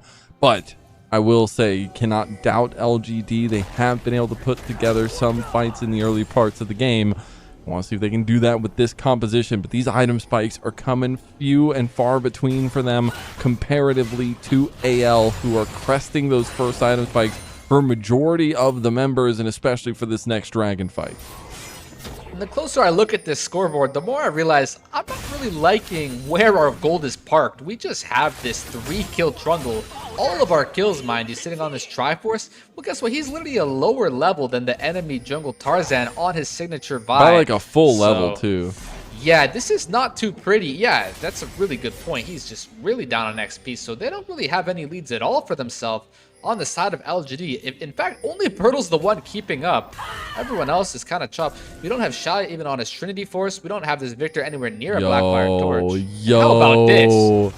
The vision play. Oh, Birtle gets the information too late. Can he get away? Breathe is already heated up and is looking for the angle. Oh, the public execution does not go through. It actually hits on the Breathe. It just brings him to the side. Tarzan will claim the kill. You see Birtle scratch his head there. Where on earth did the Tarzan vibe come from? And you can never underestimate this guy and his vision tricks and awareness on this vibe. They're even going to come up here and probably chunk or isolate this tower down here so Breathe can get all the work he wants done up here. But for Birtle, you don't like to feel that way at all. You want to be able to fight back onto this rumble, but Tarzan in the right place at the right time. No ult, no flash, no nothing necessary. Birtle just goes down. Yeah, it's been a tough series for Birtle. I know I was lauding him for the solo kills and some of the influences he was having for LGD, but it has been a tough one against Breathe. Now we see the dragon started up by LGD. Tarzan moving over, though, could be looking for the smite fight. It's a 50-50 that I don't think Hung wants. It's going to be about 1,500 on the dragon. Pillar's going to be used. They're going to burn it. They're going to get the dragon, even up the dragon stacking.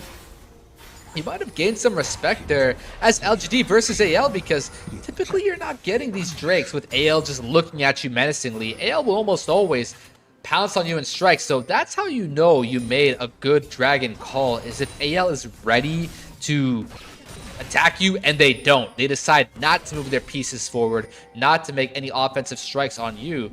That means you have to earn yourself this dragon the hard way.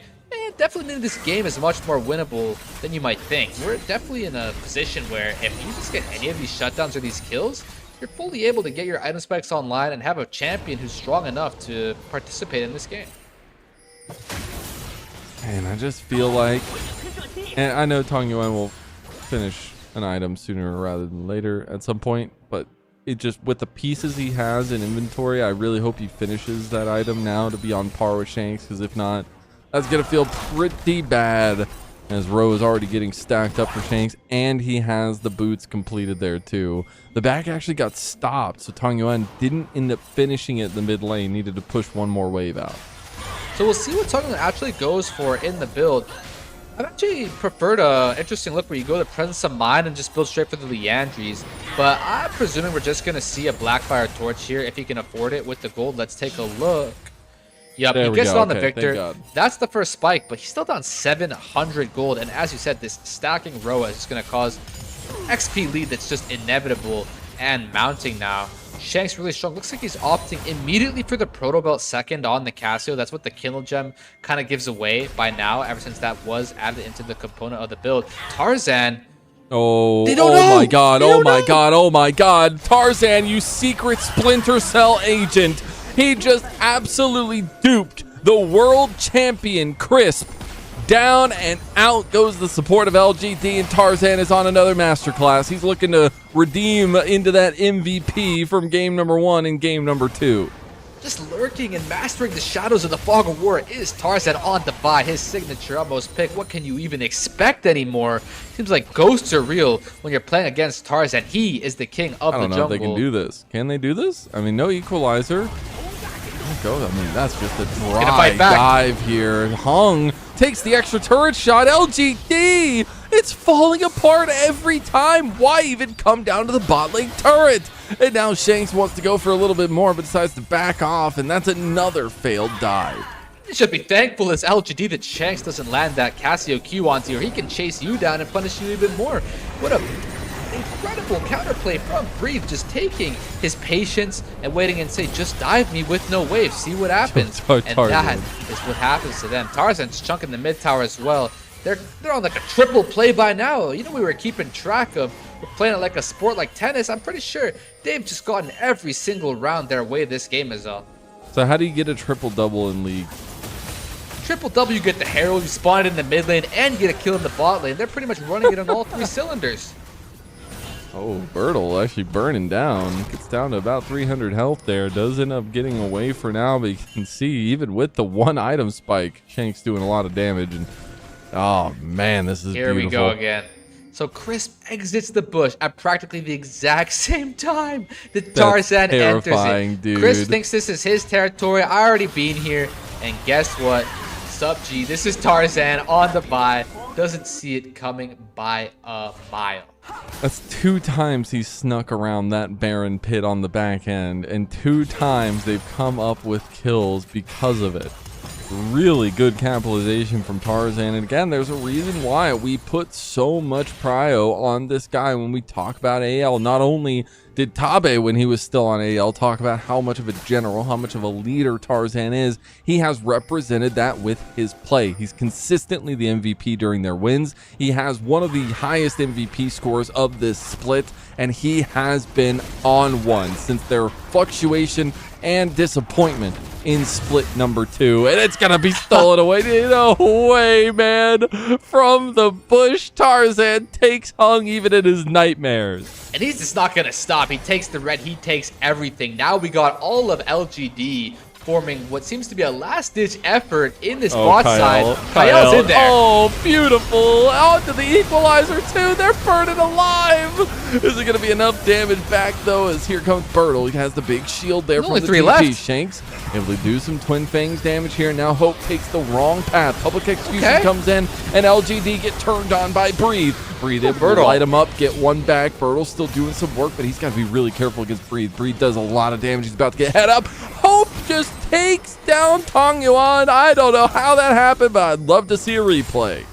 That was just a fight on multiple fronts there. We got Hope and Tong Yuan just battling it out High Noon style in the mid lane. Meanwhile, by the Raptor pit, I can't even remember what Bertle is just landing some public execution onto practically all the remaining members of AL after Tarzan just got deleted off of the second instance of this fight. But it starts with this first half where Kyle jumps right into the backline and immediately disrupts everybody just by causing so much of a engage, and the rest of it's just a foregone conclusion. A very sticky situation to be in for AL. They get out a little bit better than we think maybe they should have. Tong Yuan just gets outplayed by Hope. Oh my god. Oh. Put that in the Jin highlight reel. As now we're going to see the Dragon 50-50 here. Kyle trying to go in there. Dragon gets secured by LGD. Beautifully done. Tarzan out by himself. AL a little bit split in this fight now. Breed tries to get a kill back. The burn, I don't think it's enough. Shanks was looking for some more as well. Hope gets the kill there in the end onto Xiaoya, but LGD get another Dragon. LGD get another Dragon. They're just completely finding themselves ways to be in this game right now. I mean, Tong Yuan is pretty proficient on the Victor. They're going to have some opportunities at curtain call. That ain't it, bro. That ain't it. Yeah, he doesn't really got the angle here, is the hope, but he did get Tong Yuan last time, so far he's the one sitting on that last lap. But I tell you, Xiaoya just not having the best series thus far tonight. I always thought he's got quite a bit of potential. I've seen him make some crazy comebacks back in the day when he had Saucy and Climber, but take a look at this fight here. It's Kyle just in the midst of everyone once again. It's just this kind of grind that's happening in the center of these fights where if you're in that front line, you're taking so much damage and brute CC that the Camille is just a one-way ticket in these fights, and Kyle doesn't mind one bit. He's such a low level at level 7. He'll just respawn anyway, and he's chilling, got the Thunder Sky already. They're doing really well for themselves on the side of AL, but they're just missing on these Dragons. So if anything, this has the makings once again for a game that could go quite a distance. And I'll just say, AL a little bit disrespectful with that fight. They were fighting on 3 different fronts, and they were committed to those fronts. Tarzan fighting on one, with Breathe fighting on the other, and the rest of the team right in the middle like a sandwich. And that can't happen if you want to face off against this LGD squad with the comp they have. They will just pick you apart. 2,000 gold up, though, is AL. They've lost a couple dragons in a row, which is a bit worrisome in some regard. LGD starting to gather some of these items, almost on 2 items now for some of their carries. When I look at this scoreboard, I just feel like I would much rather have the inventories that AL do. We got Shanks. Once he completes this 3rd item, he's going to be so online. Same story for Hope. Breathe already got 2 perfect items as well. How about this? Fighting onto the Brutal. Just got a Black Cleaver Eclipse. This is a pretty weak Ambessa. Oh my god. Oh my god. The solo bolo from Tarzan. Oh, Tarzan just completely outplays Bertle and makes him look silly. Solo bolo to the GOAT jungler of anyone's legend. Those were both pretty evenly strength champions. We just have 2 items on both of them. Even Brittle a higher level than the Tarzan, but Tarzan just one-shots him there. I don't know how Vi has all that damage in the tank like that, but Brittle's number is just completely taken by Tarzan, and that's just what Tarzan does on this kind of champion. Please, LPL observers, give me the slow-mo directed cam replay. I want to see those ankles broken in 0.25 time. Please. They've really stopped. We used to get like every single bad play would get like a complete cinematic trailer about it from LPL observers, but they've kind of stopped doing that, which makes me sad.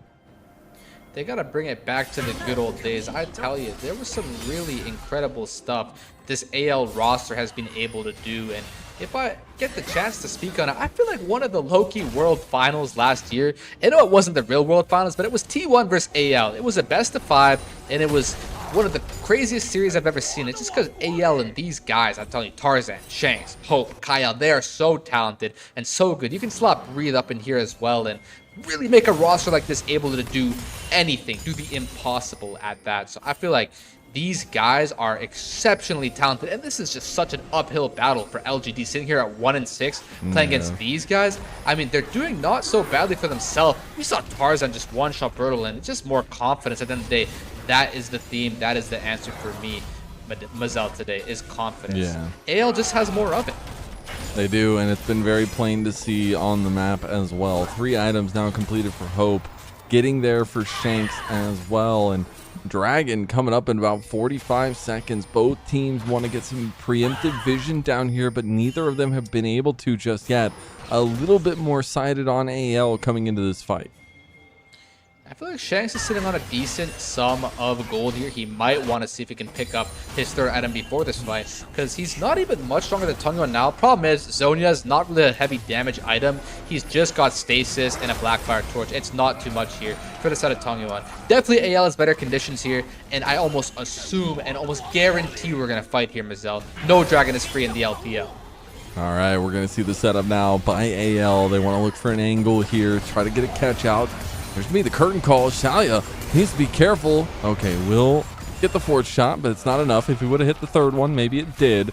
But that technically means that LGD lose out because Shalia has to reset. He doesn't have TP. He can't get back to this one, and it'll be 2nd Dragon gotten by anyone's legend. So we go back to even on the Dragon stacking, but I think this game is far from even indeed. Now this is reminiscent of the first game when LGD had the 4K gold lead, when LGD had better objective setup, but all of a sudden it's AL in that position, but it's later stage of the game. When LGD had this kind of gold lead, it might have been maybe 5 or 7 minutes ago compared to this, but now AL has this at about the 25-minute mark. They're just going to come online at these perfect spike opportunities. And LGD is extremely weak. They do perhaps spot him out here. He's on a crazy side quest, is Tarzan, but he's got a GA. The world is really his. He can do whatever he wants now. This guy's just having fun, man. He's like, where can I find somebody that they don't expect me to be? And honestly, on 3 items with a GA, do it. Have fun with it. Find some wacky angles, because that's all he's been able to do, and it's honestly worked out for AL so far in this series, and especially in this game, being able to use the vision to his advantage. LGD do move out some defense into the top side, try to defend this wave push by Tongyuan, but I don't know if the map presence is going to hold. AL moving back in to clear out some of the vision around Baron Pit. This is just an example of what makes these high-level pro players the best at their game, and it's their ability to discern what is and isn't seen by the enemy. Tarzan is able to navigate the fog of war and that line in the sand where he's able to get these flanks and unexpected plays just about as good as anybody else in the world. If you're able to know if they see you or not, what kind of mind games you're playing, where you can and can't be, this is how you capitalize. Look at the flank, look at the flank. He's still level 7, by the way. He is so low in levels, but all he is an engaged bot. And maybe that's just enough for AL. There's the curtain call with the equalizer on top of it. Look at their health bars just getting chunked, but they will not go down. They stand strong for now. AL going to force their hand, though. They're going to move over to the Baron potentially. Yeah, they're just going to start it up. AL is just pressing the issue. They drop all this damage onto the heads of LGD. That equalizer was putting in so much work from Breathe. And what can they really do? Even after the curtain calls, well, they got no HP left. They got no members. Oh, they pulled off the Baron. It will reset. So, actually, LGD do a really good job of thinking that AL were going to commit to the fight and tried to back away from it. And do end up getting the re-engage there by AL. Hung going to move in and clear out some of the rest of this vision around the Baron buff, but that is a really nice turn of play from LGD to stop what could have been a nail in the coffin. So that's definitely going to get them some brownie points here in this game. It's going to give them some opportunities to catch up in this game. They got Tongyuan coming towards a Proto Belt and Xiaoya coming towards a Spear of Shojin. Once they get these 3 item spikes online for their carries, that will definitely enable them to have a higher chance of doing well in these fights where Tarzan's got the 3 items, Shanks does as well, Helps Bean had that, and so it's just so hard for them to contest without having those spikes of their own. Hopefully it'll come around the corner here for them. I mean, 3 item spike on Corki will feel really good, but Xiaoya not there just yet. Timer is ticking. Could be a soul point there for either side. I think Dragon number 3 on an Infernal Dragon provides you so much decision-making power on the map. That's something I know both teams are going to be gunning for. But any picks, any advantages before the fight could just make the 5-on-5 completely null.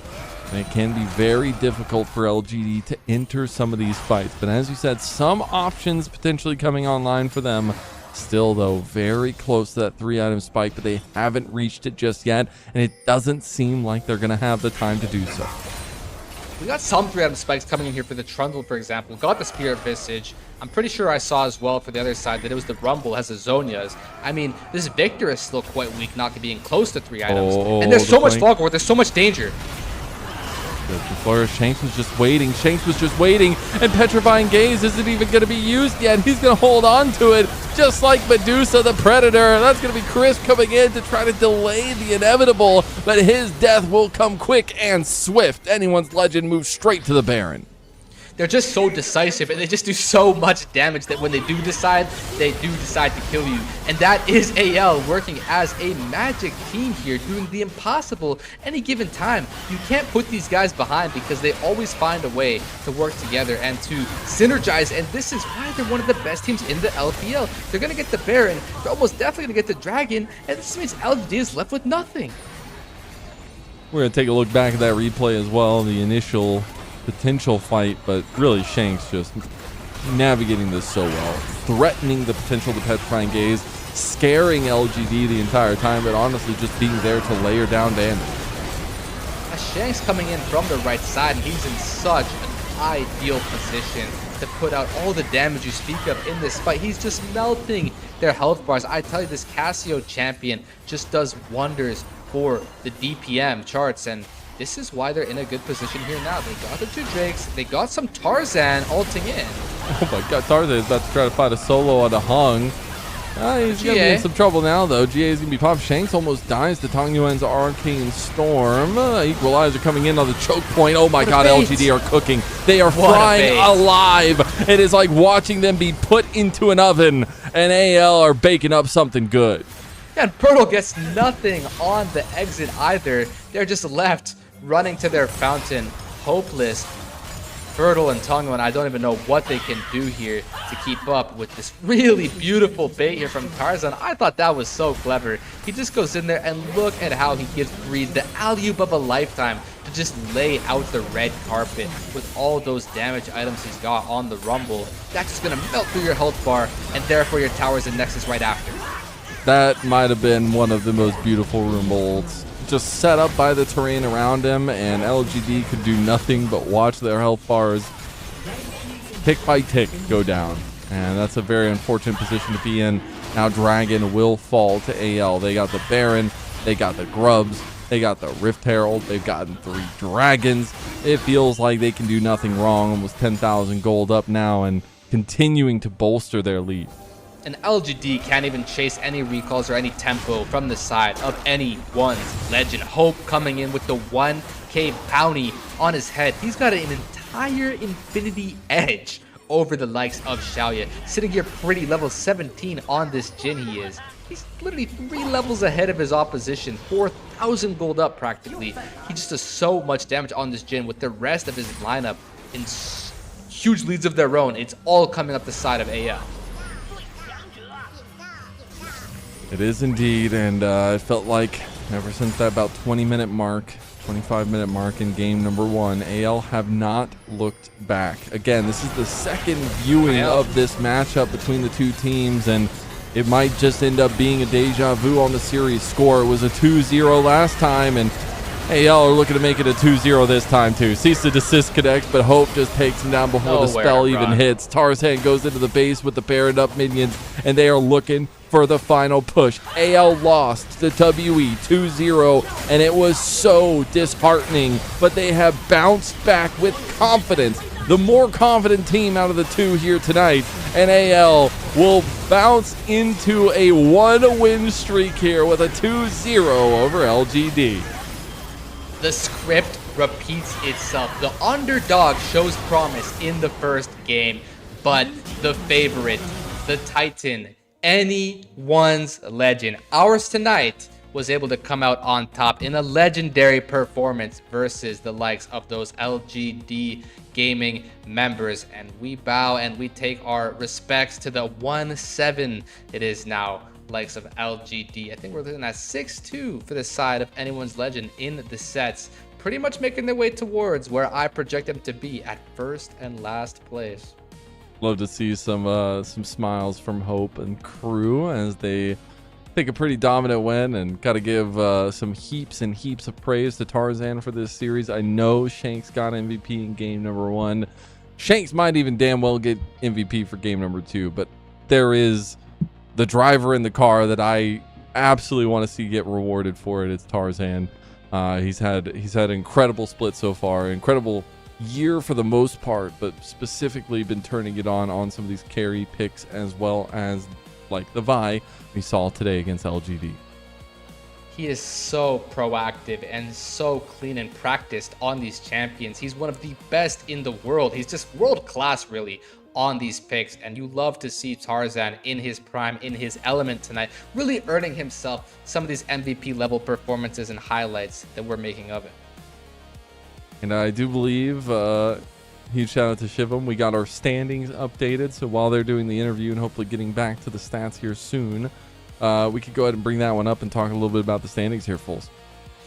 Yeah, take a look at this now. We got AL sitting still in the 3rd place, but with the 6 wins, 2 losses series score, it's pretty difficult to keep up with the likes of TES or BLG, but they've still got to complete the round robin once over again, which means AL is going to have their shot at redemption against these teams. It's really in their hands if they want to get that first spot, and I absolutely think they've got the potential to do so. And my personal favorite when I look at these standings and the narratives of what we have going on here is that we just got WE chilling there in the very top 3rd of the LPL. We're sitting 4th place and pretty here for Team WE, whereas this team has not been able to say that quite the same story as of last split. So that really goes to show you here in the LPL that growth is possible. Any of these teams right now that look like they're on cold streaks or in, you know, tough positions, it is doable for them to come back, especially as LGD and EDG. You have some room to grow because you're in Group Ascent. You can come 7th or 8th and still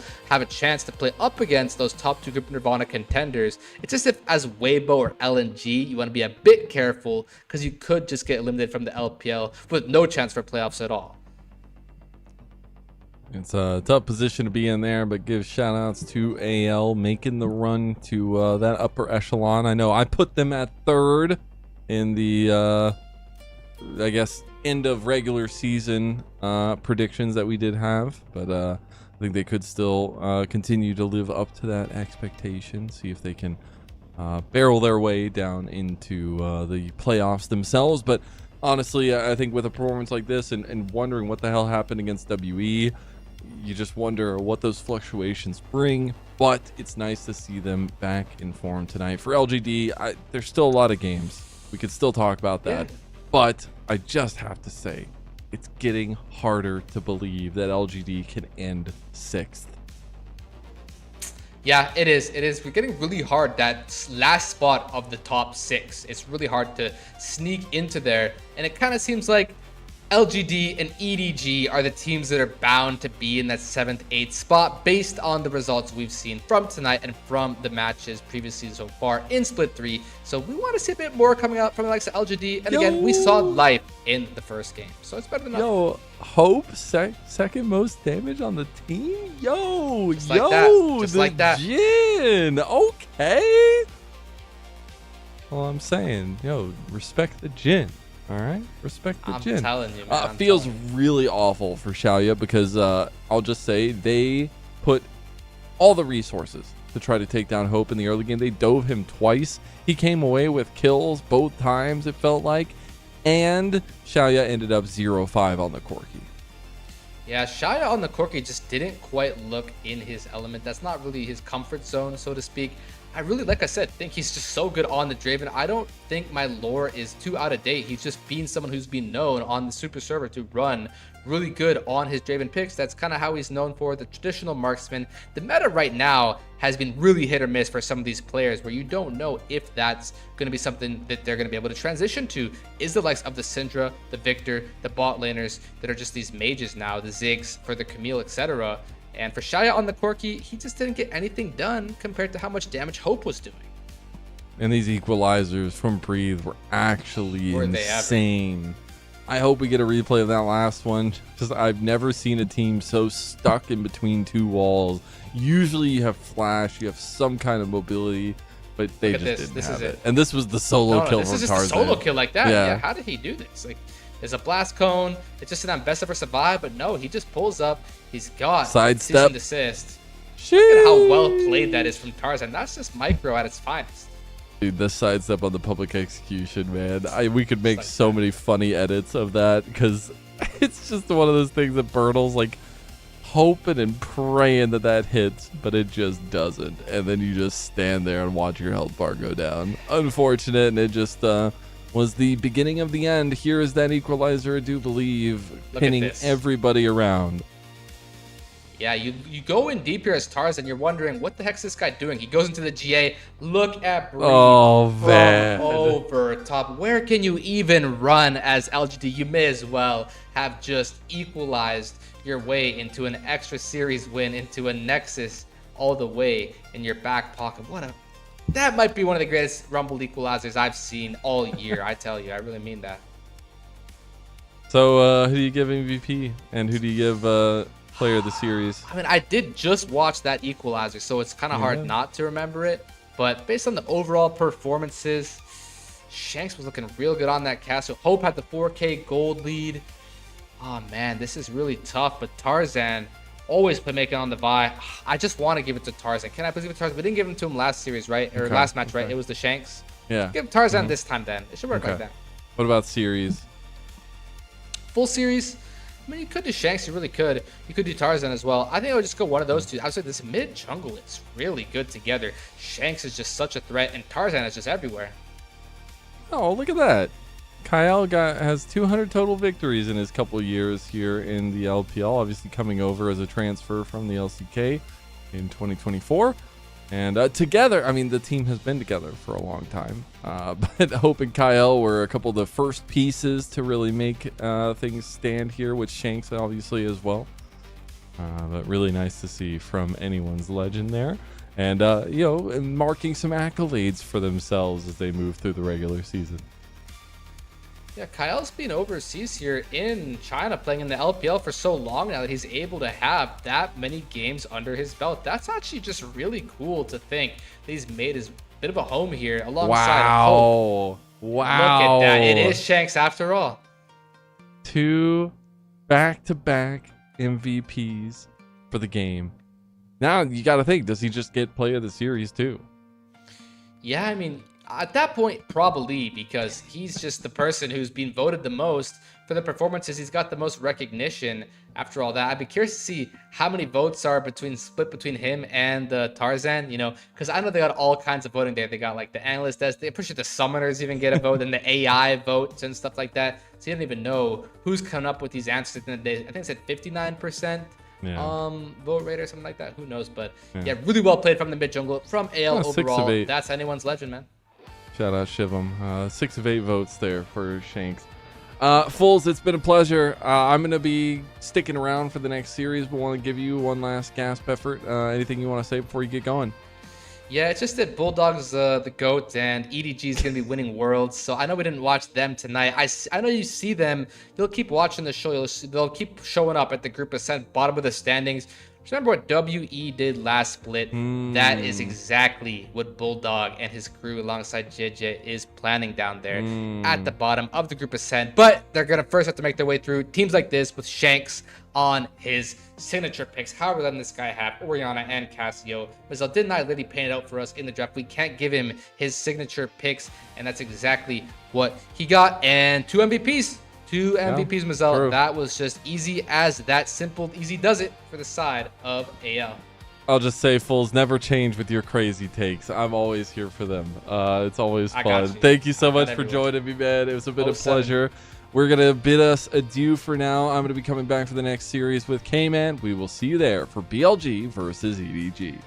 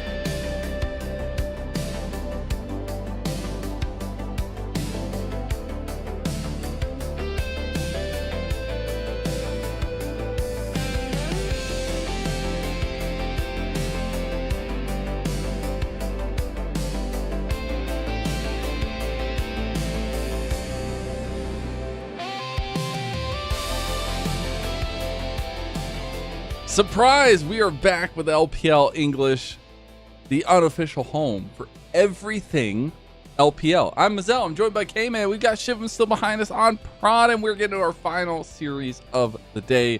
I'm filling in for Slayer. Shout out to Slayer. Hope you're feeling better, buddy. Hope you feel better, at least in the future. But BLG versus EDG. On paper, K-Man, it should be an absolute 2-0 stomp. You would think. I mean, on paper, you look at these two teams and you see potentially the best team in the LPL versus potentially the worst team in Group Ascend, and you would hope that one of those teams is going to step up, but as we all know, it's the LPL. Things never go as planned in this region. You know, one of these teams is coming off a big loss yesterday, so I'm not gonna count my chickens before they hatch, if you will. Should be some fun to see how this series pans out. But let's go ahead and take a look at BLG, the big dogs, it feels like, in this series, but also the LPL, although they are just coming off a bit of a toughie, it feels like, when they lost 2-0 to Top Esports. But this team's trying to put it back together and get the bounce back. That's the thing about this team. If you look at the track record over the last couple of years, they lose a game and they take out those frustrations on the next team they face, typically. That is the thing with BLG, is you can see the cracks in the armor, but it never actually seems to pierce through their actual exterior. They're always able to rebuild and recoup and come back stronger in that next series. And I think so much of that has to do with the fact that they can just lock down and start to mechanically outplay a lot of the people that they're playing into. This team had some struggles on the top side in particular yesterday. That's going to be something that I'm very much watching over the course of this series, but you would imagine that BLG is going to feel pretty motivated coming out here. I'm still on bin watch, man. Dude, get it back. I want to see my man play. Anyways, there's been another very important piece of the puzzle that we've always known since the days of, I remember having a graphic on Official saying, comparing him when he was facing off against Mako as the youngest support in the LPL versus the oldest. But now, many, many years later, On has become the pioneer of the LPL support meta. It feels like we have Kyle now and things along those lines, but On was the one that was putting it together first. It felt like we've really loved some of the options he's been willing to go with, not only internationally but here domestically, and has been really leaning into the new support meta. This guy's so built for this current meta. I mean, it's literally constructed to be perfect for On, this psychopathic support player who wants to roam, who wants to create action, who is willing to try and be a primary initiator for the team. Getting to play things like Camille and Shen has really opened up more of the macro options that BLG have wanted to go for all year long. I think it really helps someone like Shun as well, that loves to fight, loves to skirmish. This team that was already really aggressive over the past couple of years is even more aggressive now, and I think that's really been to their benefit in the early game. As we can see, he's not even just doing it on Camille and Shen. 12 unique supports played over the course of this year. A pretty good win rate, a pretty nice win rate overall, and you know, I think BLG are happy with the way that the meta has developed. I know our graphics team just put that in big old bold just to make sure everybody saw it, but no, it's been really cool. I've been really impressed by his growth. I know there's been a lot of doubters over his. I watched, and I will hold this till I die as a memory, I watched this man win a domestic title in a final game of the finals going 0-9 on Bard. If he can do that, he can do anything. And he's been really impressive how he's been kind of leaning the mold making of the support role here in the LPL. A lot of support players coming up are kind of trying to match what On has been able to do. But really big proud moment for On in terms of his representation on the BLG team. Still one piece to the puzzle and one of the pieces that needs to function well for this team to get off the ground running. But on the other side of things, EDG, I don't even know if they heard the starting gun. I think we are still in the stirrups. I think the word hasn't gotten to them that we've started the series or started the split yet. They've won one game out of all of their series. That is tough. I mean, it's not great, right? Like, on paper, winning one game, it feels really bad. It takes a lot of the wind out of your sails. I think if you're a team like EDG, especially considering that this was a team that was decently competitive throughout basically all of this year, in Group Perseverance in Split 1 and in Group Nirvana in Split 2. However, it means that any sort of growth that you get at this point is going to be exponential, right? If you have one game win coming into a series and you pick up another game win, well, you just doubled your wins on a split in a single Look day. at WE last split. Literally, exactly. This is like almost the exact same scenario WE was in just last split. and they were able to make one of the most miraculous runs in the playoffs we've seen in recent history of the LPL. I just don't know if EDG have the same gumption. We thought maybe the change with Dezia was going to make the big difference. It hasn't stuck just yet, but we do got to do a little bit of a check-in on this man. Obviously a big name coming back to the EDG franchise. How have we felt, K-Man? Well, it's not been great so far. Obviously, Jejet's really struggled so far in his two not great performances for this team so far. I will say, tough gig. In general, for Jejet coming into this team, the laners have been not very good for them. They've not really gotten out to some big leads, and so it's been a tough process, I think, of getting reacclimated to the rest of this team. However, I do believe we've seen some more signs from him on EDG than we potentially saw from Xiaohao. At the very least, he's been more aggressive in the late game, and I think some of the team fighting has looked, you know, a little more there. My big issue is just he's not very good in the early game right now. I think this team needs somebody that can really drive the pace of the game forward fast and be able to get these lanes back online, and he's really not been able to do that for them. I'm just saying, Xiaohao won with Weibo earlier today. I don't know. He did. I don't know, man. I don't know. No, just having some struggling fitting back into the team and figuring out the role that he's willing to bring. But I do believe we have some clips to go over some of the plays from Diedier as well that we've seen in these two series. Yeah, this is the clip that really, I think, is the perfect encapsulation of how things have been going for Jeje so far in his small stint on EDG. He looks for the engage on TN, immediately gets charmed, bursted, and killed, and it's just like, well, I guess the game is over. It really is as simple as a couple of things go right, maybe some things end up changing, maybe some things end up flipping. I believe in a lot of the games that he's had up until this point, he's got pretty good KDAs in the first 20 minutes of the game. He just isn't really able to have that impact on the map in the same kind of way that a lot of the other junglers in Group Ascend are able to have. I think the biggest issue for EDG is their early games have just been so inconsistent. They are bleeding gold in a lot of instances where they just don't really need to. Their laners are not roaming, they're not really making proactive skirmishes, they're not contesting around objectives, and it puts them in this spot where they basically have to be perfect in the back end of these games, down, 2,000 to 3,000 gold, and it's just not really a good strategy for them, and they've really struggled because of it.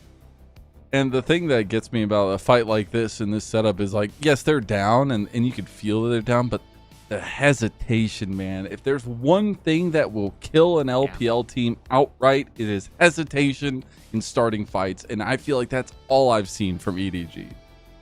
I completely agree. I will say this one fight I did want to include, because this is really the one fight that Jeje has had on EDG that went well, that they were able to space well. They were down 3,000 gold 18 minutes into the game. This is a tough fight to be able to play. HongQ gets a little bit separated, and at this point, the team plays really well front to back. Their engages are really well coordinated. The problem is that you get one of these, maybe, every single series, and you have to be able to create more opportunities. You're right, that passiveness has really come back to bite them, and I think they need to start looking for these plays more actively than, just hoping they come to them. And one place I know that plays are going to be centered around today is the center of the map. It is that mid lane. We're going to be taking a look at the head-to-head between Bulldog and Knight, because I know there's a lot of David versus Goliath memes in the LPL every time Knight comes around, but this truly might just be one of the biggest individual differences I've seen Knight go against in the last year. And I think Bulldog has had some real troubles on the CDG team. There's been some moments of brightness, but I truly think he has his work cut out for him tonight. Foles was on here. He did a fantastic job in the previous series. A great cast. Foles He was takes, hyping man. up Bulldog. He was really talking him up. I'm here I don't for know it. if I can share that same optimism surrounding Bulldog in the mid lane here. I think this very well could be a matchup between the best mid laner and the worst mid laner in the LPL right now. Bulldog has struggled immensely since coming over to EDG. We talk about these lanes not going well. Bulldog's individual lane matchups have gone terrible throughout this year. He's done a really poor job at being able to stabilize in the early game, even in positive matchups. And the last person in the world I would want to face when I'm not, doing well in lane is Knight. There's just nobody else that's going to punish you more for that. This is a massive matchup in the mid lane here, because if Bulldog can't survive, these games might be over before they even start. Yeah, I'm expecting Knight to take very prominent mid laners, things that he can push in, can kind of test the boundaries against Bulldog, and really utilize Shun to hammer that home. And those are the things that I kind of want to highlight in this matchup as well, that's not in the stats themselves or some of the picks, obviously. I know we've seen and talked so much about the Cassiopeia from Knight. It's been impressive. It's been awesome. But he's been also willing to continue dipping into the bag. I mean, in Split 2, he had the most unique mid lane champs played by far. And he's not quite there yet. We're only getting into the second round robin now in Split 3, but he is building the repertoire here, K-Man. We're working on it. It's a work in progress. I mean, as a fellow Vex player myself, he is, one of the Vex soldiers that we continue to see out and about trying to make that champion work. We've seen the Jace flex mid lane for this team, something that basically no one else in the LPL is doing right now. He had a really good lock game, even if overall the team performance wasn't quite there. He is clearly very dangerous on that champion. You just can never really ban him out. I mean, he can play everything at a world-class level. We've talked even jokingly before about how, like, he's kind of not very good at Cassiopeia compared to the rest of his champion pool, and he's still like a top 3 Cassiopeia player in the world. Like, it just, the bar is so high for Knight that he's basically able to pick up anything and really be dangerous on it.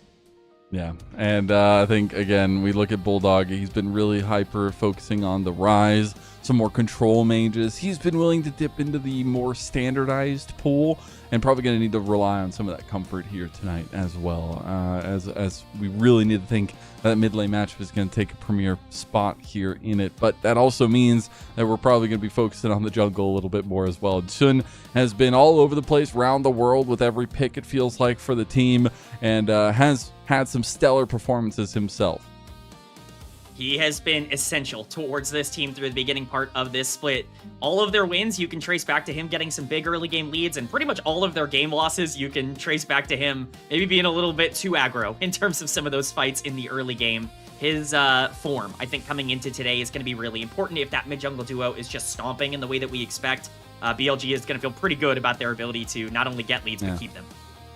The aura continues to mount in the entrances for both teams as Knight takes center stage. But there's another little story that me as an LPL connoisseur loves here. All these years later, since 2023, we get to see, and I know it's already happened, but whatever, Viper versus Leave. Leave was the promised king, the one that could take the shoes of Viper, fill them out, and kick them far. That didn't work out. All these years later, Viper comes back to the LPL. He's now on BLG, and we get yet another matchup between these two ADCs. I know there's going to be a little bit more difference between them at this point, especially with some of Leave's recent performances. It's been a little bit tough, but still excited for the bot lane matchup. I love the call out, Mazel, because you're absolutely right. We should be hyping up this bot lane matchup a little bit more. Leave is somebody 4 years later. Right. It's all full circle, really, after all. Jeje's back in the jungle. Jeje's we've back. got so many reunions.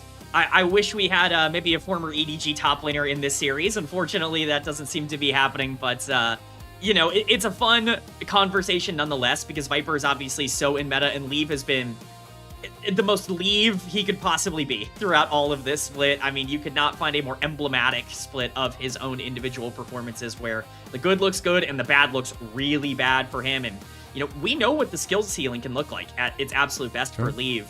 When he's locked in, when he's trying, he can be a very dangerous player. I'm actually really excited to watch how potentially these volatile bot lanes play today. It can be indeed. I just love how nonchalant JJ is every time we see him walk out of an outro. Like, he's just the aura pose, and then goofy guy just walking along. It's just having a good time. That's JJ. Got 2 modes. Yeah, I still think it's interesting for this EDG team. I can't say I expected the swamp at jungle, though something needed to happen for both Weibo and for EDG. But that swap coming in and it not landing necessarily for EDG, Xiaohao no longer connected at the hip to ZDZ. Things are changing, and I don't know if I like it, K-Man. I mean, EDG has made a lot of swaps that I did not see coming over the past couple months. A couple of changes that I just don't think were very expected. This team has had a lot of turnover going into Group Ascend, and basically none of it has worked out so far. They're still waiting for that synergy to come through. The unfortunate part for them is that jungle, mid, and support are only the 3 most important roles in the entire game right now to find some sort of chemistry and synergy with. This team is still trying to build their team identity with these new players coming either back in or getting in the right spot. Leaves popping off. He's laughing at something. He's pretty excited, and if he's excited here today, hopefully we can get that same energy out of. Yeah, Jeje, I guess that's Bulldog, Perukia. Yeah, I'm hoping we get it all. Looks like crowd has filled out a little bit here in the arena for this series, even with the lopsided nature of it on paper. Still, you can never count out any team in the LPL, and you have to remember, BLG, they just lost to Top Esports 2-0. What does that do to the mental? What does that do to the gameplay? I guess we will find out. Still no Ben. It is Wenbo still, and obviously is been serving a role on this team, which I think has been really interesting to see. But getting closer and closer to this draft number 1 for our final series of the day. K-Man, any big picks you're looking out for either side in the first phase? I think you got to keep the Poppy and the Orianna in mind. These are champions that not only are strong in the meta, but are very strong specifically for Edward Gaming and the way that they want to play. I think EDG is going to control a lot of this draft phase. Poppy, if it's on the board, is likely going to be first picked by either of these two teams just by how relevant it's going to be towards shutting down both of these support players and their pocket picks. But the Orianna has been a consistent ban against EDG. It's been something that Bulldog hasn't even gotten access to across this split. And so going to be curious to see if they leave that up and maybe test Bulldog a little bit in the mid lane, or if they just want to default to maybe some Ryze counter picks. I just want to see some good old-fashioned on Camille gameplay. Yeah. That's what I hope we get. That or Bard. I'm here for the Bard. Draft is getting a little bit closer as well, but for EDG, I just want to see them find easy to execute comps, something that is plain and simple vanilla yogurt style, because at this point, that's all they need to try to get off the ground. This does mean, though, we will have... Yeah, they really do. EDG on the blue side, though, they're going to be banning away the Poppy, the Lucian, and that Akali towards Knight. We will get the Orianna and the Cassio self-banned by BLG.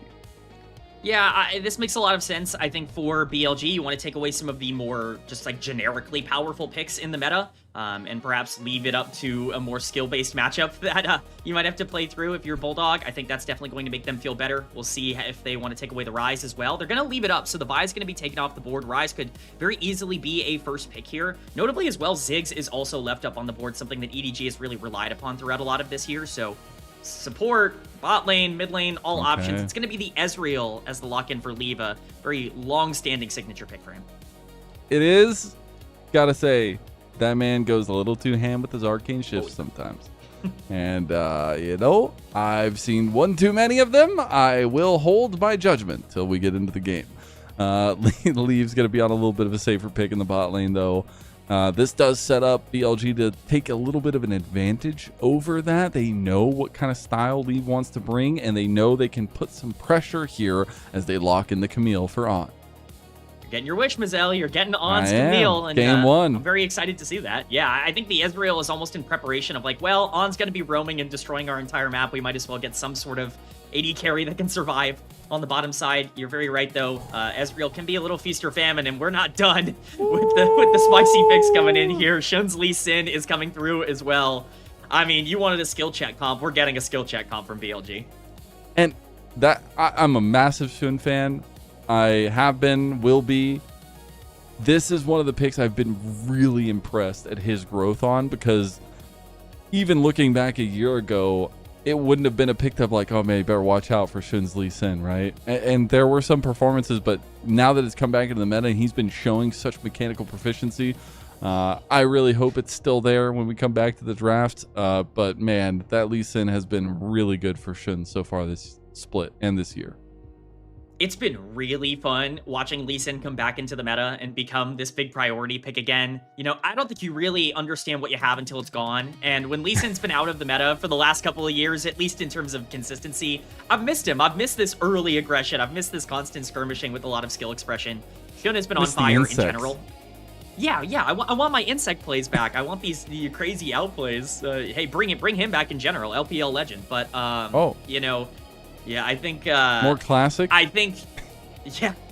I think, in general, I'm just excited to see Shun on something that he can have that early game pressure on. I think this is a meta where he's thrived, mostly because he has so much control over the map. And, you know, I think Lee Sin definitely doubles down on that. So, I'm going to peel back the curtain a little bit. Tonight, I'm very, very biased because I'm getting to watch 3 of my top favorite junglers in Dede, Tarzan, and Shun. I know people are gonna be like, but Dede, why? The guy's a world champion. Got to watch him in that run. That was such a big moment for me in my LPL fandom, but as well as the guy was good, man. Like his cerebral pathing and especially his poppy, I think is second to none in the LPL. And I want to see that version of Dede come back. I always have hope. But hopefully we'll be getting, speaking of hope, getting back into the draft here. This is the second draft in a row, at least between series and the first game, that we've had a problem. I'm so sorry, Mazel. It's really been plaguing the night so far in terms of these drafts. But yeah, anybody who doesn't know about like Jeje and what he's been able to do at his absolute best, I mean, this guy's the world champion for a reason. You want to talk about somebody who just completely, I don't want to say reinvented the game, but like 2021 EDG was so strong, was so effective, and so much of that was through the power that he could create in the jungle. Hopefully he can bring some of that to EDG now. It's not exactly been the best, past year and a half or 2 years for Jeje, but, we'll see as we fly back through, and it looks like we are going to be getting the same picks here. Lock in the Lee Sin, please. Yeah, okay, cool. We're good. We're good. Everything's good. Everything's good. No problems. But now we got to start thinking about the final couple picks for EDG. They need to not only layer up something with the Ezreal that can be moving out of the lane and get some proactivity going on the map, they also want to find something to contest Shun's Lee Sin. The Skarner, actually the choice. Not too bad.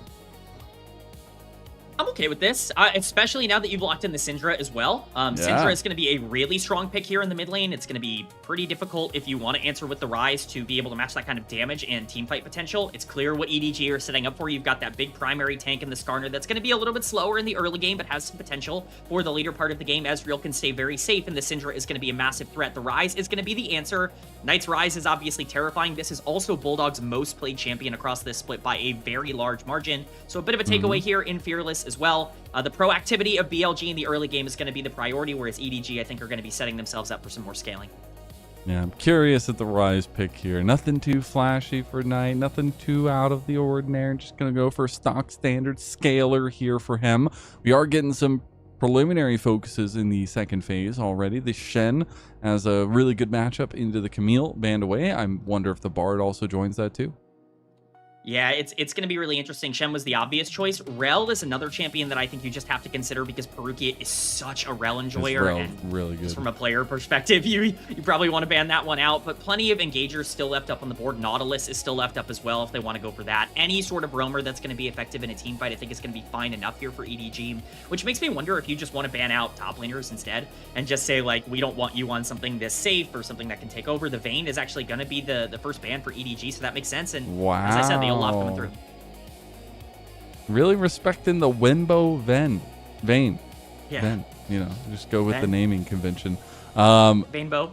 Yeah, that's interesting. That's interesting that they're willing to spend a ban on that, but I guess just a little bit worried about what could be. Do you want to see as the Yorick? That one I'm like, okay, that one's good. Yeah. Wenbo's Yorick has been terrifying in the side lane.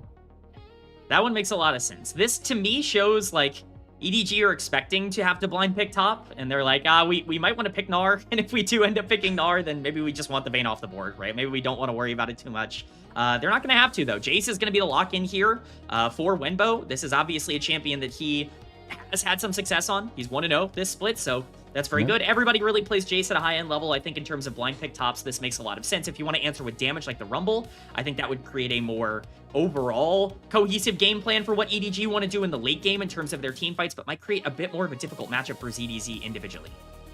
Could be, but I said it. I want ease of execution, man. I don't see anything easier than just land an impale and throw all your ults at it. Like, I think it feels really good, especially if you get the Rel here for Perukia. Could be any engager, but I really like the Rel.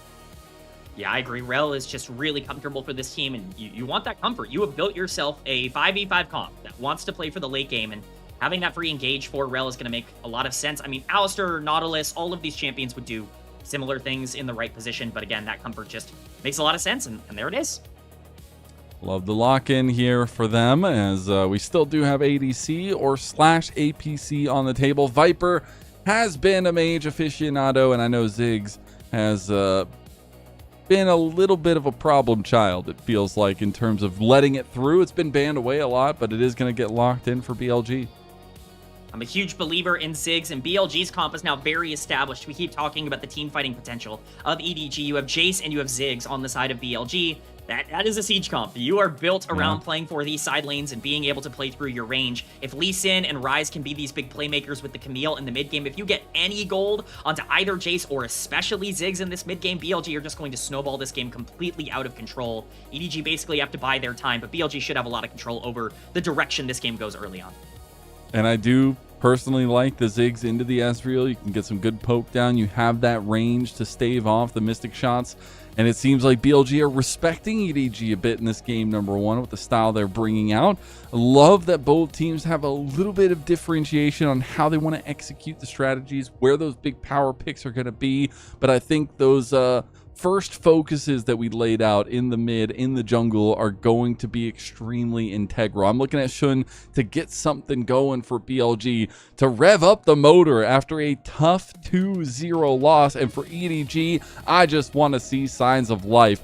The funny thing is the only game that EDG have won out of 1-14 record was against BLG in the first series, the first round between these two teams. So we'll see if they can make magic happen again, or maybe push it all the way. EDG versus BLG, the final series of the night. Game 1 kicks off now.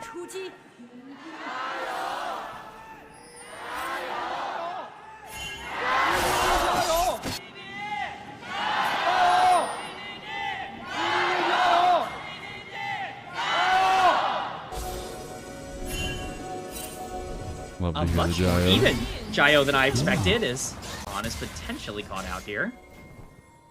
300 total games together. That's cute. Crazy, considering, you know, Shun was on JDG last year. The like, we revolving had a break door? in between there. Yeah, it's definitely wild that that has been the case, that BLG has played enough games to be in that spot, but it just goes to show just how long BLG has been relevant. I think we sometimes look at them as the new blood here in the LPL. This is a team that has been dominant over the past couple of years, and I think that has definitely showcased itself not only so far this split, but throughout this year, as EDG's going to take a very aggressive trade. Oh, nice knockback there. Leave, though, taking a huge hit of damage from Viper. That's what On wants to do. He just wants to distract with his health bar. Heavy 2v2s in the bot lane. We saw the heal used as that aggressive tool by Perukia. Yeah, honestly, it's a good trade by EDG to be able to get the push in early here, as Ezreal and Rel is actually going to create quite a bit of advantage for them, getting that level 2 quick. Lee kind of needs to be on an island throughout most of this game. He needs to have the resources in order to survive on his own, and I think being able to get a small lead early on in the game is definitely going to help him in that regard, as we definitely see the junglers also pathing towards the bottom, or the top side of the map, which is going to make it even more important to continue to have this push. Wonder if they're willing to go all the way and try to contest over the Scuttle Crab. We do see the buffered hook shot come through from On. That was actually really nicely done. But yeah, I just wonder the skirmishing potential between the two junglers. I mean, I feel like they both have some fighting strength here, and they're both going to finish off at this Scuttle Crab. One of them might have to just back down and go down towards bot.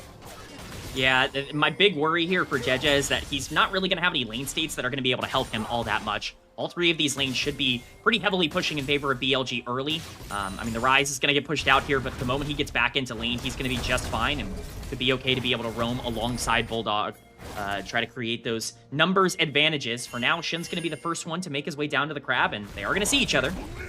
Okay, Didje started up first. Down to smite range. Didje will end up getting that one under full vision. So unfortunately, Shun looks like he might just lose out on double scuttle with some of the movement from Perukia. Incredibly well done here by Jeje and by Perukia. So we're going to take a look. It doesn't look like he is going to, you know, overextend and greed for it, considering On is already at that second scuttle. Just going to be a trade overall, so not too much lost out on the side of BLG, but even being able to go neutral, that's EDG's goal. I want to continue to hammer that home. If EDG could continue to grab things on the map at relatively neutral pace, then they're going to feel pretty good about this early game, as Viper's just going to try and clear out for free on the bot side. As long as they don't get caught in the craziness, as long as they don't get caught by the trap of BLG wanting to be proactive. I think that's super important for EDG because if we look at the track record, I don't think that has been the way they've approached some of these games. But we do see a lot of presence down towards the bottom side now that both junglers are resetting. Do wonder, though, with the prio on the early game for BLG, if they're going to be willing to kind of push the mantle here into the Dragons as we have about 45 seconds for the first one to spawn. Yeah, we'll see how aggressive BLG want to be with their trades. Is I'm going to take yet another more aggressive trade. We'll just say in the mid lane here, Teleport has been burned already by Bulldog, and Knight obviously already did that recall in the same vein. So both of these mid laners going to be trying to duke it out for as much lane control as they can get for that dragon spawn in 30 seconds. Would be a little bit more surprised if we get any early takes from Lee Sin or Skarner. That's definitely doubled down by the fact that both of them are currently at least pathing towards the top screen. Leaf actually didn't lose out on that much after that back came through, so that's actually pretty valuable for him, getting the tier, getting a long sword as well, and the boots on top of it all. So has a little bit of a smorgasbord of partial components, but also didn't lose out too much on the map, and now it's going to try to return that favor back to Viper, I guess the disfavor of the opposite of that. Both junglers still pretty quiet in the early parts of the game here, and Dede maybe trying to get involved into this push and top side. Yeah, ZDZ is not quite level 6 yet, but he's very close. He's actually going to take over just now. Wimbo's in a little bit of danger here. That's the equalizer down. Wimbo flashes early. Slowdown's coming through. Shun's coming over to try to save him. He's going to go for to the skies, but it's not going to be enough. Maybe Shun can get the fight back. He does get the kill now, and Shun will look on to Dede. Got to remember, this Lee Sin does have a good amount of damage in the early parts of the game, especially with his combos. You can see that right there. But it is a trade 1-1 and still a dead even game in the top lane. Honestly, that's still very good for EDG. Being able to get that first blood onto Skarner in particular is really important for being able to contest a lot of these objectives as you go forward. Getting that double Giants belt onto the Skarner early just makes him a little bit more of a threat going into the Lee Sin in some of these skirmishes. And I said it before, I'll say it again, going neutral at all in these exchanges is already a positive. Being able to pick up that first blood and be able to salvage what was a top lane state that wasn't particularly positive is okay. Fortunately, the wave's not going to be in an ideal spot for ZDZ, but should be fine nonetheless. Though I will say, I raise you, Lee Sin having 1 kill or Skarner having 1 kill. Which one do you choose? Well, you know, the Lee Sin's certainly going to be able to use that kill a little bit 2 more. Giants belts or a tunneler and 2 longswords? That's a further conversation. Great deal. Yes. Unfortunately for EDG, I don't think the Giants belts are going to be able to hold up at this dragon take, especially with Knight coming down. And that should be free first objective for BLG. We expected this. They're really good at understanding exactly when they should and should not be able to control every objective. And being able to start stacking these dragons for free is definitely going to help with their scaling. Move back out onto the map here with just that early dragon taken by BLG. Grubs are coming up on the other side. Both junglers going to be pathing up that way with their camps coming back up at least. And we're going to start seeing the influence of Perukian on joining up with the jungle here, I'm sure, at the Grubs. As we've seen them try to find some ganks, try to find some avenues here with the solo lanes, but nothing has truly paid off just yet for the influence from the support role. Yeah, I think that really starts to unlock now that we're taking a look at Knight's Realm Warp, you know, really getting online. He's been level 6 for a good bit of time, but the game state has settled down a bit. Whether they want to move this Rise around or just keep Camille with the Lee Sin, I think it's going to be really important towards how aggressive BLG want to be in this mid-game. Wimbo has a massive advantage for himself, and On is going to do quite a bit of damage to Perukia on this Rel. Unfortunately, support, by the way. Yeah, support, by the way. You know, classic support gameplay. I'm just going to keep saying that all night. I'm just going to keep saying every time I see Camille, I'm just going to say support, by the way. Does so much damage, by the way. Grubs does get started up, but this is kind of dry here by Dede. Doesn't have support of the lanes. Does have some prio in mid lane, but we'll take the first Grub out from under the nose of BLG. I think he'll get the second one too, but he's gonna have to leave the third. Shun going for the kick, goes on the other side of the Gestalt's impact, but DJ is gonna flash on the other side. Realm Warp coming in from Knight, and he doesn't get scattered the weak. The Realm Prison should be able to connect, and DJ will just go down to the golden left hand. I was so prepared to call that a good play. On! He's just gonna die! Power unleashed!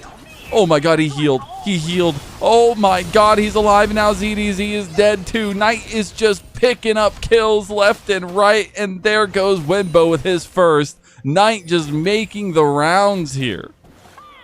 It is chaos on the Rift, Mazel. I was waiting for this game to heat up, and we got it there. Gonna get potentially a chance to talk about what that means for the game as a whole. Just a big mistake, in my opinion, from Jeje.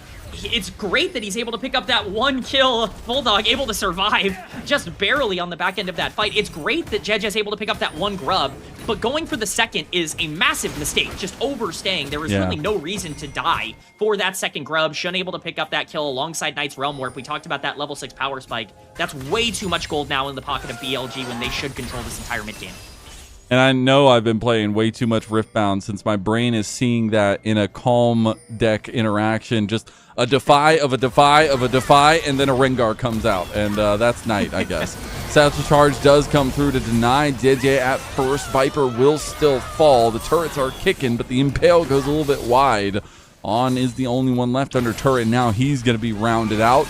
JJ wants to find the angle here. Perukia does find the initial CC, the flash, but it's Leave who just starts tanking the turret. That's 2 games in a row I've seen ADCs tank turrets, and now it's catastrophe as Sonic Wave doesn't connect, but Shun will make sure to connect the kill. 3-0 for his Lee Sin.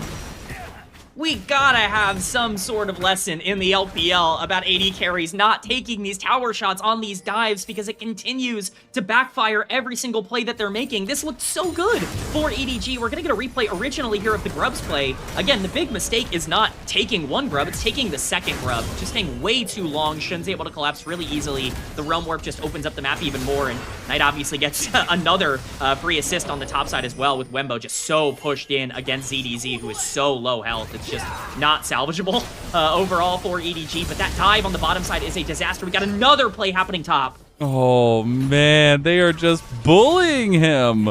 He's not going to go down just yet, though. We're actually taking a look back at this one. Yeah, they live, and we're looking at the fight that happened and the unfortunate situation EDG put themselves in. Yeah, this looks so good. I mean, if they just don't have Ezreal take the tower shot, this play is actually so positive for them because Jeje can tank the tower forever. Bro. Leave just screws it up. No one was even close. Yeah, he just attacks way too fast, takes the tower aggro. Shin's in a perfect spot to be able to capitalize. That's probably a 2-for-1 anyways, but a 2-for-1 is really good for EDG in this instance. Shun getting the double kill, and then another kill going down onto the side of Viper as well. It's just worst case scenario for EDG. I mean, Shun's on 1.5 items now as well. As I guess we're taking a look back at what happened to start that play in the top side, as preemptive flash came through there, so he won't have that flash available. ZDZ won't. Dragon is spawning now. Would be second Dragon for BLG, but they already find themselves 2,000 gold up, and it might just get even bigger. Bulldog taking advantage of in the mid lane. You cannot stop them. The burn is not going to be enough. He does survive, but gets everything burned on top of him.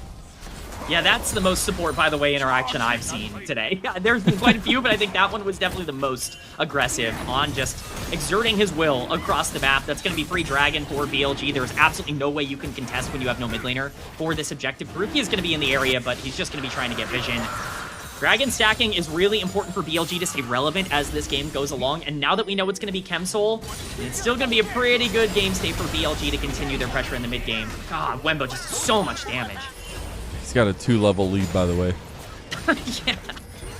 Not too shabby, as Equalizer is going to be used just to make sure that ZDZ can get the wave. Wenbo going for the solo polo. Oh my god, he's going to die. Oh, no. Okay, he got the kill back. ZDZ will be able to rest assured that he at least got the trade, but Wenbo just trying to feel out his pressure. Denied cannon. Worth. That's what you're typing in chat there. You know, I think at this point it doesn't even really matter. Wenbo trading gold is good for both of them. Wenbo's going to be really accelerated here in the mid game because of that Youmuu's, and ZDZ has still yet to complete that first item, so Rumble's not even online yet. EDG looking to try to get anything anywhere else on the map, but this is the big problem when you're playing into things like Ryze and Ziggs. Just play really safe. That being said, on. Oh, beautiful Hextech ultimatum to get out of the initial burst, but he still gets impaled nonetheless. JJ comes for us all, I guess. And JJ got his first Heartsteel stats. Congratulations.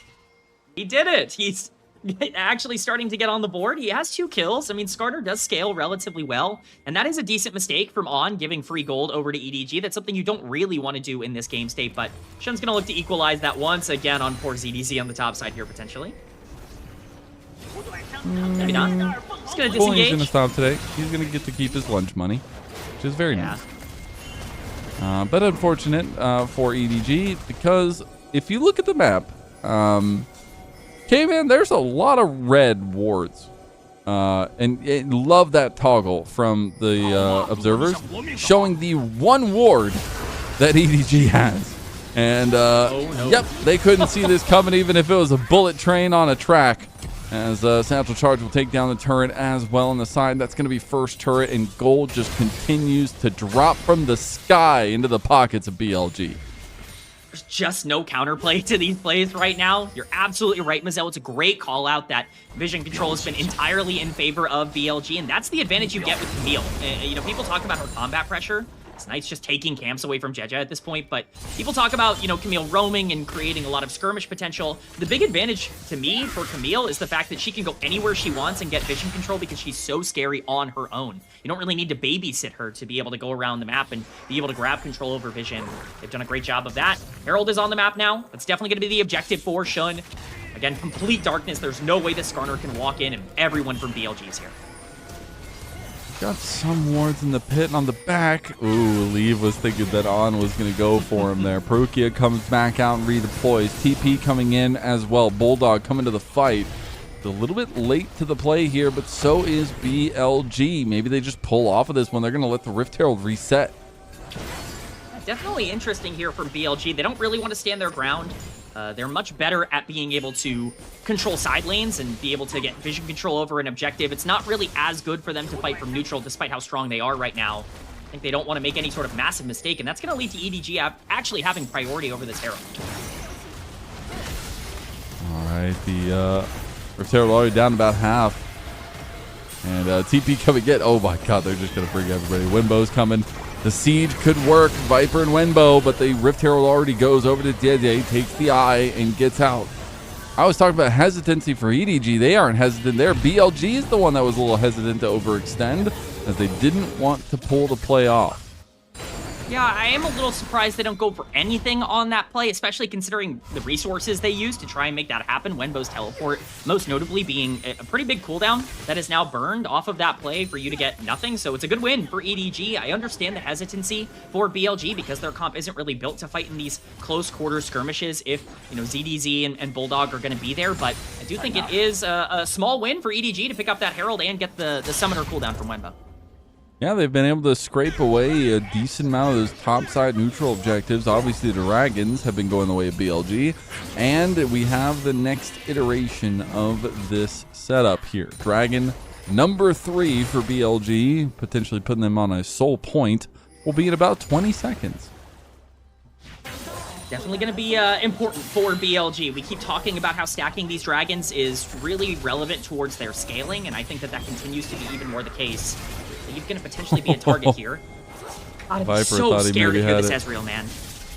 Yeah, and especially now that you have Flash, you really need to use it in the opportune time. I know Leave has gone down many a time with Flash up when he needed to use it. Today, it's the time that he locks in. Dragon spawned.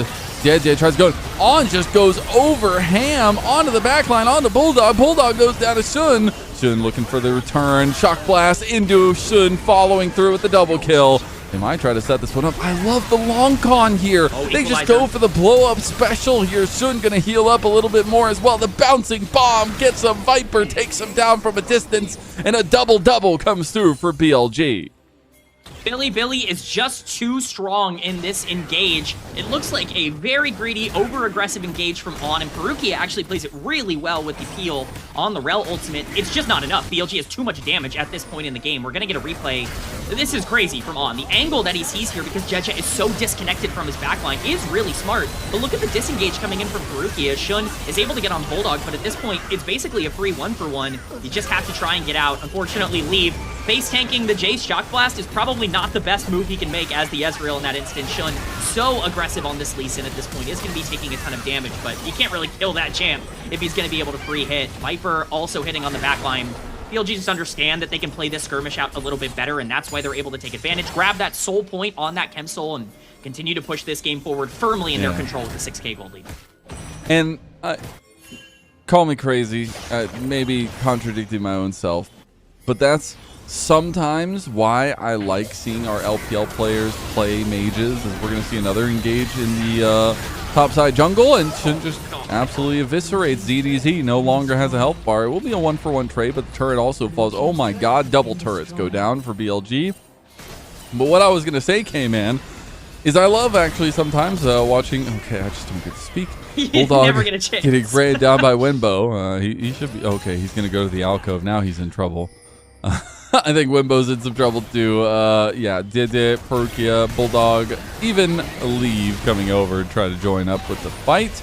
Bulldog will get the kill. And anyways, LPL ADCs playing mages, sometimes they play them more aggressively than I've seen in other regions, and I think that's kind of cool. I've seen so many of our top APCs now, Viper, Jackie Love, flashing point blank into somebody to land a skill shot. I think that's awesome to see. You gotta love the aggression. I mean, Viper has never been scared to play any of these mages, but seeing him play them essentially like he's playing a bruiser is really fun. I mean, I'm sure they feel pretty unlocked with this new meta, and Ziggs in particular is one of the best in order to do that if you want to be this more aggressive, you know, engage style AP mage down on the bottom side. Ziggs just has so many different tools. I think he's arguably the best champion in the game right now. Viper definitely showcasing that in this fight. He's a huge reason why this 7.5k gold lead is the way that it is. He has a 2k gold lead himself. Even with only 3 kills, he's been able to dominate this side lane alongside Wenbo. You know, I highlighted the advantage of drafting Jace and Ziggs together in the draft phase, and all that BLG has done is utilize that to an absolutely ridiculous extent by getting basically every tower on the map already. And that is troublesome. Things are kind of working out how we expected between these two teams so far. It is only game number 1, but an 8,000 gold differential is very hard to come off of, and the fact that we're also 1 dragon away from Soul. Rift Herald got played in the mid lane. Oh, it's looking dead. On is so down in levels, but it doesn't even matter because he is just a nuisance. Now Shun, he's a little bit overextended, gets impaled instantaneously by JJ, and a really nice play from EDG. I think BLG are getting caught a little bit here with disrespecting their opponent with the way that they were playing that fight. EDG will take that 10 times over. Yeah, we talk about this being a skill check comp from BLG. They've done a pretty good job up until this point, but On completely whiffing the hook shot and then Shun just going in with no damage. Not exactly an ideal way to start off that fight, and they're going to be pretty heavily punished for it. Shouldn't matter too much, but it is a good comeback for EDG. Remember, this is still a comp that scales well into the late game. It's not completely over for them just yet. It still is a very scary game state, but we're going to get a replay of exactly how BLG can screw this up. On looking for the engage, just completely whiffs it. Just no wall to bind on the hook shot. Gets completely taken down. It's a good ult from Faruqia, but not exactly the engage you're looking for. God. And Washington Shun, unfortunately, and On. Oh, no. Dash into the Skarner roll. Not great. I cannot believe my eyes just witnessed that. That you know, that happened. That happened. I'm just saying, BLG were winning that first top esports game with about a 7,000 gold lead, a little bit more than that, and they lost. So I'm not saying that EDG is top esports, but I'm also not saying that BLG can't lose with a massive lead. Mazel, we've both been watching the LPL for long enough to know that no lead is unthrowable. It is never impossible. Why Baron and Dragons exist. Exactly. You've got those objective bounties coming up. You got Chem Dragon coming up in 30 seconds. That is Soul for BLG. That's why they have so much pressure here on the bottom side of the map. EDG looking to try and control this space, but they could be walking into a death trap. And this is what we laid out from draft. This is the exact position that BLG want to be in. They want to poke, they want to find a little bit of a mistake, and they want to capitalize on it. They haven't moved over Wenbo just yet, but the poke from Viper will start to land. He's going to get some mana back as well here, so he can just continue throwing these bouncy bombs over the wall. Yeah, you gotta see how the oh, Wenbo. Wenbo's chunked. Woo! He cannot be getting caught like that. True Shot Barrage goes way wide from lead. On is on the flank of a Sentry, but EDG just have no wards, so they have no idea where he is. He's been waiting patiently. They have a control ward in the front bush there. Dragon is focused by EDG. This is the position that BLG want to be in. TP coming back in. Wenbo's going to have the big shield here. On goes straight in, but the focus should be the Dragon. Shun needs to finish it off. It's going to be taken here by DJ as they do deny the soul. ZDZ's running for the hills. Perukia has to flash. ZDZ's flash as well. Wenbo can't chase him down. EDG get the job done. It cost JJ his life, but they deny the soul from BLG. It's a 1-for-1, and you get the Dragon. That's just ultimately a win for EDG. I say that, but BLG immediately moving to the Baron. Oh, and Wenbo misses the combo there, but still he's stops stopping the backs. backs They're going to be able to get this. No way they're able to do this. They can't do it. What are they doing? No Shun's going to die. Shun, you're going to die. This is a professional game of League of Legends. He's going to be able to heal up just enough. One of the best teams in the LPL. It's okay, crazy. They're gonna give it. BLG, yeah, they're just giving it over. It's a free Baron. You know, I was gonna say that play is pretty good for EDG, but Wenbo actually doing a great job to keep the chase up and stop the backs. Not that it really would have mattered in the end, but definitely delays a lot of time for BLG to get back out on the map and be able to take that pretty securely, and ultimately ends up being a small win for them as they pick up the Baron, and they still have that soul potentially on the table in 4 minutes. Knight waiting for I can't Rumble. believe they just got the Baron, and Knight's just gonna... Oh, jeez. What did I just see? His health bar went from 1,000 to 0 instantaneously. Oh, man. Knight is just picking them apart here. They have the Baron, and that lead's about to get a whole heck of a lot bigger. Yeah, we're going to get a replay on this play. I really hate this setup for BLG. I think it's just way too overcomplicated. On goes in by himself. It's a great disengage by Jeja onto Shun. Not only does he stop the initial Q engage coming in from the Lee Sin, but then he immediately ults him so we can get that free smite. Yes, you trade your Skarner, but 1-for-1 and being able to escape here should theoretically be okay. At this point, the chase going down onto BLG is really important because, of course, stopping those backs is important. And now Wenbo. Man, this guy is just getting fed in terms of being able to take these towers over and over again as Ziggs is pushing. This is exactly the bread and butter of this comp, though, man. They've finally assigned both the Ziggs and the Jace to the same lane. You can see exactly how that pays dividends. He's going to just move over. He can satchel charge this one again. So that will be 2 turrets back-to-back, 2 tier 2s, and they're going to continue pushing with the Baron buff still up and on them for 1 minute and 20 seconds. There is nothing scarier in the entire game than Baron buffed Jace Ziggs. It's just like impossible to stop that push under almost any circumstances we see coming in onto the bottom side here. Knight. Oh, On's overextended. Yeah, he's okay for now. He's able to hook shot out, but will have to back away. It's a bit unfortunate for BLG. I think On's kind of just been feeling himself on the Camille this time around. Somehow gonna still get away with that win rate. Obviously being 6-7, maybe a little bit more after this one. But still very, very fun League of Legends being played by BLG. Kind of trying to test their muscle here a little bit more. Shun's going to go in for the invade. Still a lot of time left till that next dragon. EDG need to be wary of that. They need to get some vision down early. And they need to figure out how to approach this fight because now they realize Shun is on the back end of the fight and ZDZ is just getting 100 to 0'd again. Sonic Wave does go a little bit wide, but Shun's going to try to slow him down, and he does end up getting the solo bolo for Shun's Lee Sin. 7-1 in the game. EDG just not respecting the engage.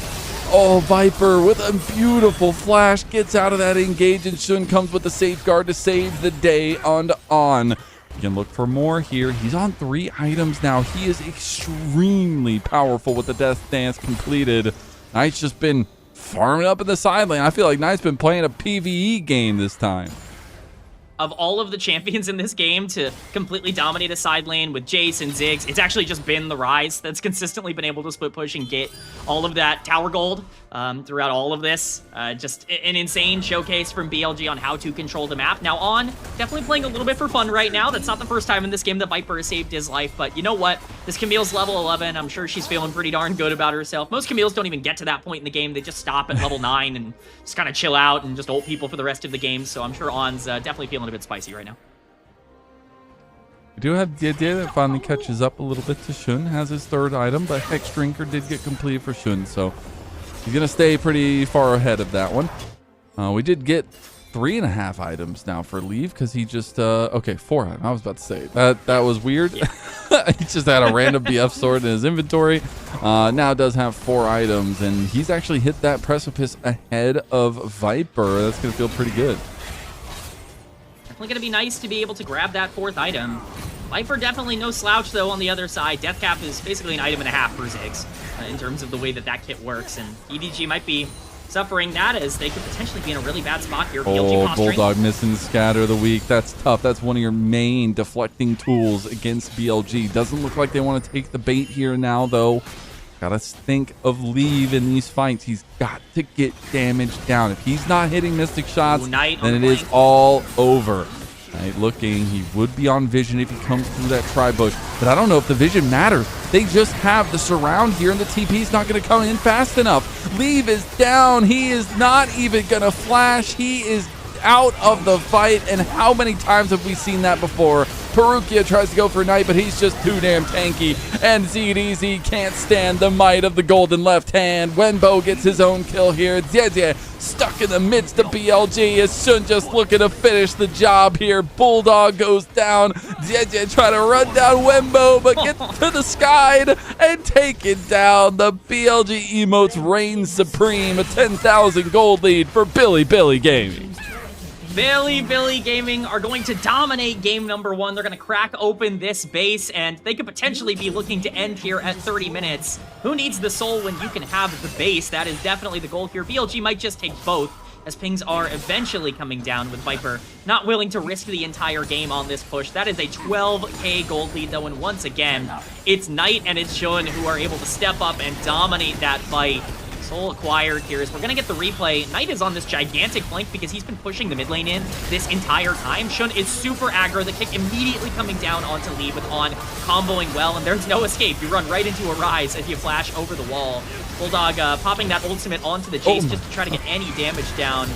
Doesn't really matter at that point. There's just no way you can kill. Does so much damage. Live. Okay. Oh, no. Oh. Well. Don't tell me it's going to be another Kali play. All right, he's dead. He's dead. He's double tap. Anybody want to double tap? Make sure he's gone. All right, no, they're just gonna walk away. Yeah, I was just about to praise Knight, so I'm glad I don't cast or curse him. But dude's just been literally cosplaying Rise. He's just traveling all over the map. If there's kills there, so be it. He's already in the vicinity. He'll take them. He's just kind of been a worldwide member. He's just been walking around, having a good time. He is, but this is a 4v5 now with him dead around this Baron. EDG are going to potentially try and flip this whole game. Bulldog's health bar. Yeah, you just can't. The poke. Oh, the PLG are in a weird position. They have the poke coming in from 2 different sides, and that just means Viper can't really get to the fight. Shun. The Mega Inferno Bomb's going to come through, but doesn't do too much. Now they got some poke coming back. Wenbo goes back in. He's going to go down, but he won't go down without a fight. Does get one. Shun now going back in again. Tries to use the wall, or at least tries to use the ward to jump to. Viper now in the melee range of Jeje, but he still has the damage. The BLG emotes go up again, and you know that's an ace. It wasn't clean, but it was dirty, and that's just how BLG like it. A disrespectful fight from BLG that ends a complicated and dominant game from them. They look as good as you could ask for in game number 1. Shun's Lee Sin continues to demand respect. This guy has been on a tear, just like our other top junglers on top teams, but he on the Lee Sin is terrifying. I mean, honestly, kind of a disgusting game from BLG in a lot of different ways, both good and bad. I mean, both versions of that word in this particular instance. Just, they destroyed this. They completely controlled the map. They played the side lanes as beautifully as you can. I mean, this was classic BLG. This is them taking every fight that they want to take and just running the entire game because of it. Yeah, and again, Knight, just a world traveler walking around. There's kills, there's turrets, there's other stuff to grab. He just gets far ahead. Nobody can kill him, and it becomes very difficult for EDG to kind of put it together. Got to give some shout-outs to JJ. Felt like he actually had some decent setups for EDG, but how many times? I know that I'm kind of memeing this. Please don't take it super seriously, but with just a little bit of seriousness. How many times are we going to see Leave die with Flash? How many times? How many times is it going to happen? It happens like at least once a series. I want to be very clear. If you're playing Ezreal into Lee Sin, and you have Flash, and you have your Arcane Shift, you should never die first. Ever.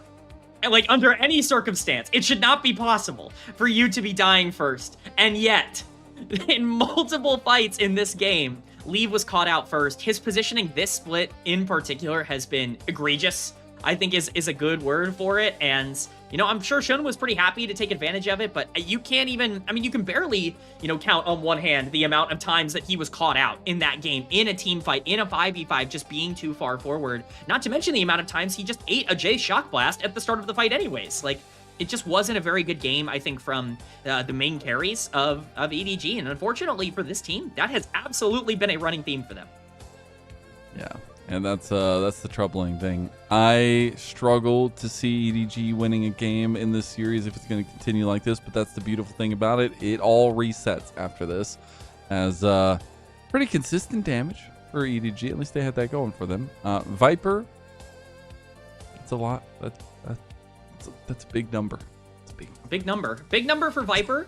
Knight only doing 16.2k. He maybe did more to towers. He was a world traveler. Yeah, right. He was visiting all the restaurants he wanted to visit. All right, if there happened to be some extra money lying around, he picked it up. But, you know, give him a break. Hey, I got no problem with the game that Knight played. I have absolutely no issue with the Rise going, hey, if you're gonna let me take every tower in the game, I think I'll just do that. I also want to point out, you're right about Jeje. Highest damage on his team as Skarner. That's not usually a pretty good sign. Not good. That's not how things should be going here with Syndra and with Ezreal and with Rumble. That's really not a good feeling. But, you know, unfortunately, this has kind of been the story for EDG. Jeje has been setting things up relatively well. The early games have been okay. This was the case with Xiaohao as well, where the junglers, they're having good early games. They're playing relatively well. They're getting advantages, and the lanes are just in such a bad state that there's really no way to play a lot of these skirmishes out. Yeah, there really wasn't. We're going to take a look back at this, and unlike the last series where very one-sided on paper, but LGD were giving us a little bit of life, I feel like EDG was harder to spot in this game, number one. They had some fights, a couple in those mid-games, chunking down the lead from like 8,000 down to like 5,000, 4,000, but then the couple fights happened and BLG ended up at plus 10,000 over them with the Baron buff and everything like that, and it just becomes really difficult to play the game. So I think some things that EDG can take away from this one is I did like the ease of execution. I will say they got an extremely powerful draft and weren't able to turn it into a win, and so now they lose a lot of that draft capital moving forward. I will say I agree that the draft is very strong, and I think if I trusted EDG more, this would be a draft that I liked a lot more. My big problem for EDG in this game is they really kind of sacrificed any sort of mid-game priority to make sure that they had that ease of execution. And I think that that's just a scary thing to do when you're the weaker team or when you're the underdog in a series. I don't really think you ever want to be the team in this case where you have the team fighting comp and the enemy team has a lot of side lane pressure, because the control is completely out of your hands. You're kind of hoping for BLG to not use their advantages in the mid game, to kind of let the game go long. You know, that engage, that kick is just gorgeous. I mean, why is Leave there? But you know, we all have our vices, and Leave's vice is of course frontlining on his marksman as he gets absolutely destroyed by the frontline here of BLG. I want to see that fight 4 more times in a row and figure out what the hell that man was thinking. Yeah, being melee range with his Skarner as an Ezreal. Oh, well, he felt bad. Skarner was the damage dealer, so he must have been the tank that game. That's the trade-off. I guess. Still had Flash. He had Flash. Oh God, I'm gonna crash out. It's so sad because I believed that Leave was going to be this next carry, and I just feel like we're running out of opportunities for him to show that, and it's very tragic. But when it goes down like this, like, there's no excuses, unfortunately. You can't just be like, oh, it's just had a bad game. Like, it just happens every single game or every series. That being said, who do you got for player of the match, or at least player of the game here for game number 1? I think this is an incredibly difficult decision to make. I think this was a BLG team effort. No, Shun, no. I think was yes. Shun was just he's so stylish, so stylish on that Lee Sin. He had such a nice KP overall, and I believe that he absolutely had the effort today in game number 1 to be that MVP. Yeah, really good stuff. Again, Lee Sin should be respected from Shun. I know it's not always the big premiere that everybody thinks about in his champion pool, but I think this year he has absolutely deserved some of that respect. His 5th MVP. When you're on a team with the likes of Knight and Viper, I think it can be a little bit difficult. But Shun, my GOAT, will end up getting that one. And that's it for game number 1 of our final series. I'm just hoping EDG can find a little bit of life left in them here, as they are looking down the barrel of a very, very tough 2-0 against BLG, if it is to be so. We'll see you on the other side of this break for game number 2 of this series.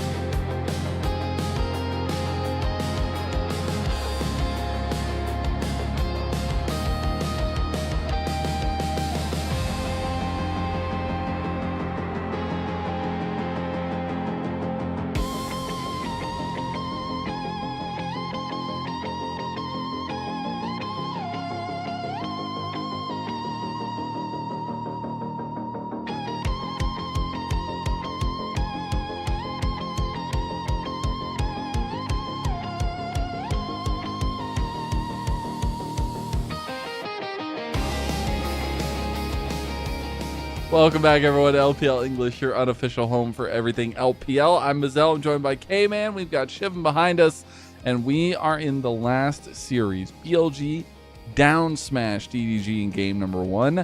We will see if EDG can bounce back, bring us to 3, or BLG bounce back themselves after that loss against Top Esports and come out with their own 2-0. Can't say there's a lot of hope right now, Mazel, for EDG. It didn't feel very good in game number earlier. 1 to watch them, you know. Oh, yeah, you're right. Hope's done. Hope is top 2 in KDA, apparently, as we saw walking into a bar every time. I love it. Just, wham! It just hits you right in the forehead. The wall's right in front of me. Yeah. Hope's there, somewhere. He's always somewhere. He is omnipresent in the LPL, and speaking of omnipresence, BLG's omnipresence at the top of the LPL standings continues as they attempt to try to get themselves back to number 1. That loss yesterday, bumped them down to number 2, and I think if there was anything that could motivate BLG, it's this idea of, oh wait, we're not number 1 in the standings. Maybe we should probably try and get back there. I think they want that 2-0 today. I think they do too.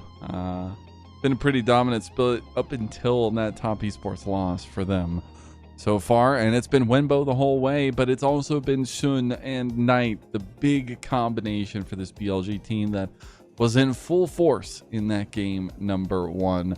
We got the Shun Lee Sen, still a lot of carry junglers left up and available if he would like to continue to go down that avenue.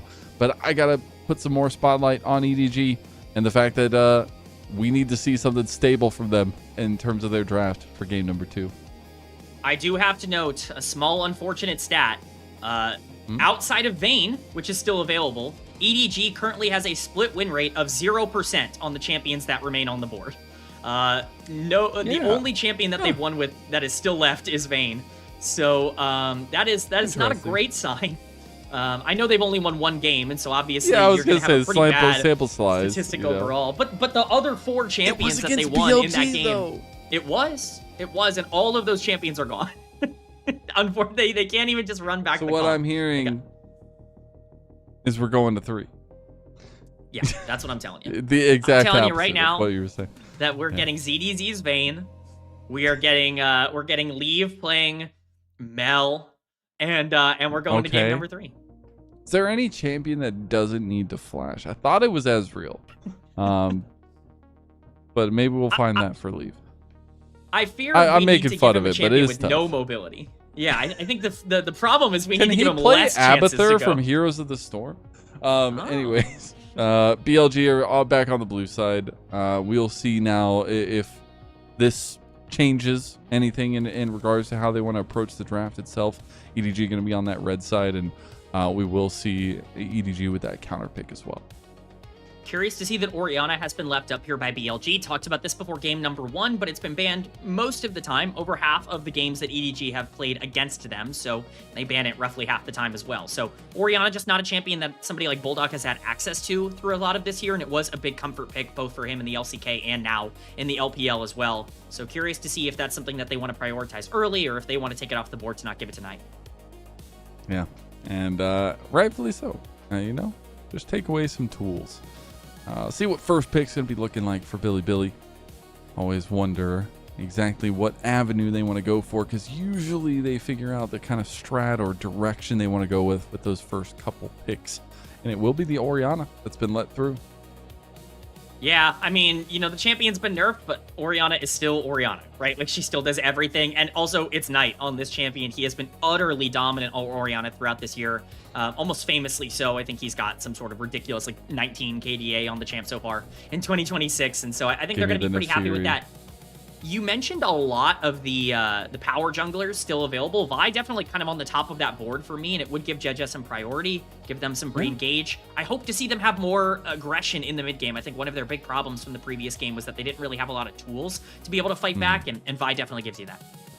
I'm wondering, obviously Shun has been willing to play for the kind of assassins, but also facilitators. We're really looking for a ball delivery system here for the Orianna. So things like Jarvan maybe pop up. I know that's been something he's really leaned towards, but I'm also looking at EDG's side of things. They've got the setup tool for Dede. More importantly, though, the lock ends up coming through again. Yeah, I really like Locke in general. I think this champion is completely broken and overpowered. I think it's really just up to whether or not the player feels comfortable on the champion, and so we'll see with Bulldog. Obviously, not everything's gone according to plan for Bulldog throughout this split. He has had one Locke game before, and it did not look very good. So hopefully he has learned since then, and he's got more comfortable on the champ. BLG going to go for even more skirmish and combat potential. The Mbessa coming in here on the top side for Wenbo, another champion he feels incredibly comfortable playing, especially weak side, if he needs to in those 1v1 matchups, and so definitely makes a lot of sense to blind it. You mentioned something like the Jarvan as a potential ball delivery system. Pantheon, I think, works very similarly, but it gives Shen even more tempo and priority to play the map, even better into Vi as well with that point-and-click stun. And what's crazy is this guy was running the LPL on Pantheon last split. This is his first one. This split. So obviously only a little bit more than halfway through the split, but gonna be whipping out the oldie but a goodie for BLG and Sun. Very strong trio they have already. Knights, Orianna, everything from Knight is feared. Knights, Orianna also very feared. The Olaf is gonna be the return here for EDG, the final pick of their first phase. Yeah, I mean, the identity is very straightforward for EDG. They were worried about not having enough combat power throughout a lot of that last game, at least until the later part of the front-to-back 5v5s. They're not worried about that now. You've got so many different skirmish tools and so many different ways to go forward. The problem is that you've also given BLG a ton of ways to counter-engage you in these instances. Orianna is incredibly safe, and by proxy, she makes everybody else on the team incredibly safe, and Pantheon now has the macro advantage going into this Locke-Olaf solo lane duo. So curious to see how things round out on the bot side of the map. I could definitely see Leave playing more weak side. The Akali ban actually coming out here certainly is an interesting call out. Potentially a Viper ban, both for the Akali or potentially for the flexing Orianna down into the bot lane as well. Hey, you know, he's been willing to do it before. He's really giving... yeah, he's really willing to give a run of unique champions play in the ADC here by Viper, but that's also part of the power, and that's what I love seeing teams like BLG use in the draft, is the knowledge that the meta is crazy right now and that teams can't really expect everything. That's the thing, man, especially BLG. Like, this is the hardest team to draft into in the LPL because Viper will play any mage really at any time. I like the Lulu and Seraphine bans here. I think it makes a lot of sense to take away any 2v2 prio for EDG, force Leave into that position where he has to play more weak side, and that's going to get locked in here with the Shen, a very powerful pick. This is able to answer the Pantheon macro ability. It's also really good for Olaf and Locke in the late game, because Olaf charging in with a Stand United on top of him is terrifying in terms of what you can deal with, and that's a way to cut through the Orianna shields. I'm not gonna lie. I think On was maybe looking for that Shen his own. I feel like maybe using that combination with some of the delivery they have would be super nice. But well done by EDG. Steal away some of the crucial picks here. Now have a pretty good engaged centric composition for themselves. Is the Lovers duo the answer for BLG? It looks like that might be the case. You want a playmaker. Rakan is still pretty darn good, and Xayah can stay incredibly safe if you're worried about Vi and Locke and Olaf, all of these champions diving on top of you, creating this comp. Xayah can peel pretty easily. We'll see if this is going to be a mage. I can also see something like Kaisa coming through here. I think that would make some sense for the comp that they've drafted for themselves. I'm not sure if Leave feels comfortable in the champ. He's yet to play at this split, but Xerath being the hover here would also be a potential lock-in. Wouldn't be the mage that I would think of first with the way they built their draft, but certainly could be a potential, and it is going to get locked in here, so Xerath bot. I just think Xerath is, and I've talked about it in ACL, I talked about it everywhere, every time we see it in LPL, this champion is disgusting.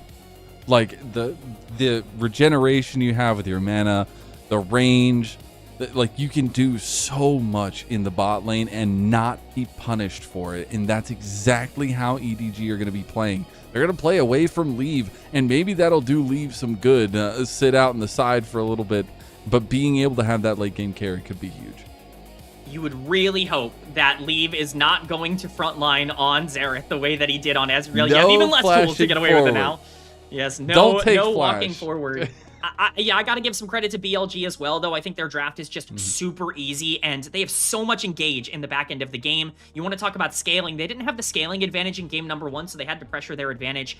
You know, I think both of these teams have relatively okay scaling, all things considered, but I think BLG are going to feel more consistent in that front-to-back 5v5 because Orianna and Xayah are just going to be massive monsters in the back end of the game with all of their engage from Mbessa and Rakan. I think this time it's going to be up to EDG to utilize their Vi-Lock combo in the middle of the map to be that pressure point point, but it means they probably are going to have control over the mid game. We'll see what they can do with it.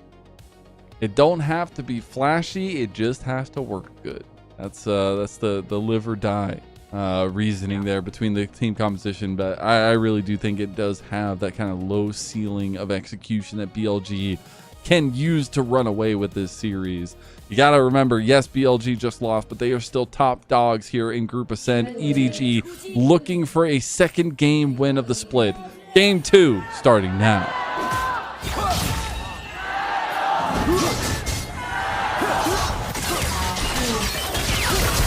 Battle chances. Oh, no. Shun misses the flash there. I think EDG will be happy with that one. Yeah, I think EDG's definitely feeling good. I think they probably maybe wanted the kill there on Shun. Unfortunately, he is going to be able to get out for them, but still, getting that flash really is huge. And Knight now also getting pressured out. God, the double taunt. Level 1 from Perukia.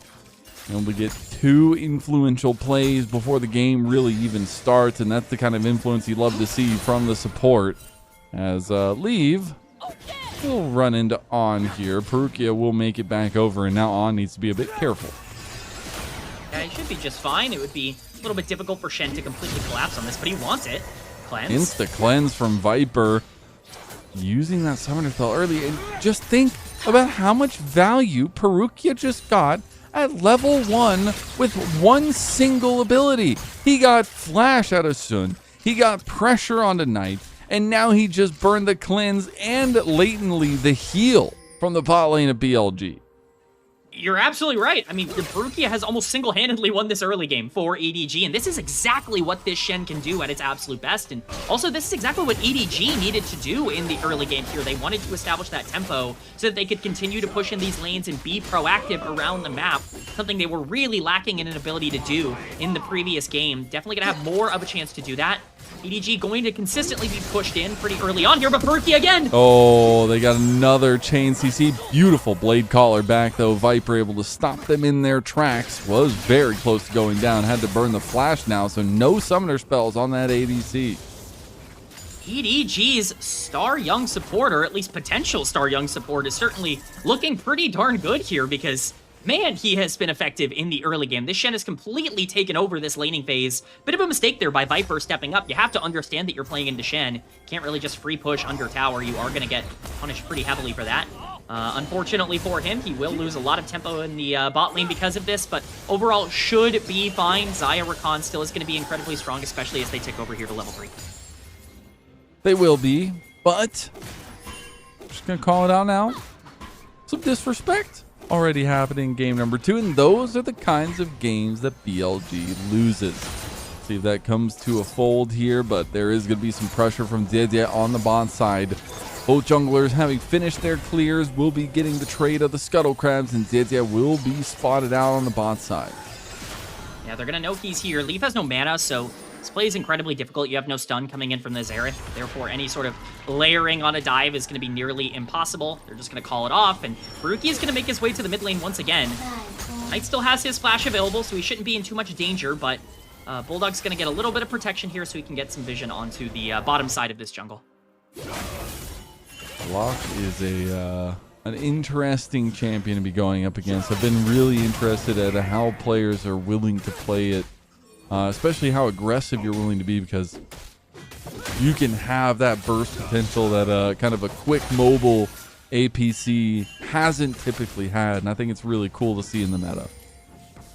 I mean, Locke is just a terrifying champion to play into if he has any sort of gold because of the amount of proactivity he has. Viper is a little overextended. He's flanked. Oh, he is absolutely flanked. He's just going to try to dodge out, but I don't think he can. He's trying to get the feathers over. Perukia comes in. Viper trying to set up the blade collar, but he just gets CC chained to hell. Blade collar comes through, but he still goes down. Perukia takes the kill. Just beautiful again from Perukia. On's going to try to get a little bit traded back here. Really no way to capitalize on the Rakan, but it's perfect for EDG. Perukia has destroyed this early game. It's been incredible to watch him play, and now Jeje looking for a potential Raptors invade on Shun. I don't know if this is going to work out for him, though. Perukia just continues to find so much with his shadow dashes and just continues to weather down BLG. As that's going to feel bad for Viper, trying to be that safe AD carry, but now he's going to be losing in some of that poke matchup into the Xerath. That's the exact thing here. As Bulldog hit level 6, this could be a scary situation. I love that movement from Bulldog, able to use the teleport damage there as well, but also get back to the other side of the wave.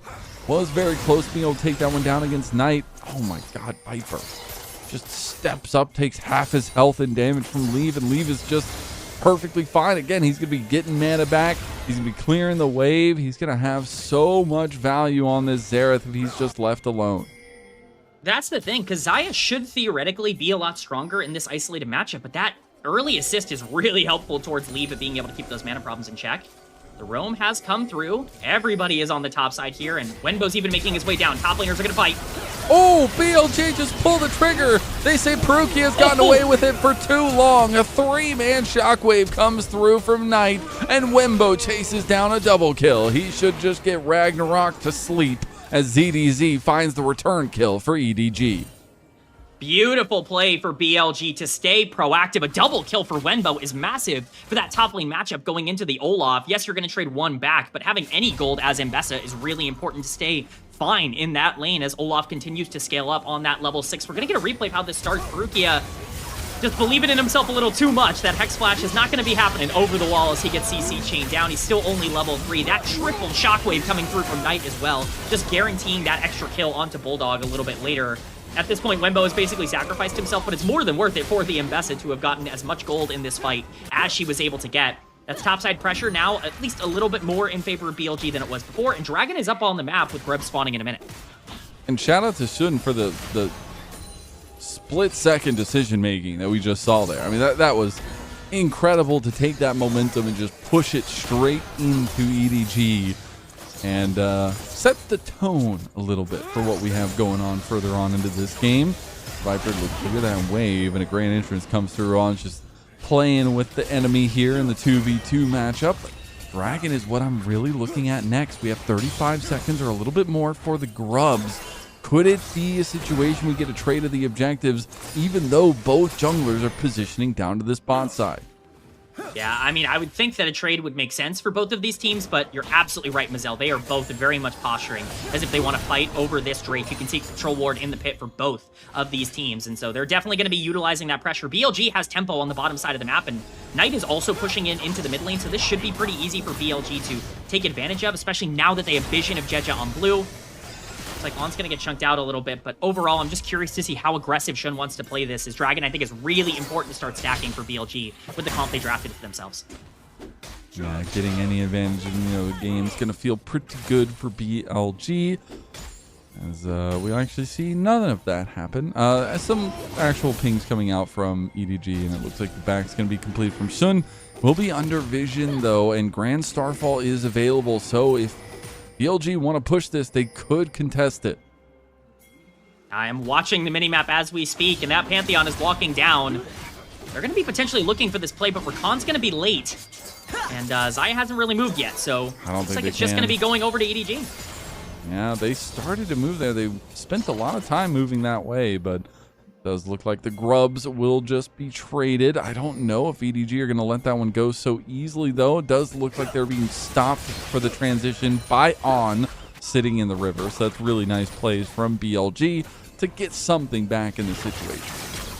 This is a big advantage of having 2 kills onto the Mbessa early on, is that Grub priority is going to be a little bit harder to contest, especially with Orianna's consistent shove in the mid lane here on the wave. So it is going to be that trade of objectives. I honestly think it's the objective that both teams didn't want. I'm sure that they would have preferred the opposite. EDG do really well with Grubs with the comp they've drafted, and I think BLG really wanted to start stacking those dragons, but Wenbo looking to fight. Yeah, it took about half his health, got the instant Ragnarok out from ZDZ. Just wanted to be careful if there was more people coming up his way, and thankfully for ZDZ there was, so he was able to get out of that one. Shockwave there to get the minion wave, but also got a little bit of damage. Oh my god, dude. I swear, every time we've seen Viper step up to leave, he just instantly loses half his health, and if he has his cleanse up, he loses that too. I mean, low mobility into Xerath is a nightmare. It's just nothing you can really do. If Leave is aiming well, he is going to output a ridiculous amount of damage throughout this game. That Lost Chapter being completed as well means those mana problems are completely non-existent for the champion at this point. That's been a big reason why AP mages have been so successful down on the bottom side. They really don't have mana problems anymore with a lot of the new items in the game, so they're able to just kind of free farm and free hit. He's going to be able to pick up a tower plate here. Grand Starfall coming through, though. Starfall, they gotta know that this is coming. The side lane pressure, you can never be overextended without your team.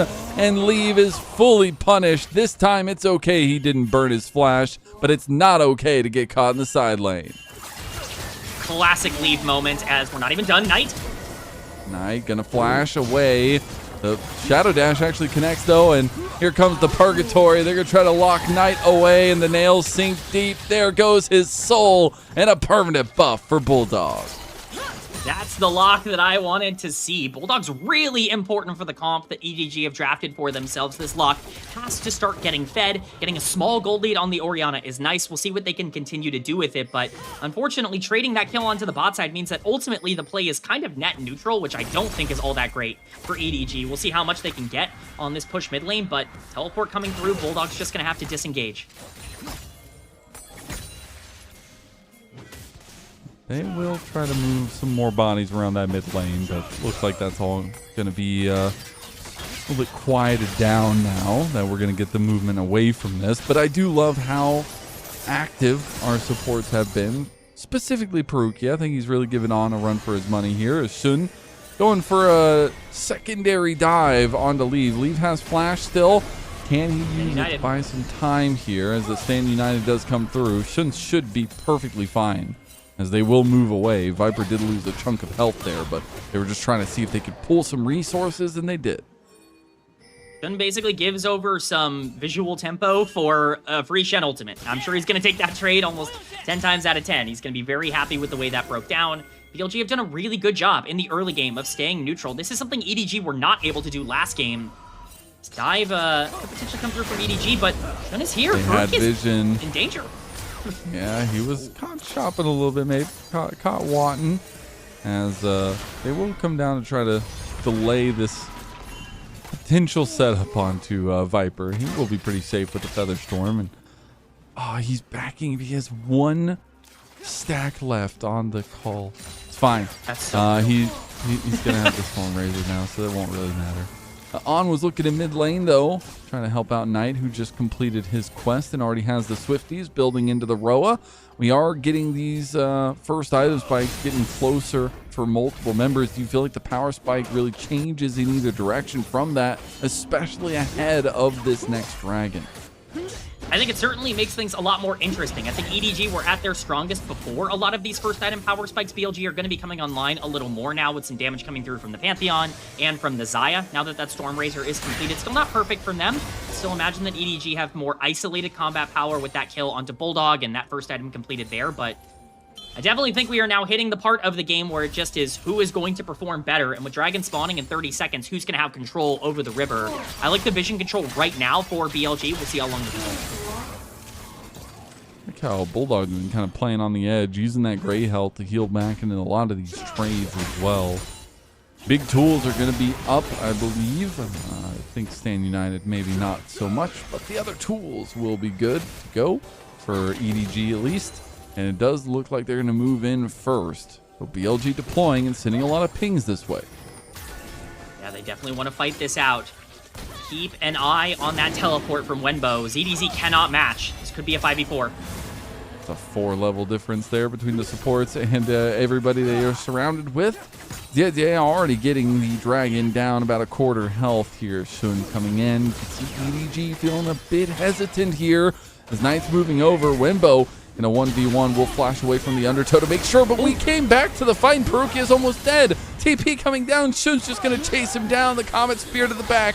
And now Wenbo with the TP coming in to settle the odds. ZDZ comes in a little bit later. Doesn't have the extra shield, but Wenbo does. Wenbo finds himself a third kill. He's looking for even more. He's got a Ragnarok and Olaf, but the Blade Caller makes that one null and void. A double kill comes through for Viper, and Shun is still alive after he kicked off this fight. Stand United does not stand nothing for EDG. One fight, and they are down 3,000 gold now. A triple kill for Viper. A 6-for-1 in favor of BLG as they kill Perukia twice in that fight.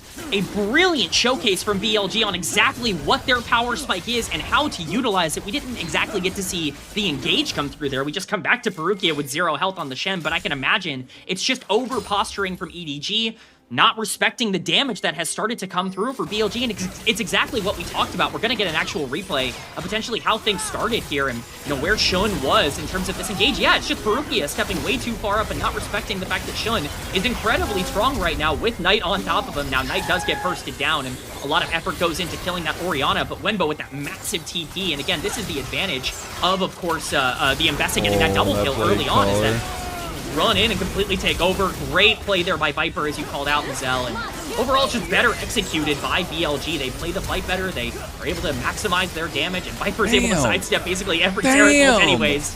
Beautiful stuff. Damn, Viper, damn. I didn't know you got it like that. Damn. I watched that fight 10 more times in slow-mo. My God, he was schmoving. Holy cow. I was giving praise to Sun, to Wenbo, to Knight. My Viper is the one that stands out from that fight. That was insane mechanical play from him. The double blade collar, and now I think the avalanche is coming for everything that EDG owns. Ooh, Knight on the tower. Another purgatory? Another purgatory step? Oh, he's going to get the flash play. All right. Another soul for the bucket for Bulldog. Yeah, if he grabs it, which I'm sure he will here, but yeah, definitely at least a good trade overall for EDG. Being able to trade a kill for a kill is nice, as On's going to do his best to try to thin out this wave and hit Bulldog for 0 damage, as this tower is definitely going down in favor of this lock. So turning something in favor of EDG, but still 4K deficit. It's a backwards ult from Viper that we're going to kind of ignore. That's, you can tell he's a little bit scared. Oh, leave? Oh, leave? No, leave. Okay. Just walk away. It'll be okay. You don't have to go further. That was terrifying, and I like... Oh, but then this is the mage gameplay outplay that we all know and love. Just half a screen away. Just fire away, and Leave gets the kill back. He's laughing there alongside Perukia. You know, Xerath is really a funny champion in a lot of ways. He can basically just stand back and pick up those free kills. He's going to be pretty happy to do so, considering he was down almost 2,000 gold going into that exchange. Definitely going to help him catch up a little bit. He is at that 2-item power spike. Xerath is far from being weak at this point, so you don't want to underestimate the damage that can come through from that champion. Unfortunately, he is one of the only pieces on the team, him and the Lock, that feel even remotely comfortable right now, and you're starting to lose that big advantage you drafted for. Dragon's not even close to coming up here for another 2 minutes, and this game is only going to get more and more difficult for them, as Wenbo might be the target on the top side. Spotted out, I believe, there. As, still gonna play in the bush. As he's gonna move forward. They're gonna try to dive. He's diving Wenbo, who does almost have flash available. Gonna public execution, but didn't have the flash just yet. As he does go down, Bulldog was in an attempted dive in the bot side, but it's just turrets that BLG are looking for now. Yeah, well done by Jejed to put himself in front of ZDZ to make sure he tanked up the ultimate. Now with Shun in the mid lane. Shun still gets the connection there, even through the stun. Leave goes down again, and the turret's going to be the next focus of BLG. It just feels like every time EDG get anything on the map, it's almost immediately traded by BLG. They just have such fantastic control over the macro of this game, and they continue to push a lot of these lanes forward to get more gold into priority members. Viper's up almost 2,000 gold right now. See if he can stay alive here. Caller is ready. They already used the Feather Storm. He's waiting for the big pullback. Gets the triple there. As he tries to get back on a Bulldog, Viper is just feeling himself in this series and in this game. They turn around the kill, and it's that's the TP coming in, but it's going to be a little bit late. Okay, I don't think the minions can finish it off just yet. And here comes the Rite of the Arcane from over top. My God, how do you dodge out of the damage? But they do. Viper and On survive. The lovers duo walking away and smiling along to the bank.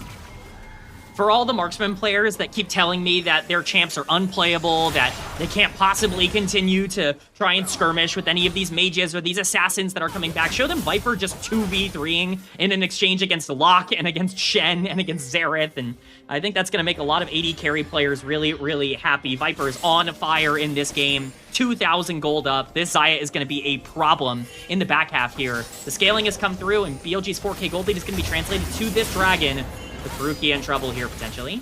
He is in some trouble. I do wonder how he finds himself out of here. Ah, okay.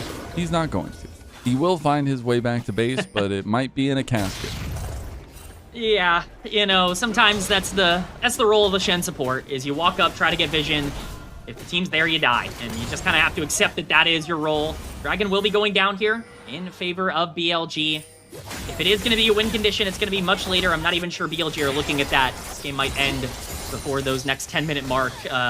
Power spikes come through, as that 4K gold lead's looking pretty good for them.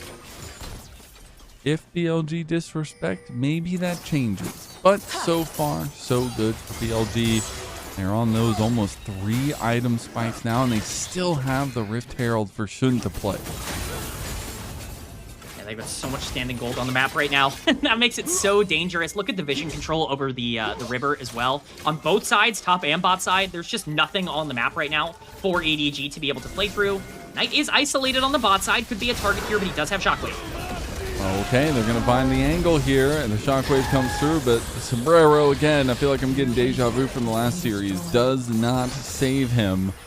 And that's a bit unfortunate for Knight. Everyone else on his team is doing really well. He is 0-4. This might be one of the worst Orianna performances we've seen from him, and that's speaking highly of it, not negatively, because he's had so many great performances.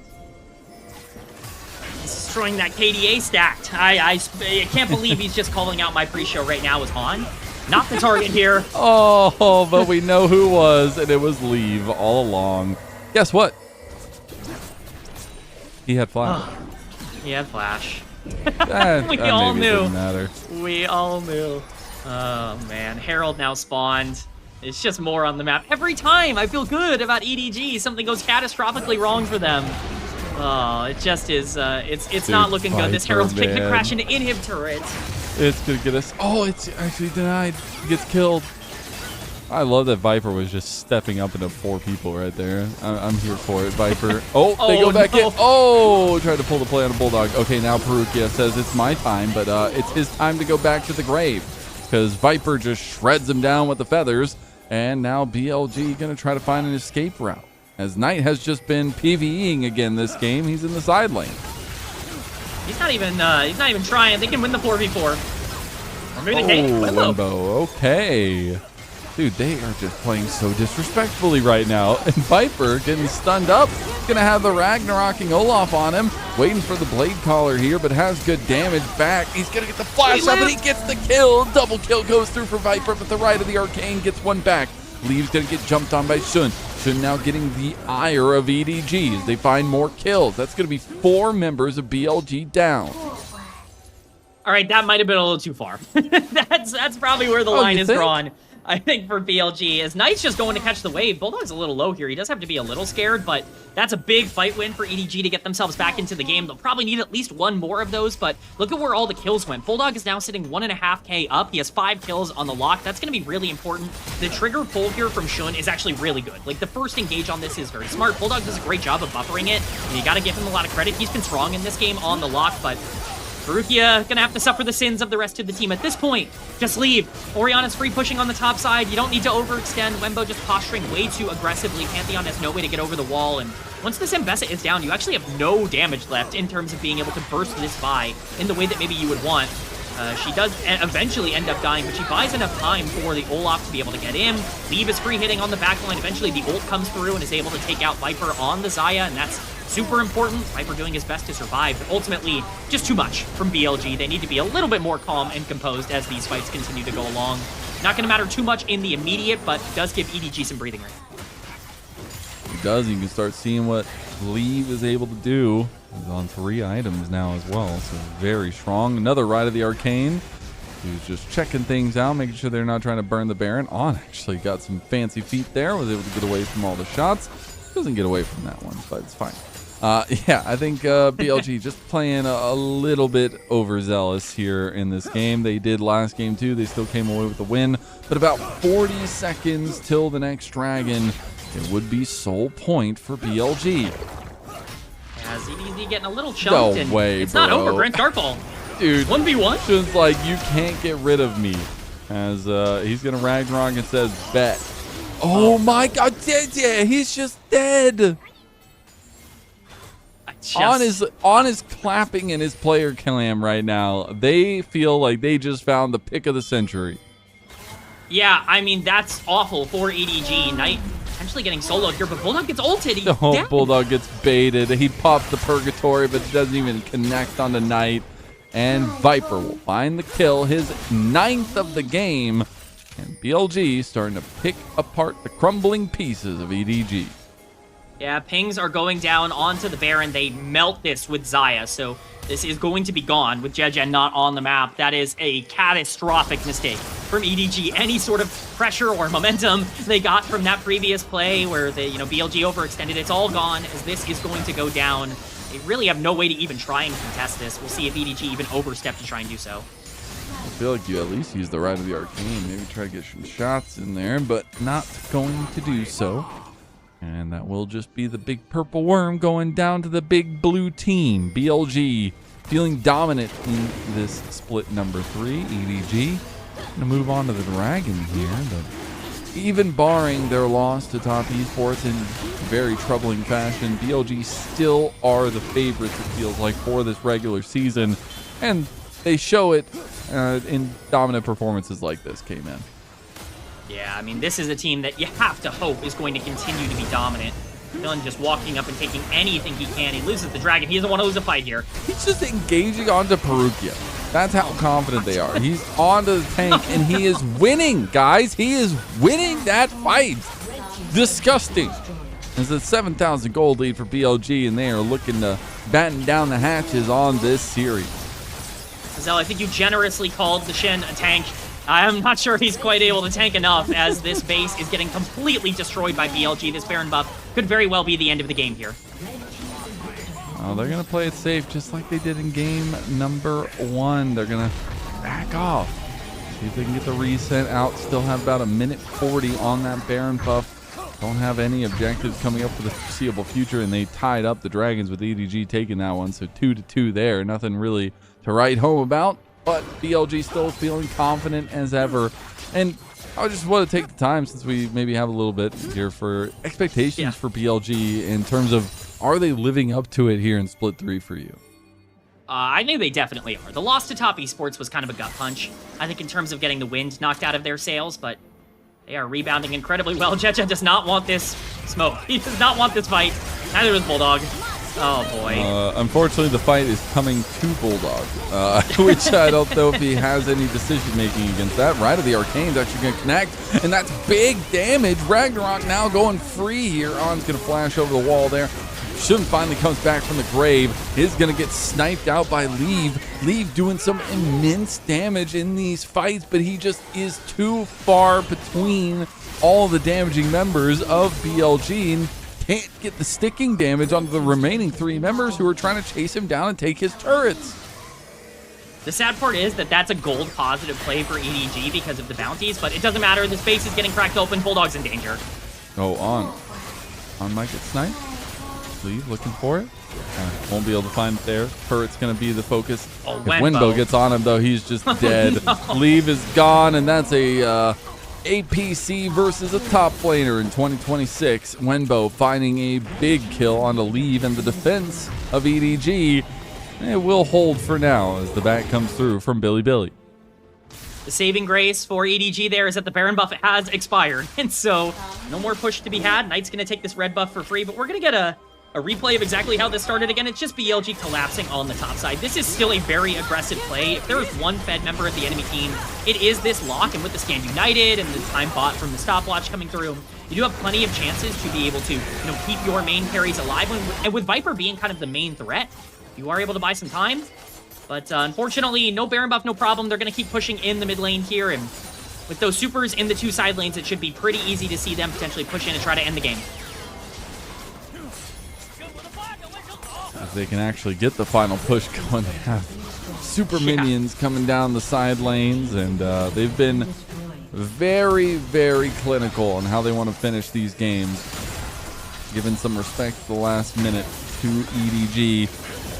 BLG looking to come back from that 2-0 loss to Top Esports, and rightfully so against EDG. We always said the team they face after they lose is always one that's going to get roughed up, and I can definitely say with 2 games that have gone almost over 10,000 gold leads for BLG, they are definitely roughing up EDG here. Nice flash out, and on goes back in. Grand entrance gets the double knock up, and here comes the cease and desist coming back. Hey, they got Viper. They do find the pick on the Viper. Wenbo needs to be careful. Right of the Arcane coming through. Right of the Arcane doing serious damage. Knight still up and available. Grand Starfall available as well from Sun. The defense holds. The super minions still barreling down, but I think BLG will have to back away. Another overstep from BLG. Just too many frontlining marksmen in that comp, and you don't really want your Xayah to be the one taking all the damage at the start of the fight. It's a really good engage by Jejed to be able to blow up this Xayah. It looks very questionable at the start, but look at the positioning of Viper. He's really separated from the rest of his team here. When he comes to collapse in, he's just a little too far forward as On dashes out. As he gets hit by that Vi ultimate, he's just straight up dead. Bulldog has way too much damage at this point in the game, and you know, we talked about Viper's styling in some of these team fights. He's kind of needed to because he's so much of the damage for this team, and so when he goes down, there's just no way to be able to keep it going. Pulling the free kill back onto Wenbo is really nice. It's a 2 for 0 in the base. You're going to need like 6 more of those, but you know, 1 is a good start. It all starts with 1. It all starts with success. We've said it. We've said it. But I'm saying it about EDG, not about BLG. I want to make that clear. Yeah. Dynasty, legacies, something LEC. Something LEC. The whole thing. Yeah. You know, Fnatic doesn't really seem like they're gonna have much of a use for the Good Worlds vibes this year, so we might as well bring them over here to the LPL. That's tragic. Get them on some of these other teams. All right, Super Minion Kill Fest coming through from EDG. As they just really need to clear these waves out before they start getting bunched up in their base. But Baron is being started up, and this might be the final nail here, pun intended, with the lock on the other side. And I don't think they can contest this whatsoever. I mean, how do you walk into this? Is there any way you could possibly walk into Orianna, Mbessa, like even Xayah, who's going to be able to completely destroy you? It's a free Baron, once again, for BLG.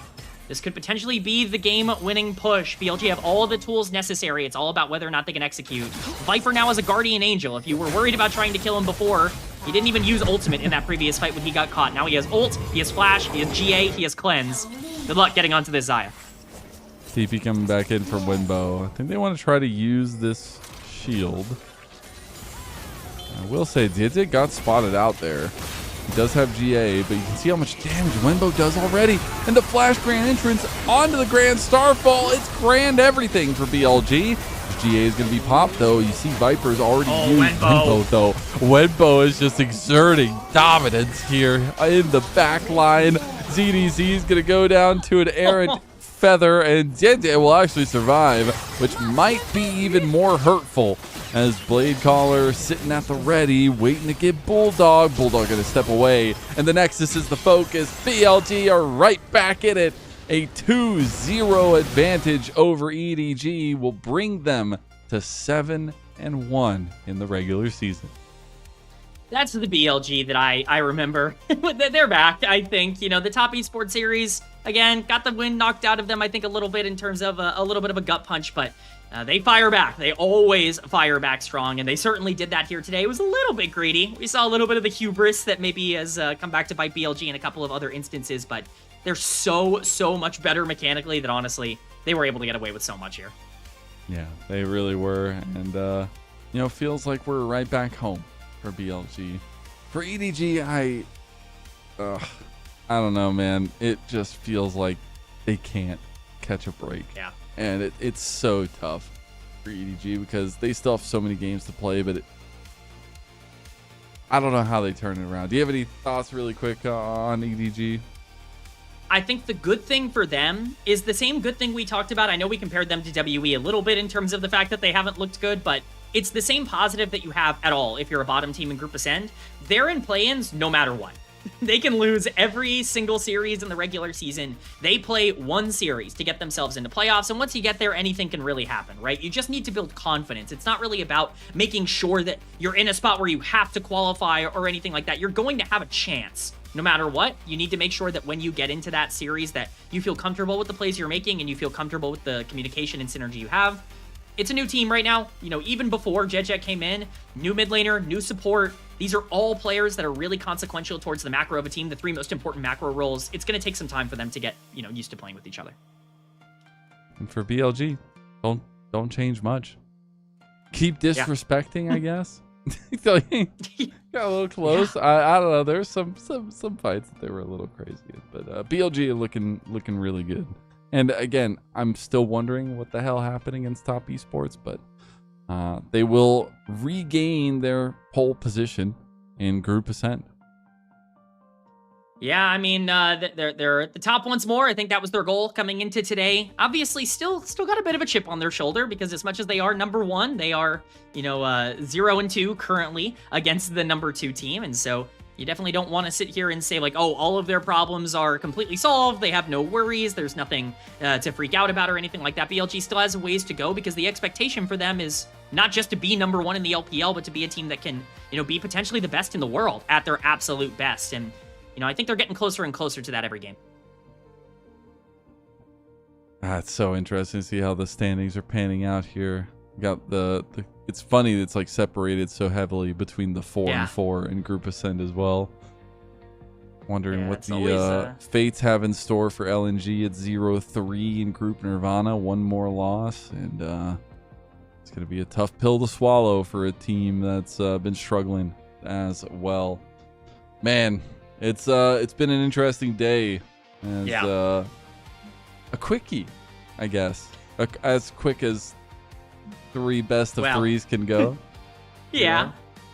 It's as quickly as a full day of LPL action can go. We've really jam-packed the schedule here in the LPL this split. So many super days with those 3 series, but you're absolutely right. 4 out of 5 every week.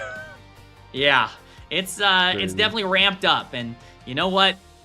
It might be a little bit of a big undertaking, but it's certainly a lot of fun that we're getting so many LPL games all the time because this region really is a complete banger to watch every single game, no matter what. The games, I'll not to be a negative Nancy, the games were a little more one-sided than I wanted them to be tonight. Sure. My body is going to be very happy that it was a quick night, that I get to go to sleep for a couple hours, but my brain, it's like, I want peak LPL. I wanted, part of my masochistic self wanted EDG to win a game for some reason.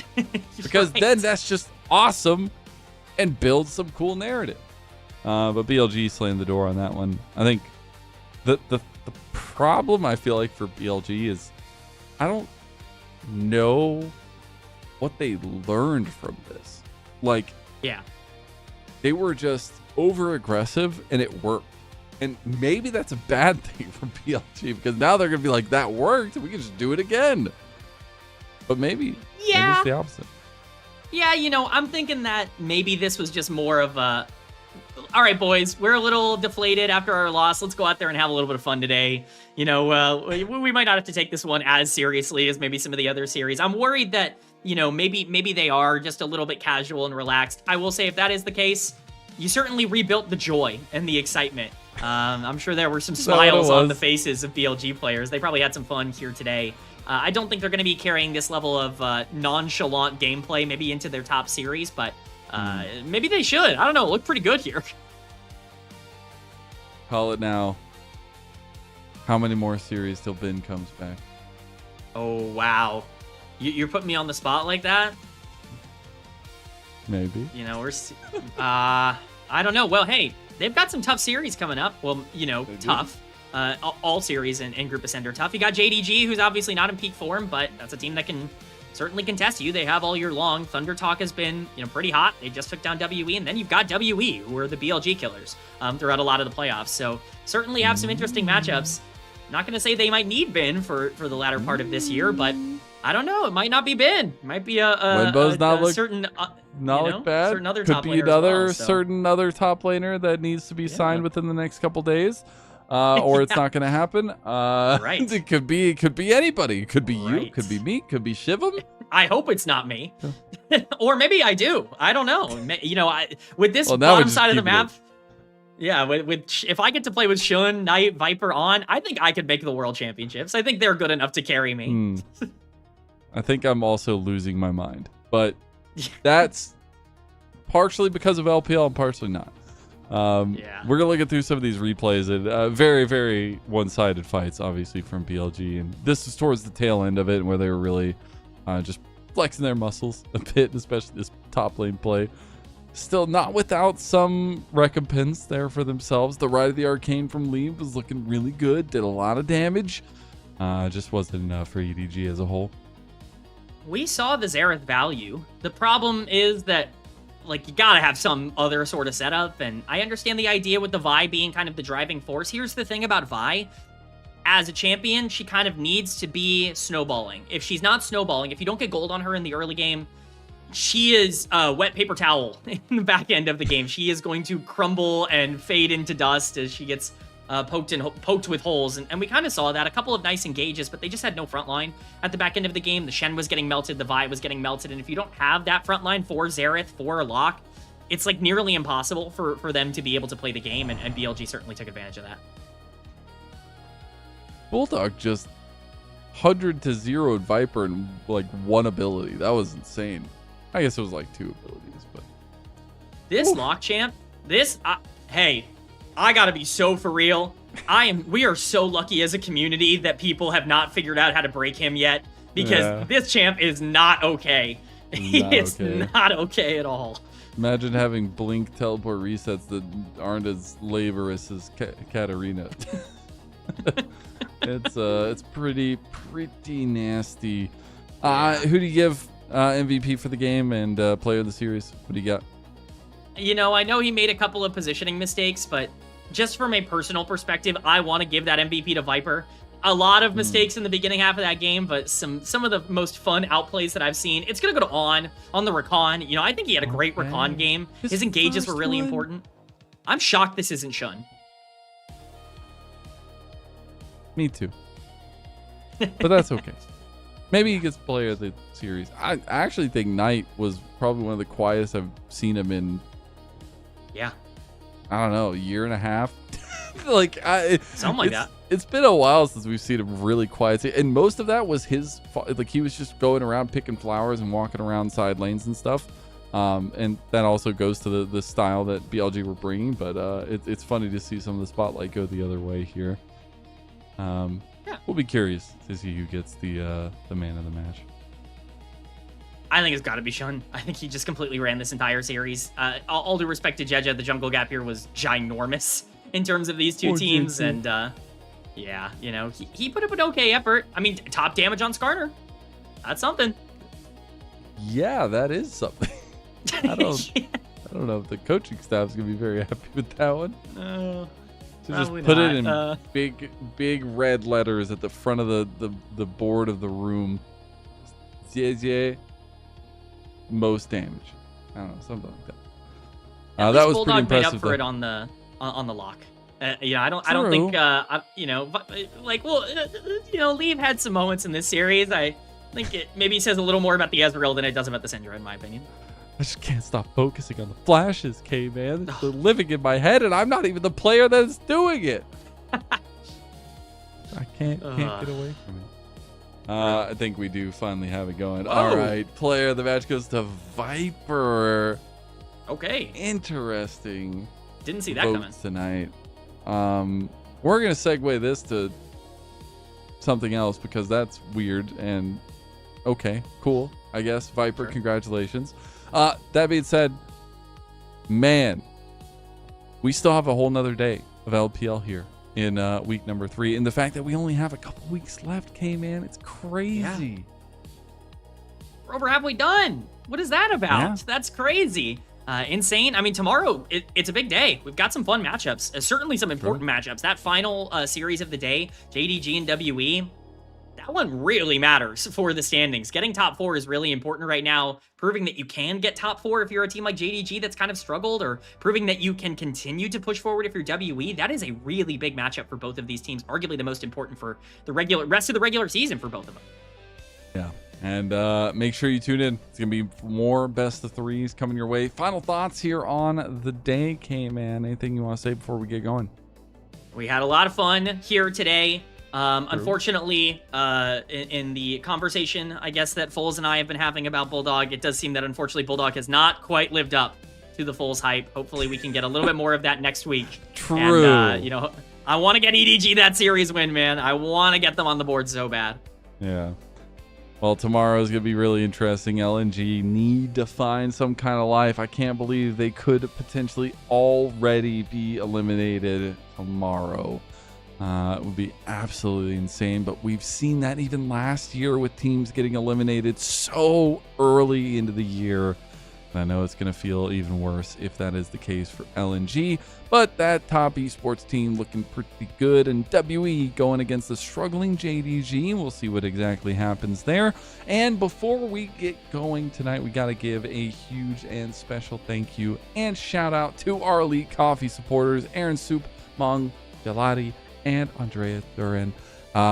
Their pledged financial contributions helps level up the broadcast on a daily basis. All this stuff, all the bells and whistles you see, all the volunteers that make this a 5 out of 7 days of the week opportunity, that all goes to providing for all these things that we have here. So thank you all very much. And if you want to try to support the program, try to support the project, please go consider becoming an Elite Coffee supporter. But thank you all so much for tuning in. Be back same time, same early place for more LPL action tomorrow. We'll see you there, and we'll see you on Summoner's Rift.